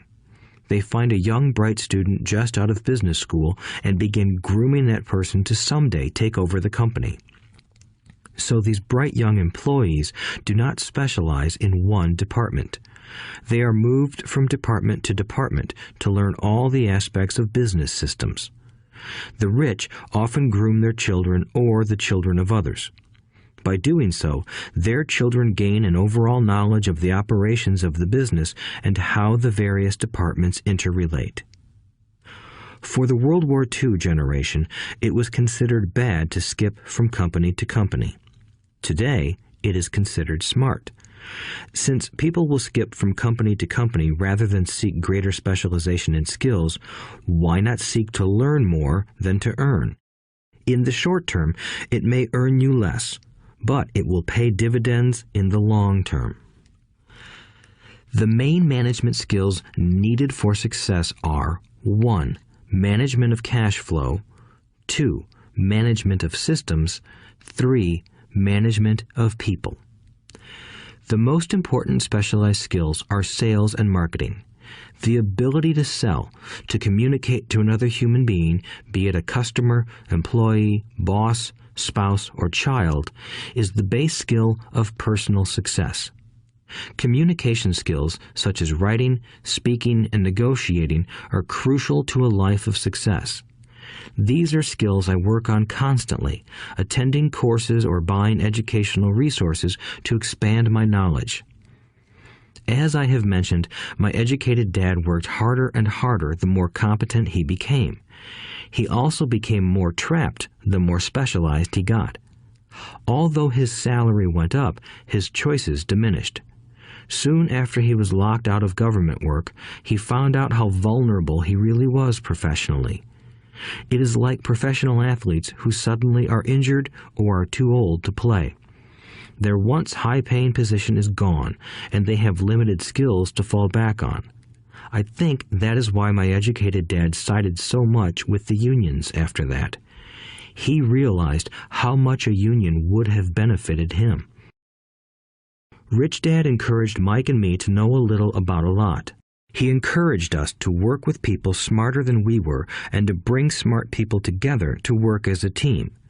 Today, it would be called a synergy of professional specialties. Today, I meet ex-school teachers earning hundreds of thousands of dollars a year. They earn that much because they have specialized skills in their field as well as other skills. They can teach as well as sell and market. I know of no other skills to be more important than selling and marketing. The skills of selling and marketing are difficult for most people, primarily due to their fear of rejection. The better you are at communicating, negotiating, and handling your fear of rejection, the easier life is. Just as I advise that newspaper writer who wanted to become a best-selling author, I advise anyone else today. Being technically specialized has its strengths as well as its weaknesses. I have friends who are geniuses, but they cannot communicate effectively with other human beings, and, as a result, their earnings are pitiful. I advise them to just spend a year learning to sell. Even if they earn nothing, their communication skills will improve, and that is priceless. In addition to being good learners, sellers, and marketers, we need to be good teachers as well as good students. To be truly rich, we need to be able to give as well as to receive. In cases of financial or professional struggle, there is often a lack of giving and receiving. I know many people who are poor because they are neither good students nor good teachers. Both of my dads were generous men. Both made it a practice to give first. Teaching was one of their ways of giving. The more they gave, the more they received. One glaring difference was in the giving of money. My rich dad gave lots of money away. He gave to his church, to charities, and to his foundation. He knew that to receive money, you had to give money. Giving money is the secret to most great wealthy families. That is why there are organizations like the Rockefeller Foundation and the Ford Foundation. These are organizations designed to take their wealth and increase it, as well as give it away in perpetuity. My educated dad always said, "When I have some extra money, I'll give it." The problem was that there was never any extra. So he worked harder to draw more money in rather than focus on the most important law of money. Give and you shall receive. Instead, he believed in receive and then you give. In conclusion, I became both dads. One part of me is a hardcore capitalist who loves the game of money making money. The other part is a socially responsible teacher who is deeply concerned with this ever-widening gap between the haves and have-nots. I personally hold the archaic educational system primarily responsible for this growing gap. Chapter 7. Overcoming Obstacles. The primary difference between a rich person and a poor person is how they manage fear. Once people have studied and become financially literate, they may still face roadblocks to becoming financially independent. There are 5 main reasons why financially literate people may still not develop abundant asset columns that could produce a large cash flow. The 5 reasons are: 1. Fear. 2. Cynicism. 3. Laziness. 4. Bad habits. 5. Arrogance. Overcoming fear. I have never met anyone who really likes losing money. And in all my years, I have never met a rich person who has never lost money. But I have met a lot of poor people who have never lost a dime. Investing, that is. The fear of losing money is real. Everyone has it, even the rich. But it's not having fear that is the problem. It's how you handle fear. It's how you handle losing. It's how you handle failure that makes the difference in one's life. The primary difference between a rich person and a poor person is how they manage that fear. It's okay to be fearful. It's okay to be a coward when it comes to money. You can still be rich. We're all heroes at something and cowards at something else. My friend's wife is an emergency room nurse. When she sees blood, she flies into action. When I mention investing, she runs away. When I see blood, I don't run. I pass out. My rich dad understood phobias about money. Some people are terrified of snakes. Some people are terrified about losing money. Both are phobias, he would say. So his solution to the phobia of losing money was this little rhyme. If you hate risk and worry, start early. If you start young, it's easier to be rich. I won't go into it here, but there is a staggering difference between a person who starts investing at age 20 versus age 30. The purchase of Manhattan Island is said to be one of the greatest bargains of all time. New York was purchased for $24 in trinkets and beads. Yet if that $24 had been invested at 8% annually, that $24 would have been worth more than $28 trillion by 1995. Manhattan could be repurchased with money left over to buy much of Los Angeles. But what if you don't have much time left or would like to retire early? How do you handle the fear of losing money? My poor dad did nothing. He simply avoided the issue, refusing to discuss the subject. My rich dad, on the other hand, recommended that I think like a Texan. I like Texas and Texans, he used to say. In Texas, everything is bigger. When Texans win, they win big. And when they lose, it's spectacular. They like losing? I asked. That's not what I'm saying. Nobody likes losing. Show me a happy loser, and I'll show you a loser, said Rich Dad. It's a Texan's attitude toward risk, reward, and failure I'm talking about. It's how they handle life. They live it big. Not like most of the people around here, living like roaches when it comes to money, terrified that someone will shine a light on them and whimpering when the grocery clerk shortchanges them a quarter. Rich Dad went on, "What I like best is the Texas attitude. They're proud when they win, and they brag when they lose. Texans have a saying, if you're going to go broke, go big. You don't want to admit you went broke over a duplex." He constantly told Mike and me that the greatest reason for lack of financial success was because most people played it too safe. People are so afraid of losing that they lose, were his words.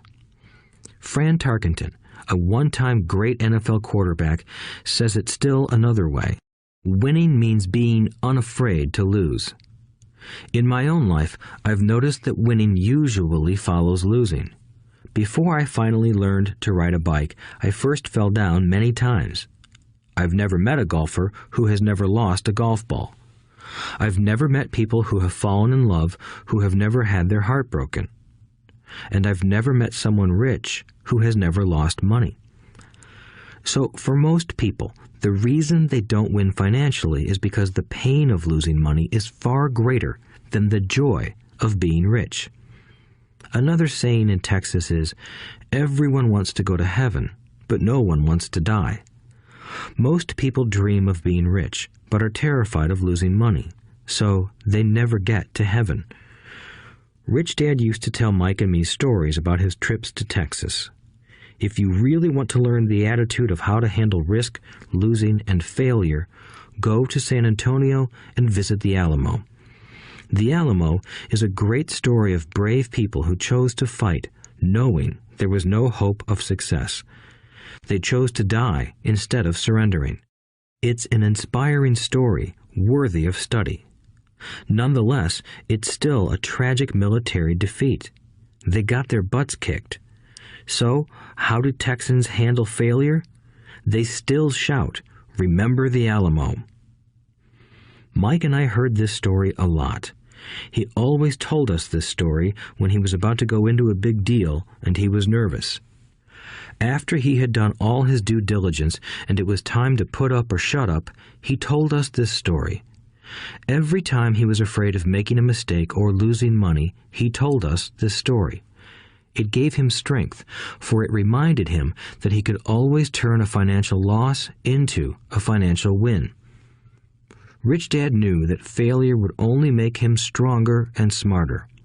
It's not that he wanted to lose. He just knew who he was and how he would take a loss. He would take a loss and make it a win. That's what made him a winner and others losers. It gave him the courage to cross the line when others backed out. That's why I like Texans so much, he would say. They took a great failure and turned it into inspiration, as well as a tourist destination that makes them millions. But probably his words that mean the most to me today are these. Texans don't bury their failures. They get inspired by them. They take their failures and turn them into rallying cries. Failure inspires Texans to become winners. But that formula is not just the formula for Texans. It is the formula for all winners. I've said that falling off my bike was part of learning to ride. I remember falling off only made me more determined to learn to ride, not less. I also said that I have never met a golfer who has never lost a ball. For top professional golfers, losing a ball or a tournament provides the inspiration to be better, to practice harder, to study more. That's what makes them better. For winners, losing inspires them. For losers, losing defeats them. I like to quote John D. Rockefeller, who said, "I always tried to turn every disaster into an opportunity." And being Japanese American, I can say this. Many people say that Pearl Harbor was an American mistake. I say it was a Japanese mistake. From the movie Tora, Tora, Tora, a somber Japanese admiral says to his cheering subordinates, "I am afraid we have awakened a sleeping giant." Remember Pearl Harbor became a rallying cry. It turned one of America's greatest losses into the reason to win. This great defeat gave America strength, and America soon emerged as a world power. Failure inspires winners, and failure defeats losers. It is the biggest secret of winners. It's the secret that losers do not know. The greatest secret of winners is that failure inspires winning. Thus, they're not afraid of losing. Repeating Fran Tarkenton's quote, "Winning means being unafraid to lose." People like Fran Tarkenton are not afraid of losing because they know who they are. They hate losing, so they know that losing will only inspire them to become better. There is a big difference between hating losing and being afraid to lose. Most people are so afraid of losing money that they lose. They go broke over a duplex. Financially, they play life too safe and too small. They buy big houses and big cars, but not big investments. The main reason that over 90% of the American public struggles financially is because they play not to lose. They don't play to win. They go to their financial planners or accountants or stockbrokers and buy a balanced portfolio. Most have lots of cash in CDs, low-yield bonds, mutual funds that can be traded within a mutual fund family, and a few individual stocks. It is a safe and sensible portfolio, but it is not a winning portfolio. It is a portfolio of someone playing not to lose. Don't get me wrong, it's probably a better portfolio than more than 70% of the population has, and that's frightening. It's a great portfolio for someone who loves safety. But playing it safe and balanced on your investment portfolio is not the way successful investors play the game. If you have little money and you want to be rich, you must first be focused, not balanced. If you look at any successful person, at the start they were not balanced. Balanced people go nowhere. They stay in one spot. To make progress, you must first go unbalanced. Just look at how you make progress walking. Thomas Edison was not balanced. He was focused. Bill Gates was not balanced. He was focused. Donald Trump is focused. George Soros is focused. George Patton did not take his tanks wide. He focused them and blew through the weak spots in the German line. The French went wide with the Maginot Line, and you know what happened to them. If you have any desire to be rich, you must focus. Do not do what poor and middle-class people do, put their few eggs in many baskets. Put a lot of your eggs in a few baskets and focus. Follow one course until successful. If you hate losing, play it safe. If losing makes you weak, play it safe. Go with balanced investments. If you're over 25 years old and are terrified of taking risks, don't change. Play it safe, but start early. Start accumulating your nest egg early because it will take time. But if you have dreams of freedom, of getting out of the rat race, the first question to ask yourself is, how do I respond to failure? If failure inspires you to win, maybe you should go for it, but only maybe. If failure makes you weak or causes you to throw temper tantrums, like spoiled brats who call attorneys to file lawsuits every time something doesn't go their way, then play it safe. Keep your daytime job, or buy bonds or mutual funds. But remember, there is risk in those financial instruments also, even though they may appear safe. I say all this, mentioning Texas and Fran Tarkenton, because stacking the asset column is easy. It's really a low-aptitude game. It doesn't take much education. Fifth-grade math will do. But building your asset column is a game in which attitude plays a major role. It takes guts, patience, and a great attitude toward failure. Losers avoid failing, and failure turns losers into winners. Just remember the Alamo. Overcoming cynicism. The sky is falling. The sky is falling. Most of us know the story of Chicken Little, who ran around warning the barnyard of impending doom. We all know people who are that way.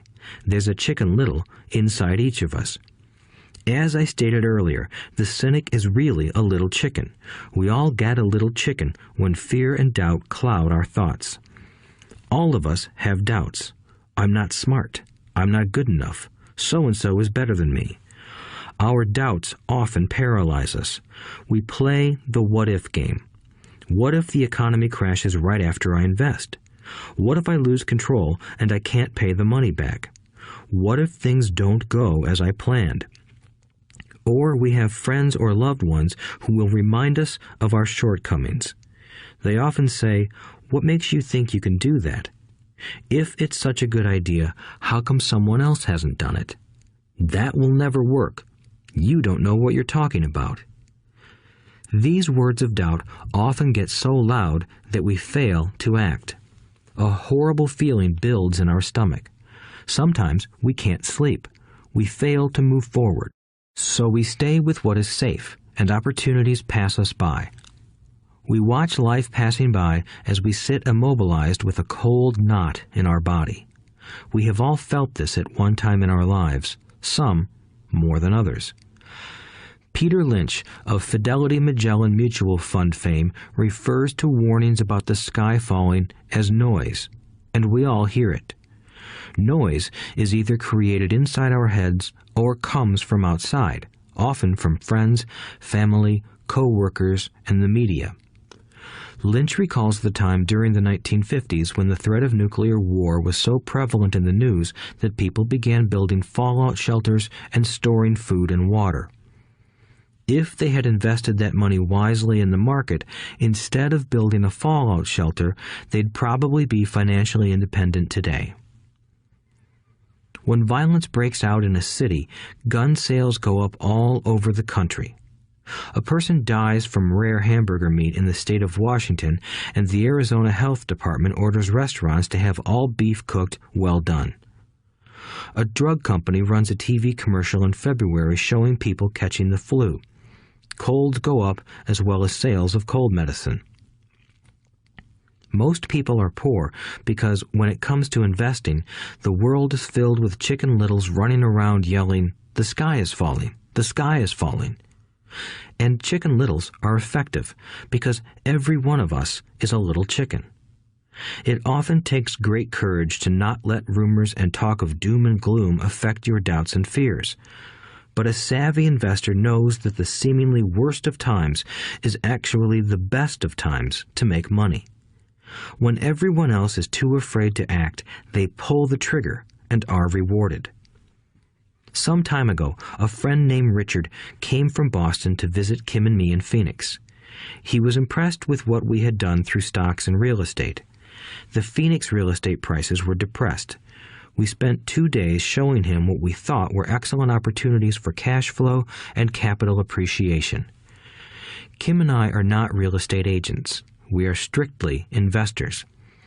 After identifying a unit in a resort community, we called an agent who sold it to him that afternoon. The price was a mere $42,000 for a 2-bedroom townhome. Similar units were going for $65,000. He had found a bargain. Excited, he bought it and returned to Boston. 2 weeks later, the agent called to say that our friend had backed out. I called immediately to find out why. All he said was that he talked to his neighbor, and his neighbor told him it was a bad deal. He was paying too much. I asked Richard if his neighbor was an investor. Richard said he was not. When I asked why he listened to him, Richard got defensive and simply said he wanted to keep looking. The real estate market in Phoenix turned, and a few years later, that little unit was renting for $1,000 a month, $2,500 in the peak winter months. The unit was worth $95,000. All Richard had to put down was $5,000, and he would have had a start at getting out of the rat race. Today, he still has done nothing. Richard's backing out did not surprise me. It's called buyer's remorse, and it affects all of us. The little chicken won, and a chance at freedom was lost. In another example, I hold a small portion of my assets in tax lien certificates instead of CDs.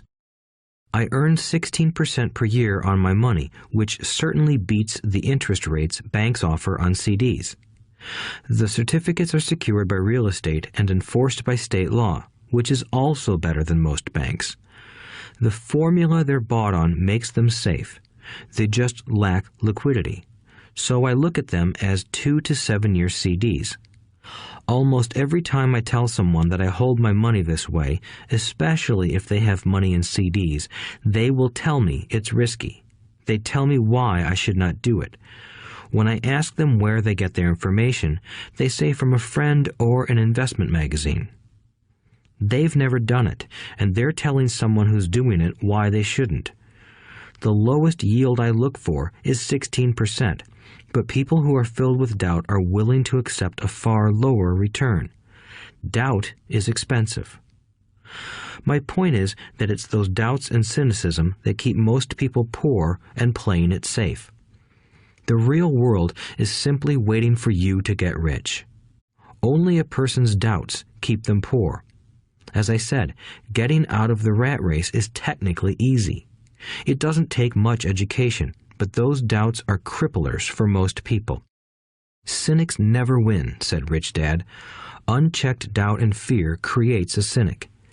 Cynics criticize and winners analyze was another of his favorite sayings. Rich Dad explained that criticism blinded while analysis opened eyes. Analysis allowed winners to see that critics were blind and to see opportunities that everyone else missed. And finding what people miss is key to any success. Real estate is a powerful investment tool for anyone seeking financial independence or freedom. It is a unique investment tool. Yet every time I mention real estate as a vehicle, I often hear, "I don't want to fix toilets." That's what Peter Lynch calls noise. That's what my rich dad would say is the cynic talking, someone who criticizes and does not analyze, someone who lets their doubts and fears close their mind instead of open their eyes.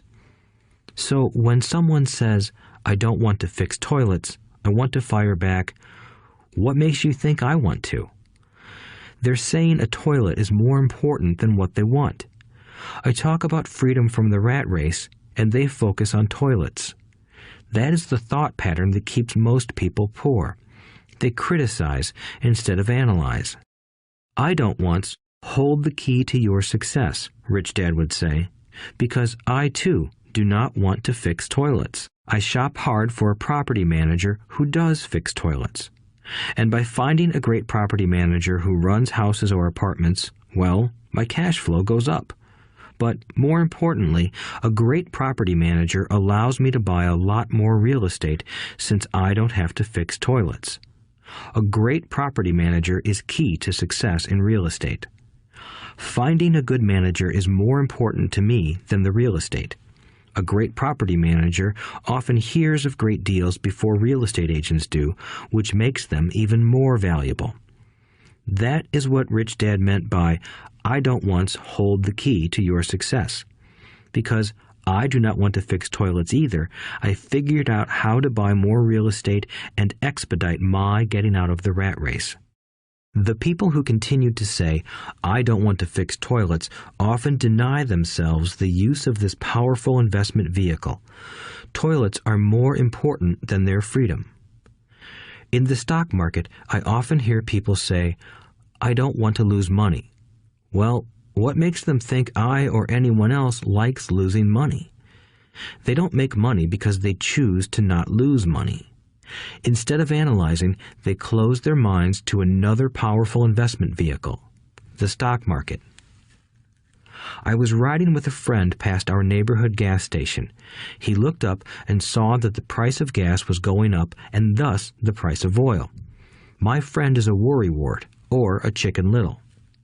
To him, the sky is always going to fall, and it usually does, on him. When we got home, he showed me all the stats as to why the price of oil was going to go up over the next few years, statistics I had never seen before, even though I already owned substantial shares of an existing oil company. With that information, I immediately began looking for and found a new undervalued oil company that was about to find some oil deposits. My broker was excited about this new company, and I bought 15,000 shares for 65 cents per share. 3 months later, this same friend and I drove by the same gas station, and sure enough, the price per gallon had gone up nearly 15%. Again, the Chicken Little worried and complained. I smiled, because a month earlier, that little oil company hit oil, and those 15,000 shares went up to more than $3 per share since he had first given me the tip. And the price of gas will continue to go up if what my friend says is true. If most people understood how a stop worked in stock market investing, there would be more people investing to win instead of investing not to lose. A stop is simply a computer command that sells your stock automatically if the price begins to drop, helping to minimize your losses and maximize some gains. It's a great tool for those who are terrified of losing. So whenever I hear people focusing on their I don't wants rather than what they do want, I know the noise in their head must be loud. Chicken Little has taken over their brain and is yelling, the sky is falling and toilets are breaking. So they avoid their don't wants, but they pay a huge price. They may never get what they want in life. Instead of analyzing, their inner Chicken Little closes their mind. Rich Dad gave me a way of looking at Chicken Little. Just do what Colonel Sanders did. At the age of 66, he lost his business and began to live on his Social Security check. It wasn't enough. He went around the country selling his recipe for fried chicken. He was turned down 1,009 times before someone said yes, and he went on to become a multimillionaire at an age when most people are quitting. He was a brave and tenacious man, Rich Dad said of Harlan Sanders. So when you're in doubt and feeling a little afraid, just do what Colonel Sanders did to his little chicken. He fried it. Overcoming laziness. Busy people are often the most lazy. We have all heard stories of a businessman who works hard to earn money. He works hard to be a good provider for his wife and children. He spends long hours at the office and brings work home on weekends. One day he comes home to an empty house. His wife has left with the kids. He knew he and his wife had problems, but rather than work to make the relationship strong, he stayed busy at work. Dismayed, his performance at work slips and he loses his job. Today, I often meet people who are too busy to take care of their wealth, and there are people too busy to take care of their health. The cause is the same. They're busy, and they stay busy as a way of avoiding something they do not want to face. Nobody has to tell them. Deep down, they know. In fact, if you remind them, they often respond with anger or irritation. If they aren't busy at work or with the kids, they're often busy watching TV, fishing, playing golf, or shopping. Yet deep down, they know they are avoiding something important. That's the most common form of laziness. Laziness by staying busy. So, what is the cure for laziness? The answer is a little greed. For many of us, we were raised thinking of greed or desire as bad. Greedy people are bad people, my mom used to say, yet we all have inside of us this yearning to have nice, new, or exciting things. So, to keep that emotion of desire under control, often parents find ways of suppressing that desire with guilt. "You only think about yourself. Don't you know you have brothers and sisters?" was one of my mom's favorites. "You want me to buy you what?" was a favorite of my dad. "Do you think we're made of money? Do you think money grows on trees? We're not rich people, you know." It wasn't so much the words, but the angry guilt trip that went with the words that got to me. Or the reverse guilt trip was the "I'm sacrificing my life to buy this for you. I'm buying this for you because I never had this advantage when I was a kid." I have a neighbor who is stone broke but can't park his car in his garage. The garage is filled with toys for his kids. Those spoiled brats get everything they ask for. "I don't want them to know the feeling of want," are his everyday words. He has nothing set aside for their college or his retirement, but his kids have every toy ever made. He recently got a new credit card in the mail and took his kids to visit Las Vegas. "I'm doing it for the kids," he said with great sacrifice. Rich Dad forbade the words, "I can't afford it." In my real home, that's all I heard. Instead, Rich Dad required his children to say, "How can I afford it?" He believed that the words, "I can't afford it," shut down your brain. It didn't have to think anymore. "How can I afford it?" opened up the brain and forced it to think and search for answers. But most importantly, he felt the words, "I can't afford it," were a lie, and the human spirit knows it. The human spirit is very, very powerful, he would say. It knows it can do anything. By having a lazy mind that says, "I can't afford it," a war breaks out inside you. Your spirit is angry, and your lazy mind must defend its lie. The spirit is screaming, "Come on, let's go to the gym and work out." And the lazy mind says, "But I'm tired. I worked really hard today." Or the human spirit says, "I'm sick and tired of being poor. Let's get out there and get rich."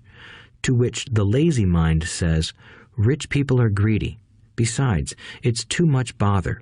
It's not safe. I might lose money. I'm working hard enough as it is. I've got too much to do at work anyway. Look at what I have to do tonight. My boss wants it finished by morning." "I can't afford it" also causes sadness, a helplessness that leads to despondency and often depression.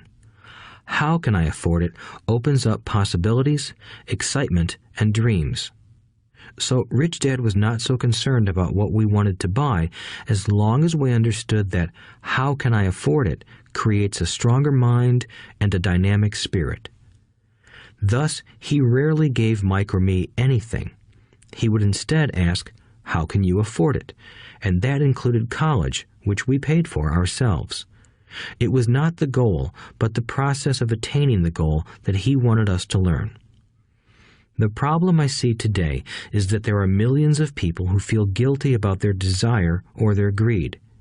It's old conditioning from their childhood. While they desire to have the finer things that life offers, most have been conditioned subconsciously to say, "I can't have that," or "I'll never be able to afford that." When I decided to exit the rat race, it was simply a question of how can I afford to never work again? And my mind began to kick out answers and solutions. The hardest part was fighting my real parents' dogma. We can't afford that. Stop thinking only about yourself. Why don't you think about others? And other similar sentiments designed to instill guilt to suppress my greed. So, how do you beat laziness? Once again, the answer is a little greed. It's that radio station WIIFM, which stands for What's in it for me? A person needs to sit down and ask, what would my life be like if I never had to work again? What would I do if I had all the money I needed? Without that little greed, the desire to have something better, progress is not made. Our world progresses because we all desire a better life. New inventions are made because we desire something better. We go to school and study hard because we want something better. So whenever you find yourself avoiding something you know you should be doing, then the only thing to ask yourself is, what's in it for me? Be a little greedy. It's the best cure for laziness. Too much greed, however, as anything in excess can be, is not good. But just remember what Michael Douglas said in the movie Wall Street. Greed is good. Rich Dad said it differently. Guilt is worse than greed, for guilt robs the body of its soul. I think Eleanor Roosevelt said it best. Do what you feel in your heart to be right, for you'll be criticized anyway. You'll be damned if you do, and damned if you don't. Overcoming bad habits. Our lives are a reflection of our habits more than our education. After seeing the movie Conan the Barbarian, starring Arnold Schwarzenegger, a friend said, "I'd love to have a body like Schwarzenegger." Most of the guys nodded in agreement. "I even heard he was really puny and skinny at one time," another friend added. "Yeah, I heard that too," another one said.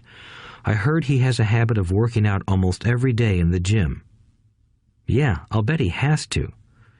"Nah," said the group's cynic. "I'll bet he was born that way. Besides, let's stop talking about Arnold and get some beers." This is an example of habits controlling behavior. I remember asking my rich dad about the habits of the rich. Instead of answering me outright, he wanted me to learn through example, as usual.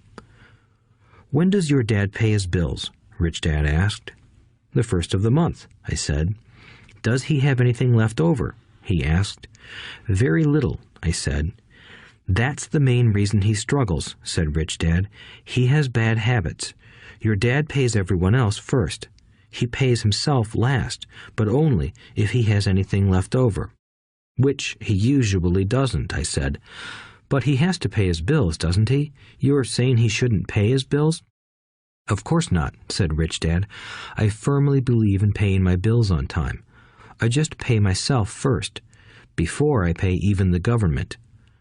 "But what happens if you don't have enough money?" I asked. "What do you do then?" "The same," said Rich Dad. "I still pay myself first, even if I'm short of money. My asset column is far more important to me than the government." "But," I said, "don't they come after you?" "Yes, if you don't pay," said Rich Dad. "Look, I did not say not to pay. I just said I pay myself first, even if I'm short of money." "But," I replied, "how do you do that?" "It's not how. The question is why," Rich Dad said. "Okay, why?" "Motivation," said Rich Dad. "Who do you think will complain louder if I don't pay them? Me or my creditors?" "Your creditors will definitely scream louder than you," I said, responding to the obvious. "You wouldn't say anything if you didn't pay yourself." So you see, after paying myself, the pressure to pay my taxes and the other creditors is so great that it forces me to seek other forms of income. The pressure to pay becomes my motivation. I've worked extra jobs, started other companies, traded in the stock market, anything, just to make sure those guys don't start yelling at me. That pressure made me work harder, forced me to think, and all in all, made me smarter and more active when it comes to money. If I had paid myself last, I would have felt no pressure, but I'd be broke. So it is the fear of the government or other people you owe money to that motivates you? That's right, said Rich Dad. You see, government bill collectors are big bullies. So are bill collectors in general. Most people give in to those bullies. They pay them and never pay themselves. You know the story of the 98-pound weakling who gets sand kicked in his face? I nodded. I see that ad for weightlifting and bodybuilding lessons in the comic books all the time. Well, most people let the bullies kick sand in their faces. I decided to use the fear of the bully to make me stronger. Others got weaker. Forcing myself to think about how to make extra money is like going to the gym and working out with weights. The more I work my mental money muscles out, the stronger I get. Now I'm not afraid of those bullies. I liked what Rich Dad was saying, so if I pay myself first, I get financially stronger mentally and fiscally. Rich Dad nodded. And if I pay myself last, or not at all, I get weaker. So people like bosses, managers, tax collectors, bill collectors, and landlords push me around all my life just because I don't have good money habits. Rich Dad nodded, just like the 98-pound weakling. Overcoming arrogance. What I know makes me money. What I don't know loses me money. Every time I have been arrogant, I have lost money. Because when I'm arrogant, I truly believe that what I don't know is not important, Rich Dad would often tell me. I have found that many people use arrogance to try to hide their own ignorance. It often happens when I am discussing financial statements with accountants or even other investors. They try to bluster their way through the discussion. It is clear to me that they don't know what they're talking about. They're not lying, but they are not telling the truth. There are many people in the world of money, finances, and investments who have absolutely no idea what they're talking about. Most people in the money industry are just spouting off sales pitches like used car salesmen. When you know you are ignorant in a subject, start educating yourself by finding an expert in the field or a book on the subject. Chapter 8. Getting Started. There is gold everywhere. Most people are not trained to see it. I wish I could say acquiring wealth was easy for me, but it wasn't. So in response to the question, how do I start, I offer the thought process I go through on a day-to-day basis. It really is easy to find great deals. I promise you that. It's just like riding a bike. After a little wobbling, it's a piece of cake. But when it comes to money, it takes determination to get through the wobbling. That's a personal thing. To find million-dollar deals of a lifetime requires us to call on our financial genius. I believe that each of us has a financial genius within us. The problem is that our financial genius lies asleep, waiting to be called upon. It lies asleep because our culture has educated us into believing that the love of money is the root of all evil. It has encouraged us to learn a profession so we can work for money, but failed to teach us how to have money work for us. It taught us not to worry about our financial future because our company or the government would take care of us when our working days are over. However, it is our children, educated in the same school system, who will end up paying for this absence of financial education. The message is still to work hard, earn money, and spend it. And when we run short, we can always borrow more. Unfortunately, 90% of the Western world subscribes to the above dogma, simply because it's easier to find a job and work for money. If you are not one of the masses, I offer you the following 10 steps to awaken your financial genius. I simply offer you the steps I have personally followed. If you want to follow some of them, great. If you don't, make up your own. Your financial genius is smart enough to develop its own list. While in Peru, I asked a gold miner of 45 years how he was so confident about finding a gold mine. He replied, "There is gold everywhere. Most people are not trained to see it." And I would say that is true. In real estate, I can go out and in a day come up with 4 or 5 great potential deals. while the average person will go out and find nothing, even looking in the same neighborhood. The reason is that they have not taken the time to develop their financial genius. I offer you the following 10 steps as a process to develop your God-given powers, powers over which only you have control. 1. Find a reason greater than reality, the power of spirit. If you ask most people if they would like to be rich or financially free, they would say yes. But then reality sets in. The road seems too long with too many hills to climb. It's easier to just work for money and hand the excess over to your broker. I once met a young woman who had dreams of swimming for the U.S. Olympic team. The reality was that she had to get up every morning at 4 o'clock to swim for 3 hours before going to school. She did not party with her friends on Saturday night. She had to study and keep her grades up, just like everyone else.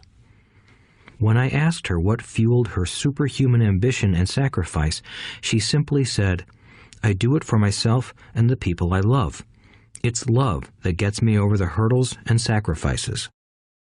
A reason or a purpose is a combination of wants and don't wants. When people ask me what my reason for wanting to be rich is, I tell them that it is a combination of deep emotional wants and don't wants. I will list a few. First, the don't wants, for they create the wants. I don't want to work all my life. I don't want what my parents aspired for, which was job security and a house in the suburbs. I don't like being an employee. I hated that my dad always missed my football games because he was so busy working on his career. I hated it when my dad worked hard all his life and the government took most of what he worked for at his death. He could not even pass on what he worked so hard for when he died. The rich don't do that. They work hard and pass it on to their children. Now, the wants. I want to be free to travel the world and live in the lifestyle I love. I want to be young when I do this. I want to simply be free. I want control over my time and my life. I want money to work for me. Those are my deep-seated emotional reasons. What are yours? If they are not strong enough, then the reality of the road ahead may be greater than your reasons. I have lost money and been set back many times, but it was the deep emotional reasons that kept me standing up and going forward. I wanted to be free by age 40, but it took me until I was 47, with many learning experiences along the way. As I said, I wish I could say it was easy.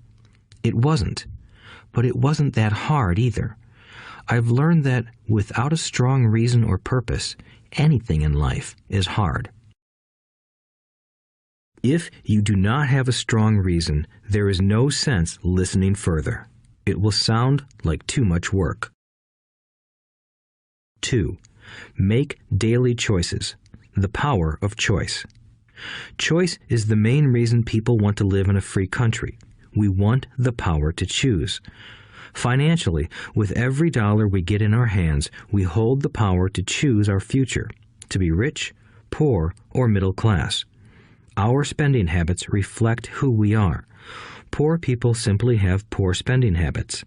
The benefit I had as a boy was that I loved playing Monopoly constantly. Nobody told me Monopoly was only for kids, so I just kept playing the game as an adult.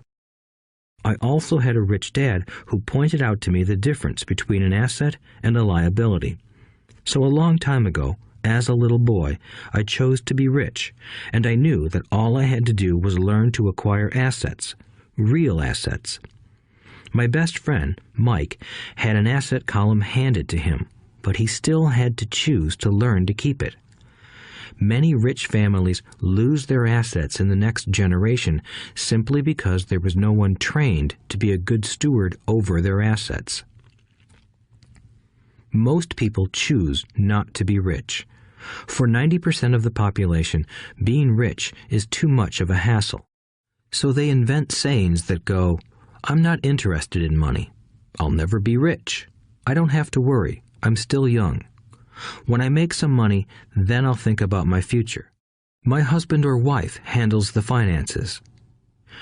The problem with those statements is that they rob the person who chooses to think such thoughts of two things.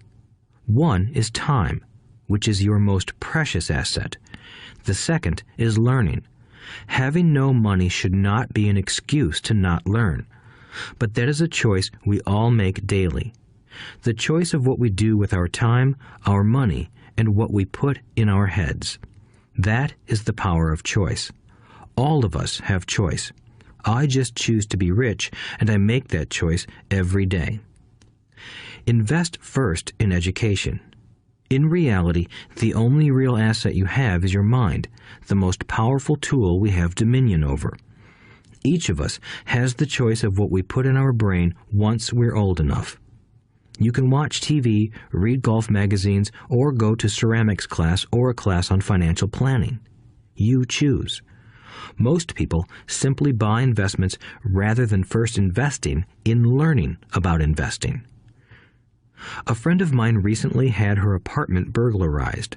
The thieves took her electronics and left all the books. And we all have that same choice. 90% of the population buys TV sets, and only about 10% buy business books. So what do? I go to seminars. I like it when they are at least 2 days long because I like to immerse myself in a subject. In 1973, I was watching this guy on TV who was advertising a 3-day seminar on how to buy real estate for nothing down. I spent $385, and that course has made me at least $2 million, if not more. But more importantly, it bought me life.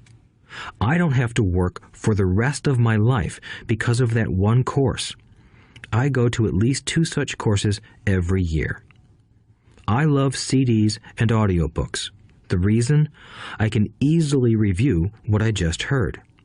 I was listening to an investor say something I completely disagreed with.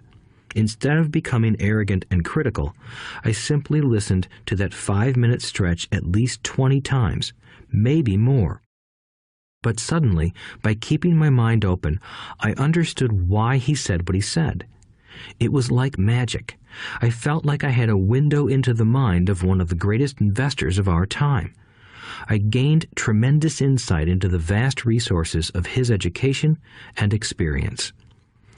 The net result? I still have the old way I used to think, and I now have a new way of looking at the same problem or situation. I have 2 ways to analyze a problem or trend, and that is priceless. Today, I often say, how would Donald Trump do this, or Warren Buffett, or George Soros? The only way I can access their vast mental power is to be humble enough to read or listen to what they have to say.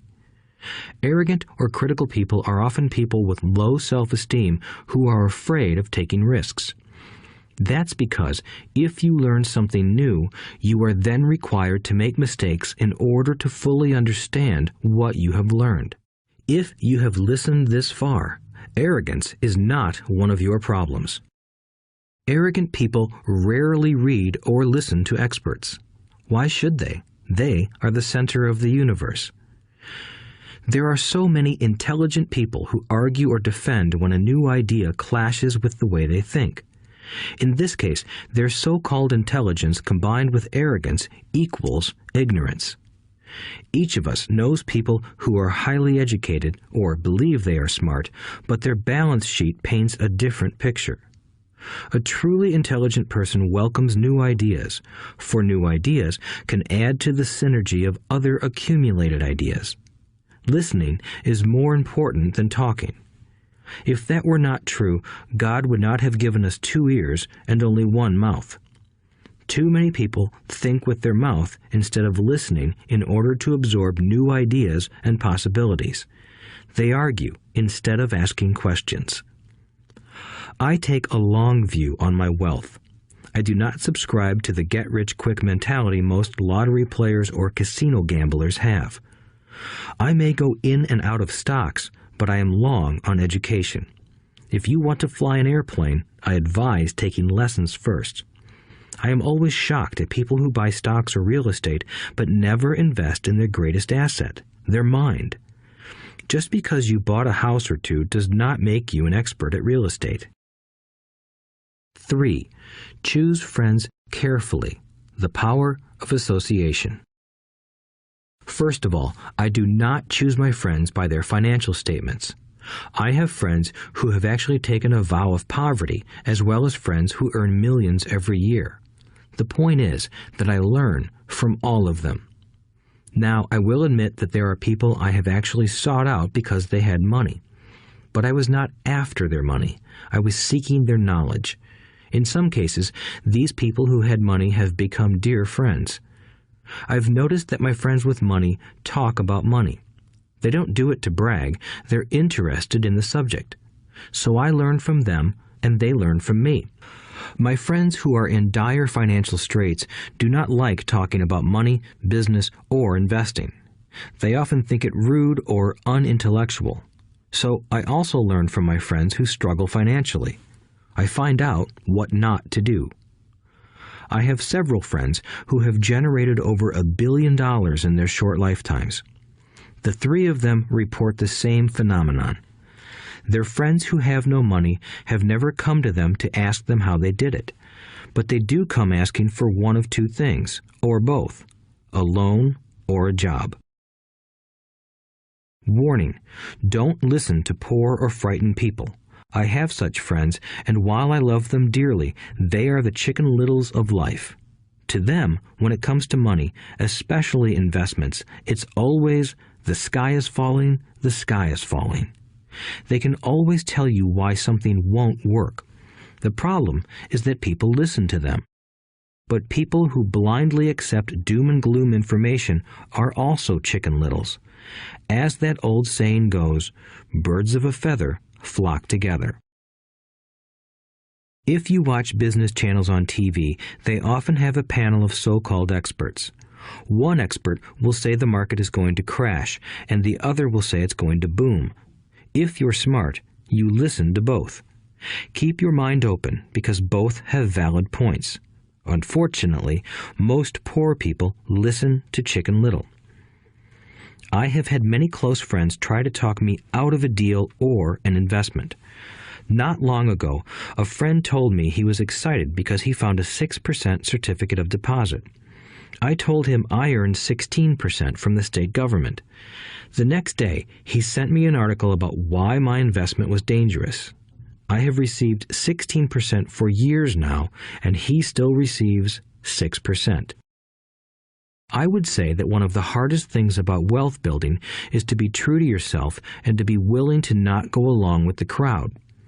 This is because, in the market, it is usually the crowd that shows up late that is slaughtered. If a great deal is on the front page, it's too late in most instances. Look for a new deal. As we used to say as surfers, there is always another wave. People who hurry and catch a wave late usually are the ones who wipe out. Smart investors don't time the markets. If they miss a wave, they search for the next one and get themselves in position. This is hard for most investors because buying what is not popular is frightening. Timid investors are like sheep going along with the crowd. Or their greed gets them in when wise investors have already taken their profits and moved on. Wise investors buy an investment when it's not popular. They know their profits are made when they buy, not when they sell. They wait patiently. As I said, they do not time the market. Just like a surfer, they get in position for the next big swell. It's all insider trading. There are forms of insider trading that are illegal, and there are forms of insider trading that are legal. But either way, it's insider trading. The only distinction is, how far away from the inside are you? The reason you want to have rich friends is because that is where the money is made. It's made on information. You want to hear about the next boom, get in and get out before the next bust. I'm not saying do it illegally, but the sooner you know, the better your chances are for profits with minimal risk. That is what friends are for, and that is financial intelligence. 4. Master a formula and then learn a new one. The power of learning quickly. In order to make bread, every baker follows a recipe, even if it's only held in their head. The same is true for making money. Most of us have heard the saying, "You are what you eat." I have a different slant. I say, "You become what you study." In other words, be careful what you learn, because your mind is so powerful that you become what you put in your head. For example, if you study cooking, you then tend to cook. If you don't want to be a cook anymore, then you need to study something else. When it comes to money, the masses generally have one basic formula they learned in school, and it's this: work for money. The predominant formula I see in the world is that every day millions of people get up, go to work, earn money, pay bills, balance checkbooks, buy some mutual funds, and go back to work. That is the basic formula, or recipe. If you're tired of what you're doing, or you're not making enough, it's simply a case of changing the formula via which you make money. Years ago, when I was 26, I took a weekend class called How to Buy Real Estate Foreclosures. I learned a formula. The next trick was to have the discipline to actually put into action what I had learned. That is where most people stop. For 3 years, while working for Xerox, I spent my spare time learning to master the art of buying foreclosures. I've made several $million using that formula. So, after I mastered that formula, I went in search of other formulas. For many of the classes, I did not directly use the information I learned, but I always learned something new. I have attended classes designed for derivative traders, commodity option traders, and chaologists. I was way out of my league, being in a room full of people with doctorates in nuclear physics and space science. Yet, I learned a lot that made my stock and real estate investing more meaningful and lucrative.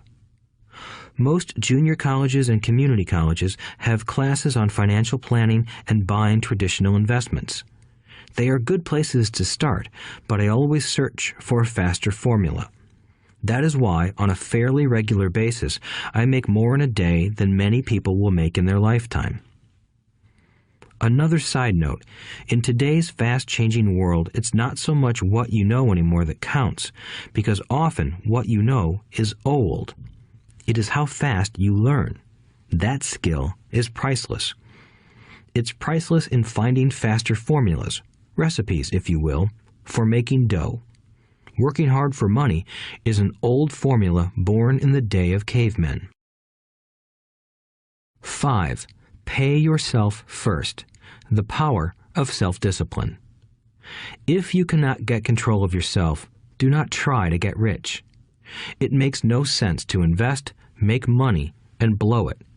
It is the lack of self-discipline that causes most lottery winners to go broke soon after winning millions. It is the lack of self-discipline that causes people who get a raise to immediately go out and buy a new car or take a cruise. It is difficult to say which of the 10 steps is the most important, but of all of the steps, this step is probably the most difficult to master if it is not already a part of your makeup. I would venture to say that personal self-discipline is the number one delineating factor between the rich, the poor, and the middle class. Simply put, people who have low self-esteem and low tolerance for financial pressure can never be rich. As I have said, a lesson learned from my rich dad was that the world will push you around. The world pushes people around, not because other people are bullies, but because the individual lacks internal control and discipline. People who lack internal fortitude often become victims of those who have self-discipline. In the entrepreneur classes I teach, I constantly remind people to not focus on their product, service, or widget, but to focus on developing management skills. The 3 most important management skills necessary to start your own business are management of 1. Cash flow, 2. people. 3, personal time. I would say the skills to manage these 3 apply to anything, not just entrepreneurs. The 3 matter in the way you live your life as an individual or as part of a family, a business, a charitable organization, a city, or a nation. Each of these skills is enhanced by the mastery of self-discipline. I do not take the saying, "pay yourself first," lightly. The statement, "pay yourself first," comes from George Clayson's book, The Richest Man in Babylon. Millions of copies have been sold. But while millions of people freely repeat that powerful statement, few follow the advice. As I said, financial literacy allows one to read numbers, and numbers tell the story. By looking at a person's income statement and balance sheet, I can readily see if people who spout the words, "pay yourself first," actually practice what they preach. In reality, each month, many allocate money to their asset column before they pay their monthly expenses. Although millions of people have read Clayson's book and understand the words, "pay yourself first," in reality, they pay themselves last. Now, I can hear the howls from those of you who sincerely believe in paying your bills first, and I can hear all the responsible people who pay their bills on time. I am not saying be irresponsible and not pay your bills. All I am saying is do what the book says, which is pay yourself first. If you can truly begin to understand the power of cash flow, you will soon realize why 90% of people work hard all their lives and need government support like Social Security when they are no longer able to work. Kim and I have had many bookkeepers, accountants, and bankers who have had a major problem with this way of looking at pay yourself first. The reason is that these financial professionals actually do what the masses do. They pay themselves last. There have been times in my life when, for whatever reason, cash flow was far less than my bills. I still paid myself first. My accountant and bookkeeper screamed in panic. "They're going to come after you. The IRS is going to put you in jail. You're going to ruin your credit rating. They'll cut off the electricity." I still paid myself first. Why, you ask? Because that's what the story, The Richest Man in Babylon, was all about.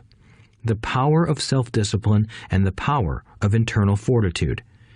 As my rich dad taught me the first month I worked for him, most people allow the world to push them around. A bill collector calls and you pay or else. A sales clerk says, "Oh, just put it on your charge card." Your real estate agent tells you, "Go ahead. The government allows you a tax deduction on your home." That is what the book is really about.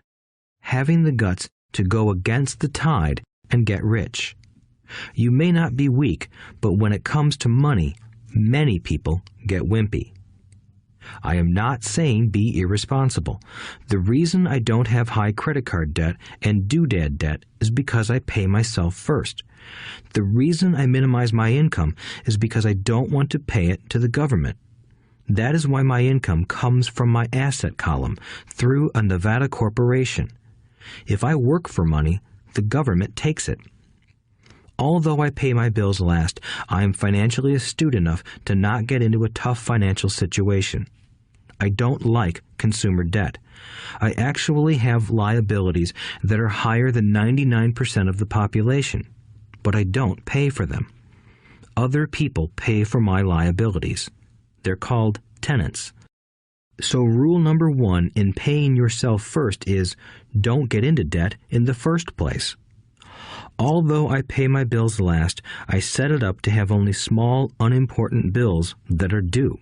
When I occasionally come up short, I still pay myself first. I let the creditors and even the government scream. I like it when they get tough. Why? Because those guys do me a favor. They inspire me to go out and create more money. So I pay myself first, invest the money, and let the creditors yell. I generally pay them right away anyway. Kim and I have excellent credit. We just don't cave into pressure and spend our savings or liquidate stocks to pay for consumer debt. That is not too financially intelligent. To successfully pay yourself first, keep the following in mind. 1. Don't get into large debt positions that you have to pay for. Keep your expenses low. Build up assets first. Then buy the big house or nice car. Being stuck in the rat race is not intelligent. 2. When you come up short, let the pressure build and don't dip into your savings or investments. Use the pressure to inspire your financial genius to come up with new ways of making more money and then pay your bills. You will have increased your ability to make more money as well as your financial intelligence. So many times I have gotten into financial hot water and used my brain to create more income while staunchly defending the assets in my asset column. My bookkeeper has screamed and dived for cover, but I was like a good soldier defending the fort. Fort assets. Poor people have poor habits. A common bad habit is innocently called dipping into savings. The rich know that savings are only used to create more money, not to pay bills.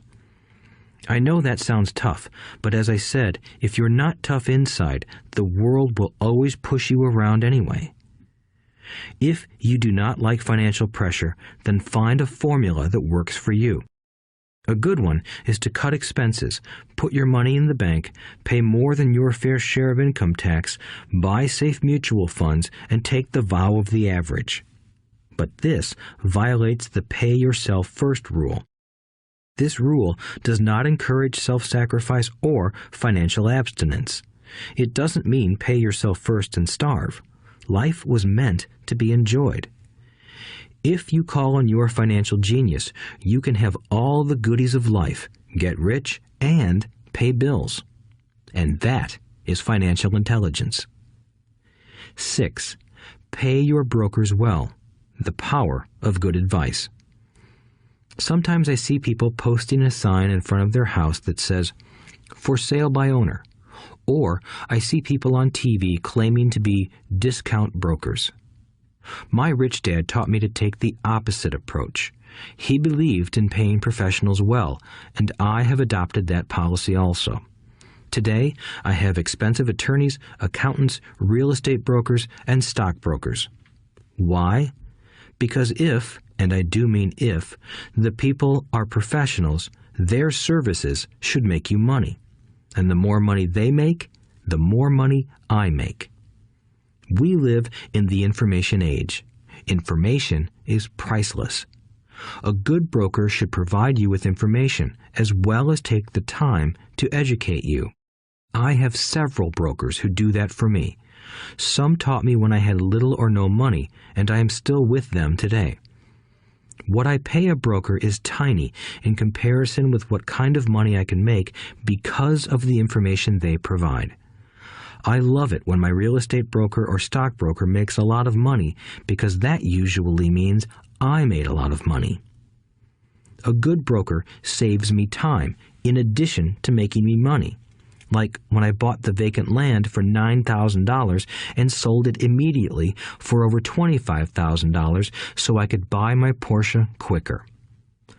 A broker is my eyes and ears in the market. They're there every day, so I do not have to be. I'd rather play golf. People who sell their house on their own must not value their time much. Why would I want to save a few bucks when I could use that time to make more money or spend it with those I love? What I find funny is that so many poor and middle-class people insist on tipping restaurant help 15 to 20%, even for bad service, but complain about paying a broker 3 to 7%. They enjoy tipping people in the expense column and stiffing people in the asset column. That is not financially intelligent. Keep in mind that not all brokers are created equal. Unfortunately, most brokers are only salespeople. They sell, but they themselves own little or no real estate. There is a tremendous difference between a broker who sells houses and a broker who sells investments. The same is true for stock, bond, mutual fund, and insurance, brokers who call themselves financial planners. When I interview any paid professional, I first find out how much property or stocks they personally own and what percentage they pay in taxes. And that applies to my tax attorney as well as my accountant. I have an accountant who minds his own business. His profession is accounting, but his business is real estate. I used to have an accountant who was a small business accountant, but he had no real estate. I switched because we did not love the same business. Find a broker who has your best interests at heart. Many brokers will spend the time educating you, and they could be the best asset you find. Just be fair, and most of them will be fair to you. If all you can think about is cutting their commissions, then why should they want to help you? It's just simple logic. As I said earlier, one of the management skills is the management of people. Many people only manage people they feel smarter than and they have power over. Many middle managers remain middle managers, failing to get promoted because they know how to work with people below them, but not with people above them.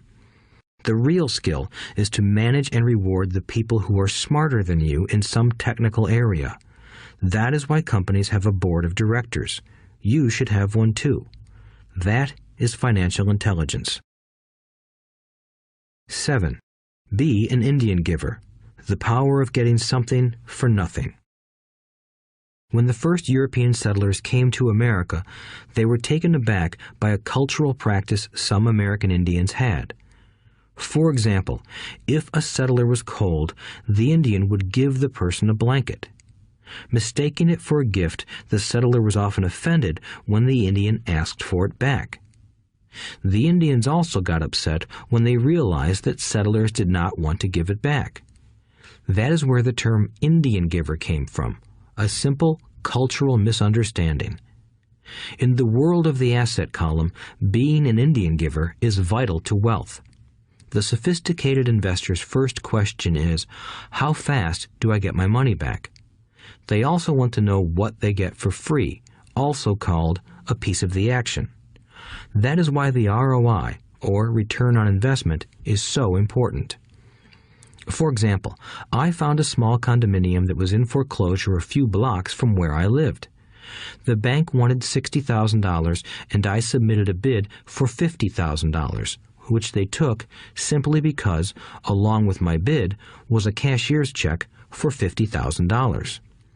They realized I was serious. Most investors would say, "Aren't you tying up a lot of cash? Would it not be better to get a loan on it?" The answer is, not in this case. My investment company uses this condominium as a vacation rental in the winter months when the snowbirds come to Arizona. It rents for $2,500 a month for 4 months out of the year. For rental during the off-season, it rents for only $1,000 a month. I had my money back in about 3 years. Now I own this asset, which pumps money out for me, month in and month out. The same is done with stocks. Frequently, my broker calls and recommends I move a sizable amount of money into the stock of a company that he feels is just about to make a move that will add value to the stock, like announcing a new product. I will move my money in for a week to a month while the stock moves up.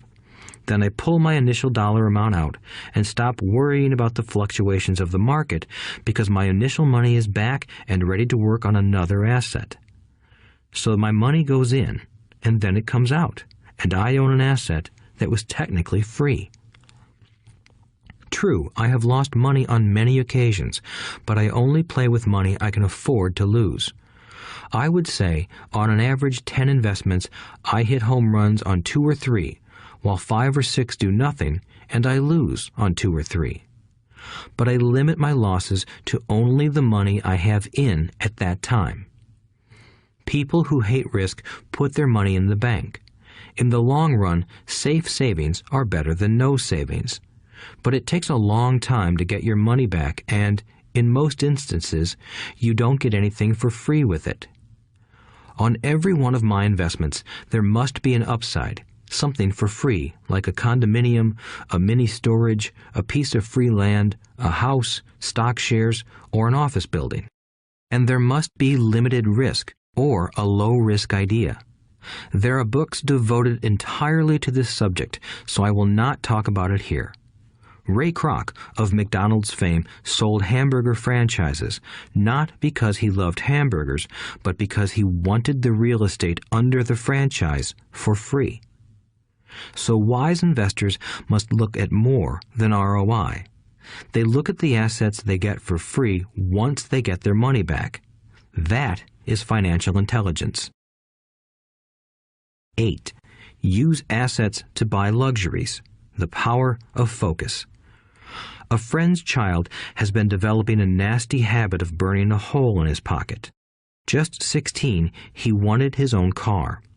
The excuse? All his friends' parents gave their kids cars. The child wanted to go into his savings and use it for a down payment. That was when his father called me and then came to see me. Do you think I should let him do it, or should I just buy him a car? I answered, it might relieve the pressure in the short term, but what have you taught him in the long term? Can you use this desire to own a car and inspire your son to learn something? Suddenly, the lights went on and he hurried home. 2 months later, I ran into my friend again. Does your son have his new car? I asked. No, he doesn't, but I gave him $3,000 for the car. I told him to use my money instead of his college money. Well, that's generous of you, I said. Not really. The money came with a hitch. So what was the hitch? I asked. Well, first we played your cash flow game. We then had a long discussion about the wise use of money. After that, I gave him a subscription to the Wall Street Journal and a few books on the stock market.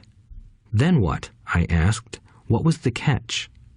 I told him the $3,000 was his, but he could not directly buy a car with it. He could use it to find a stockbroker and buy and sell stocks. Once he had made $6,000 with the $3,000, the money would be his for the car, and the $3,000 would go into his college fund. And what are the results? I asked. Well, he got lucky early in his trading, but lost everything a few days later. Then he really got interested.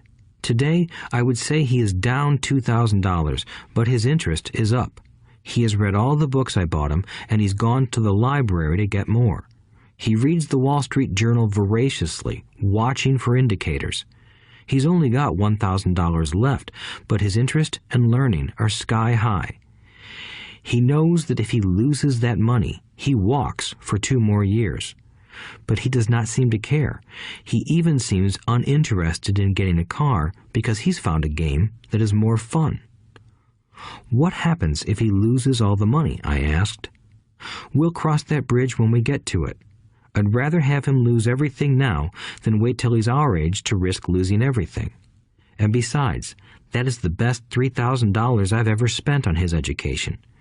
What he is learning will serve him for life, and he seems to have gained a new respect for the power of money.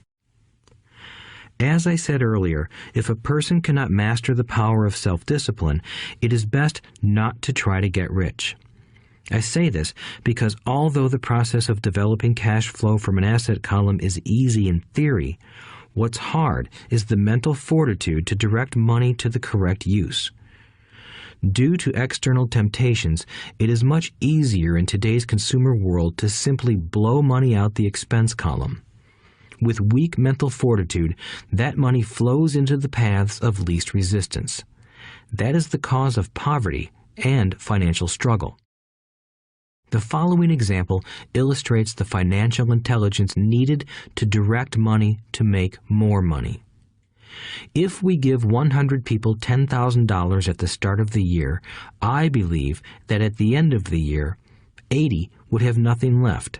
In fact, many would have created greater debt by making a down payment on a new car, refrigerator, electronics, or a holiday. 16 would have increased that $10,000 by 5 to 10%. 4 would have increased it to $20,000 or into the millions. We go to school to learn a profession so we can work for money. It is my opinion that it's just as important to learn how to have money work for you. I love my luxuries as much as anyone else. The difference is I don't buy them on credit. It's the keep up with the Joneses trap. When I wanted to buy a Porsche, the easy road would have been to call my banker and get a loan. Instead of choosing to focus in the liability column, I chose to focus in the asset column. As a habit, I use my desire to consume to inspire and motivate my financial genius to invest. Too often today, we focus on borrowing money to get the things we want instead of focusing on creating money. One is easier in the short term, but harder in the long term. It's a bad habit that we as individuals and as a nation have gotten into. Remember, the easy road often becomes hard, and the hard road often becomes easy. The earlier you can train yourself and those you love to be masters of money, the better. Money is a powerful force. Unfortunately, people use the power of money against themselves. If your financial intelligence is low, money will run all over you. It will be smarter than you. If money is smarter than you, you will work for it all your life. To be the master of money, you need to be smarter than it. Then money will do as it is told. It will obey you. Instead of being a slave to it, you will be the master of it. That is financial intelligence. 9. Choose heroes. The power of myth. When I was a kid, I greatly admired Willie Mays, Hank Aaron, and Yogi Berra. They were my heroes, and I wanted to be just like them. I treasured their baseball cards.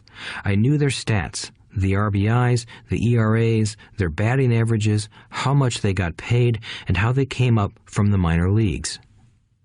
As a 9-year-old kid, when I stepped up to bat or played first base or catcher, I wasn't me. I pretended I was a famous baseball player. It's one of the most powerful ways we learn, and we often lose that as adults. We lose our heroes. Today, I watch young kids playing basketball near my home. On the court, they're not little Johnny. They're pretending to be their favorite basketball hero. Copying or emulating heroes is true power learning. I have new heroes as I grow older. I have golf heroes, and I copy their swings and do my best to read everything I can about them. I also have heroes such as Donald Trump, Warren Buffett, Peter Lynch, George Soros, and Jim Rogers. I know their stats just like I knew the ERAs and RBIs of my childhood baseball heroes. I follow what Warren Buffett invests in, and I read anything I can about his point of view on the market and how he chooses stocks. And I read about Donald Trump, trying to find out how he negotiates and puts deals together. Just as I was not me when I was up to bat, when I'm in the market or I'm negotiating a deal, I am subconsciously acting with the bravado of Trump. Or, when analyzing a trend, I look at it as though Warren Buffett were doing it. By having heroes, we tap into a tremendous source of raw genius. But heroes do more than simply inspire us. Heroes make things look easy. Making it look easy convinces us to want to be just like them. If they can do it, so can I. When it comes to investing, too many people make it sound hard. Instead, find heroes who make it look easy. 10. Teach and you shall receive. The power of giving. Both of my dads were teachers. My rich dad taught me a lesson I have carried all my life, the necessity of being charitable or giving. My educated dad gave a lot of his time and knowledge, but almost never gave away money. He usually said that he would give when he had some extra money, but of course, there was rarely any extra. My rich dad gave money as well as education. He believed firmly in tithing. If you want something, you first need to give, he would always say. When he was short of money, he gave money to his church or to his favorite charity. If I could leave one single idea with you, it is that idea. Whenever you feel short or in need of something, give what you want first, and it will come back in buckets. That is true for money, a smile, love, or friendship. I know it is often the last thing a person may want to do, but it has always worked for me. I trust that the principle of reciprocity is true, and I give what I want. I want money, so I give money, and it comes back in multiples. I want sales, so I help someone else sell something, and sales come to me. I want contacts, and I help someone else get contacts. Like magic, contacts come to me. I heard a saying years ago that went, "God does not need to receive, but humans need to give." My rich dad would often say, poor people are more greedy than rich people. He would explain that if a person was rich, that person was providing something that other people wanted. In my life, whenever I have felt needy or short of money or short of help, I simply went out or found in my heart what I wanted and decided to give it first. And when I gave, it always came back. It reminds me of the story of the guy sitting with firewood in his arms on a cold, freezing night. He is yelling at the pot-bellied stove, "When you give me some heat, then I'll put some wood in you." And when it comes to money, love, happiness, sales, and contacts, all one needs to remember is to give first.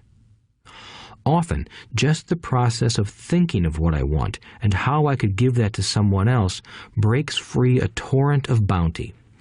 Whenever I feel that people aren't smiling at me, I simply begin smiling and saying hello. Like magic, the next thing I know, I'm surrounded by smiling people. It is true that your world is only a mirror of you. So that's why I say, teach and you shall receive. I have found that the more I teach those who want to learn, the more I learn. If you want to learn about money, teach it to someone else. A torrent of new ideas and finer distinctions will come in. There are times when I have given and nothing has come back, or what I have received is not what I wanted. But upon closer inspection and soul-searching, I was often giving to receive in those instances, instead of giving for the joy that giving itself brings. My dad taught teachers, and he became a master teacher. My rich dad always taught young people his way of doing business. In retrospect, it was their generosity with what they knew that made them smarter. There are powers in this world that are much smarter than we are. You can get there on your own, but it's easier with the help of the powers that be. You only need to be generous with what you have. Chapter 9. Still want more? Here are some to-dos. Many people may not be satisfied with my 10 steps. They see them more as philosophies than actions. I think understanding the philosophy is just as important as the action. There are many people who want to do instead of think, and then there are people who think but do not do. I would say that I am both. I love new ideas, and I love action. So for those who want a to-do list on how to get started, I will share with you some of the things I do in abbreviated form. Stop doing what you're doing. In other words, take a break and assess what is working and what is not working. The definition of insanity is doing the same thing over and over and expecting a different result. Stop doing what is not working and look for something new. Look for new ideas.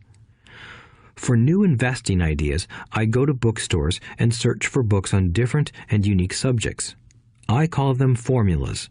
I buy how-to books on formulas I know nothing about. For example, in the bookstore I found the book The 16% Solution by Joel Moskowitz.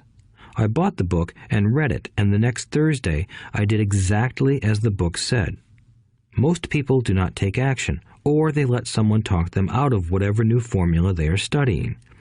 My neighbor told me why 16% would not work. I did not listen to him because he's never done it. Find someone who has done what you want to do. take them to lunch, and ask them for tips and tricks of the trade. As for 16% tax lien certificates, I went to the county tax office and found the government employee who worked in that office. I found out that she, too, invested in the tax liens. Immediately, I invited her to lunch. She was thrilled to tell me everything she knew and how to do it. After lunch, she spent all afternoon showing me everything. By the next day, I found 2 great properties with her help that have been accruing interest at 16% ever since.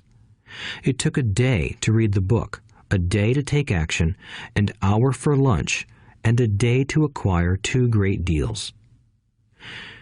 Take classes, read, and attend seminars. I search newspapers and the Internet for new and interesting classes, many of which are free or inexpensive. I also attend and pay for expensive seminars on what I want to learn. I am wealthy and free from needing a job simply because of the courses I took. I have friends who did not take those classes who told me I was wasting my money, and yet they're still at the same job. Make lots of offers. When I want a piece of real estate, I look at many properties and generally write an offer. If you don't know what the right offer is, neither do I. That is the job of the real estate agent. They make the offers. I do as little work as possible. A friend wanted me to show her how to buy apartment houses. So one Saturday, she, her agent, and I went and looked at 6 apartment houses. 4 were dogs, but 2 were good. I said to write offers on all 6, offering half of what the owners asked for. She and the agent nearly had heart attacks. They thought it was rude and would offend the sellers, but I really don't think the agent wanted to work that hard. So they did nothing and went on looking for a better deal. No offers were ever made, and that person is still looking for the right deal at the right price. Well, you don't know what the right price is until you have a second party who wants to deal. Most sellers ask too much. It is rare that a seller asks a price that is less than something is worth. Moral of the story: make offers. People who are not investors have no idea what it feels like to try to sell something.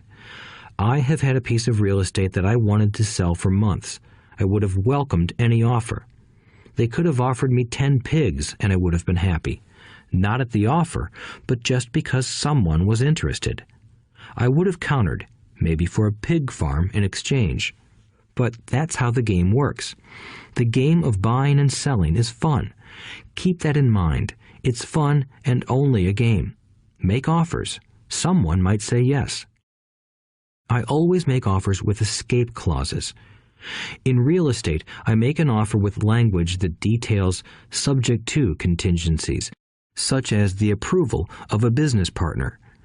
Never specify who the business partner is. Most people don't know that my partner is my cat.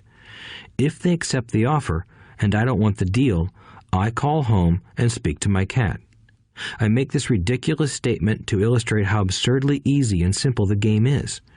So many people make things too difficult and take it too seriously.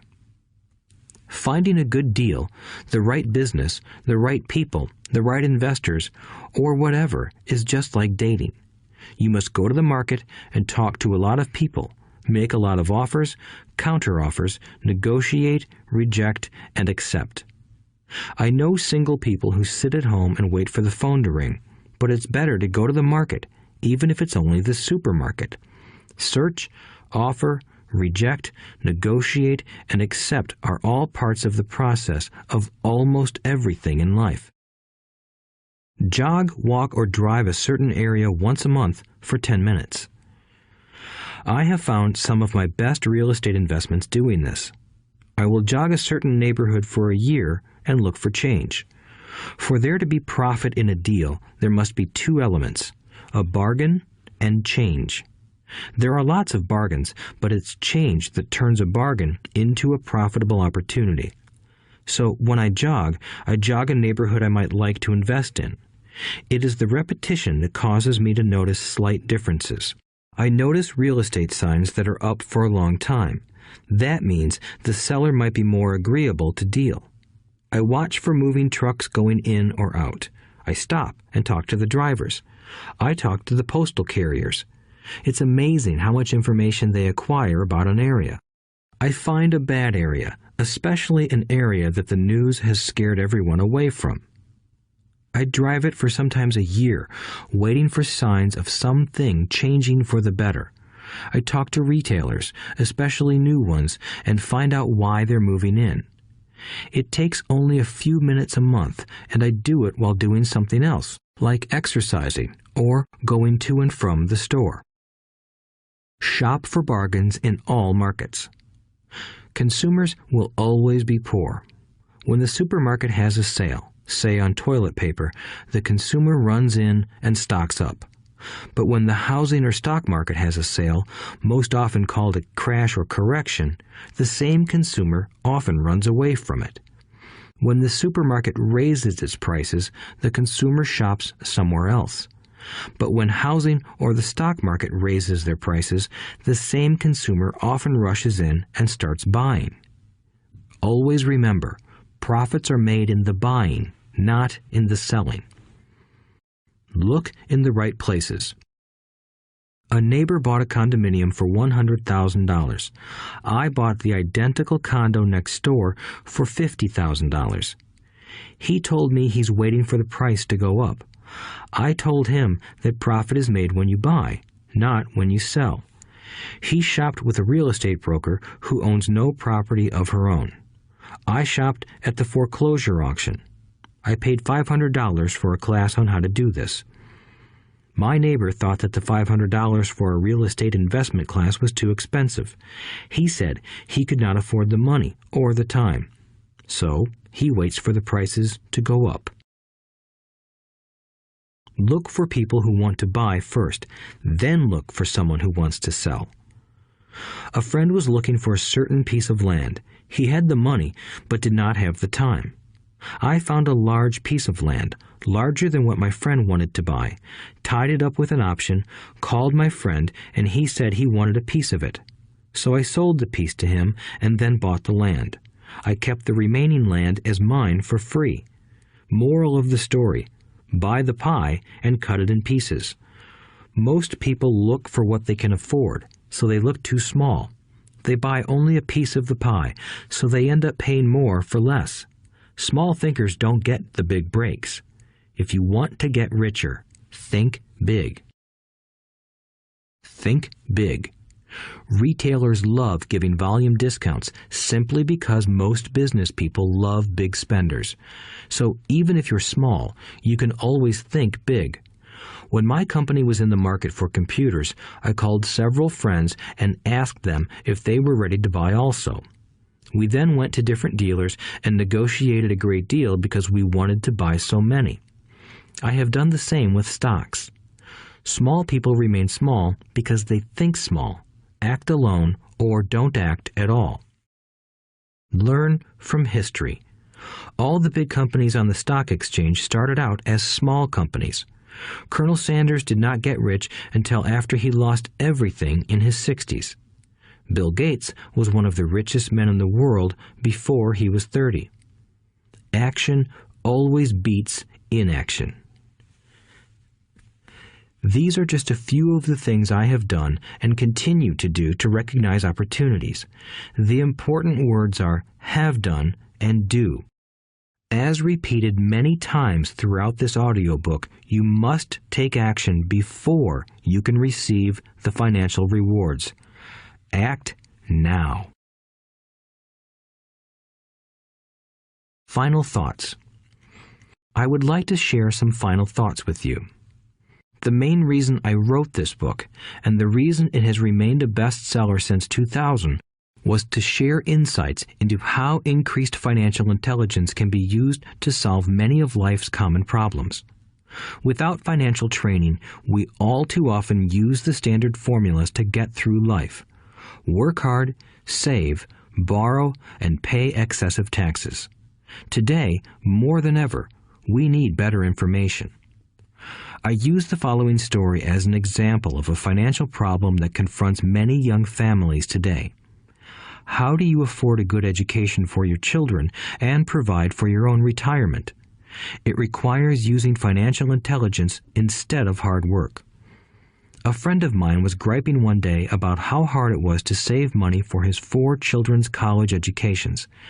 He was putting $300 away in a college fund each month and had so far accumulated only about $12,000.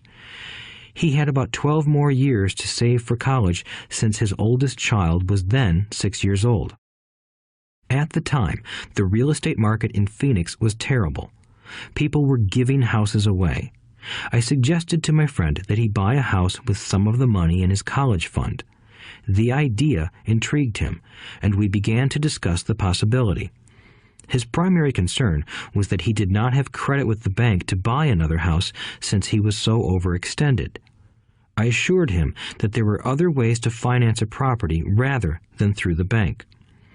We looked for a house for 2 weeks, a house that would fit all our criteria. There were plenty to choose from, so shopping was fun. Finally, we found a 3-bedroom, 2-bath home in a prime neighborhood. The owner had been downsized and needed to sell that day because he and his family were moving to California where another job waited. The owner wanted $102,000, but we offered only $79,000. He took it immediately and agreed to carry back the loan with a 10% down payment. All my friend had to come up with was $7,900. As soon as the owner moved, my friend put the house up for rent. After all expenses were paid, including the mortgage, he put $125 in his pocket each month. His plan was to keep the house for 12 years and let the mortgage get paid down faster by applying the extra $125 to the principal each month. We figured that in 12 years, a large portion of the mortgage would be paid off and he could possibly be clearing $800 a month by the time his first child went to college. He could also sell the house if it had appreciated in value. 3 years later, the real estate market greatly improved in Phoenix, and he was offered $156,000 for the same house by the tenant who lived in it. Again, he asked me what I thought. I advised that he sell it, using a 1031 tax-deferred exchange. Suddenly, he had nearly $80,000 to operate with. I called another friend in Austin, Texas, who then moved this tax-deferred capital gain into a mini storage facility. Within 3 months, he began receiving checks for a little less than $1,000 a month, which he then poured back into the college fund. A couple of years later, the mini warehouse sold, and he received a check for nearly $330,000 as proceeds from the sale. He rolled those funds into a new project that would now generate over $3,000 a month in income, again going into the college fund. He is now very confident that his goal will be met easily. It only took $7,900 to start and a little financial intelligence. His children will be able to afford the education they want, and he will then use the underlying asset, wrapped in his legal entity, to pay for his retirement. As a result of this successful investment strategy, he will be able to retire early. Thank you for listening to this audiobook. I hope it has provided some insights into utilizing the power of money to work for you. Today, we need greater financial intelligence to simply survive. The idea that it takes money to make money is the thinking of financially unsophisticated people.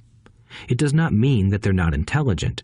They have simply not learned the science of money making money. Money is only an idea. If you want more money, simply change your thinking. Every self-made person started small with an idea and then turned it into something big. The same applies to investing. It takes only a few dollars to start and grow it into something big. I meet so many people who spend their lives chasing the big deal or trying to amass a lot of money to get into a big deal. But to me, that is foolish. Too often, I have seen unsophisticated investors put their large nest egg into one deal and lose most of it rapidly. They may have been good workers, but they were not good investors. Education and wisdom about money are important. Start early. Buy a book. Go to a seminar. Practice. Start small. I turned $5,000 cash into a $1 million asset, producing $5,000 a month cash flow in less than 6 years. But I started learning as a kid. I encourage you to learn because it's not that hard. In fact, it's pretty easy once you get the hang of it. I think I have made my message clear. It's what is in your head that determines what is in your hands. Money is only an idea. There is a great book called Think and Grow Rich.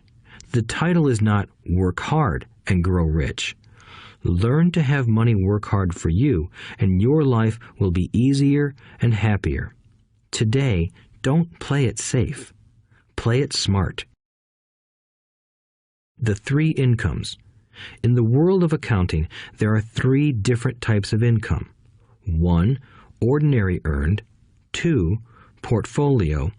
3. Passive.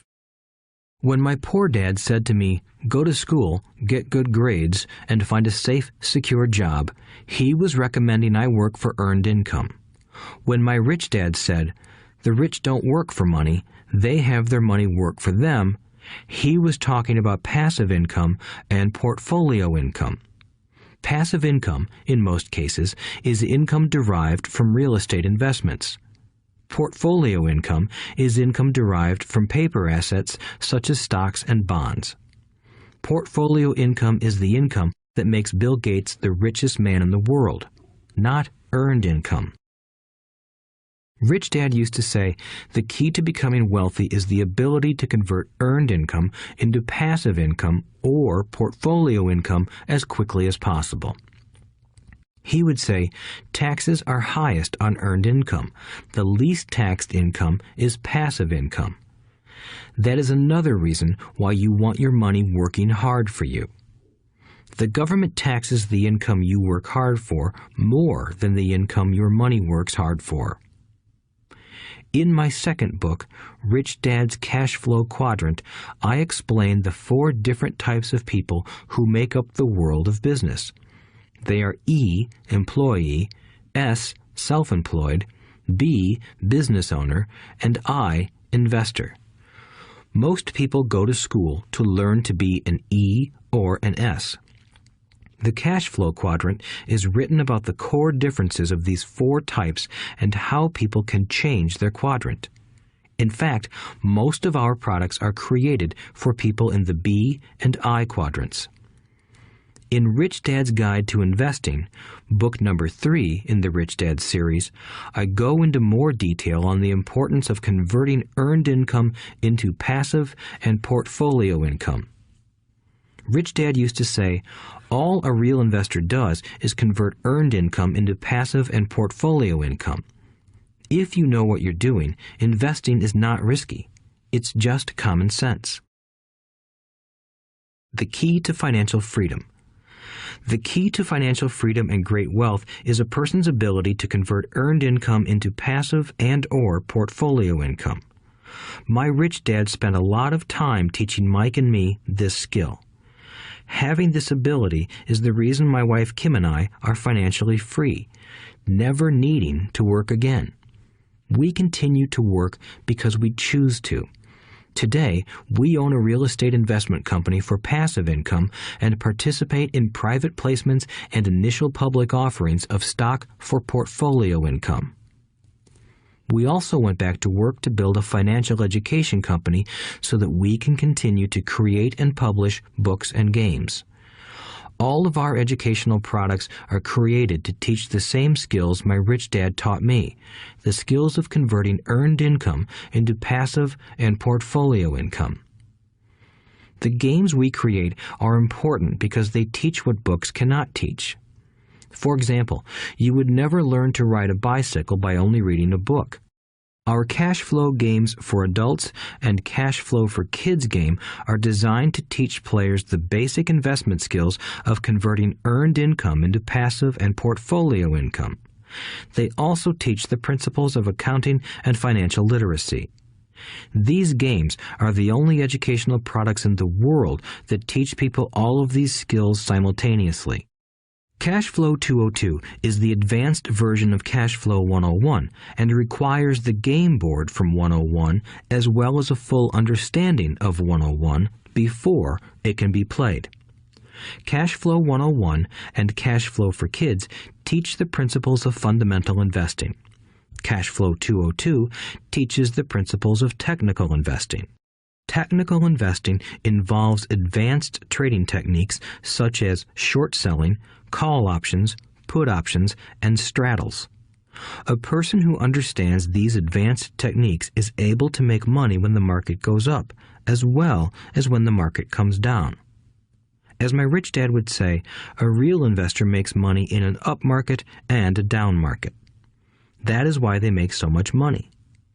One of the reasons they make more money is simply because they have more self-confidence.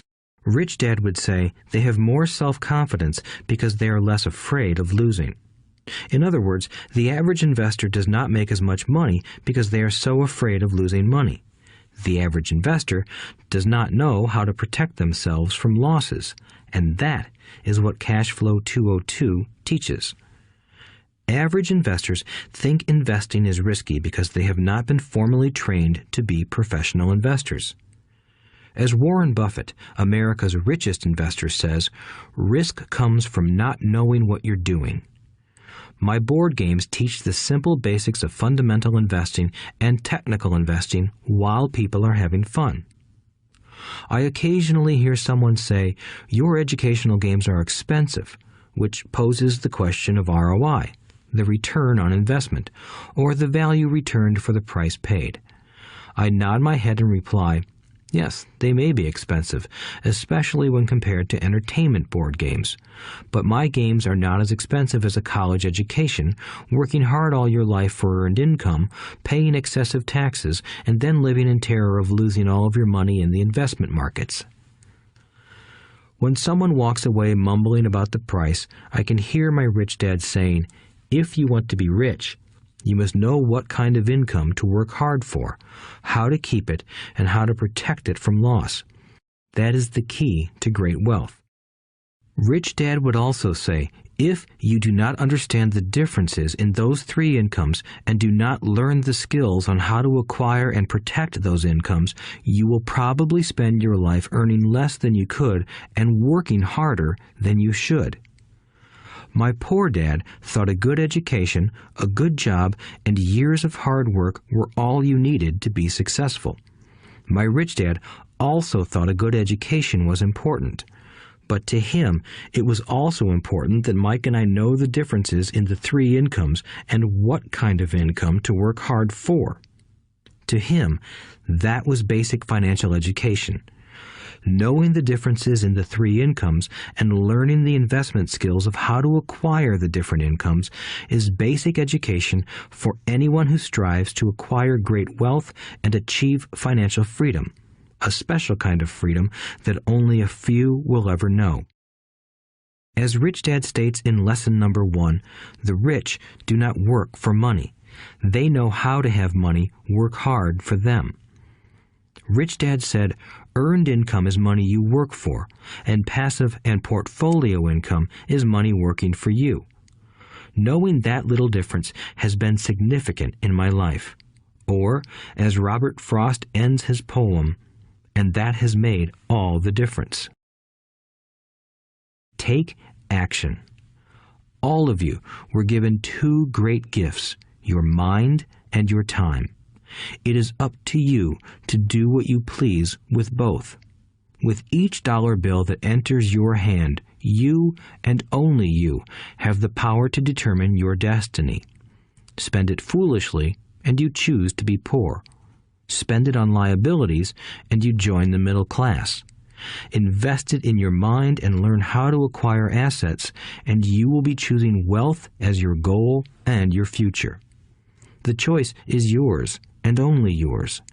Every day, with every dollar, you decide to be rich, poor, or middle class. Choose to share this knowledge with your children, and you choose to prepare them for the world that awaits. No one else will. You and your children's future will be determined by choices you make today, not tomorrow. I wish you great wealth and much happiness with this fabulous gift called life. Robert Kiyosaki.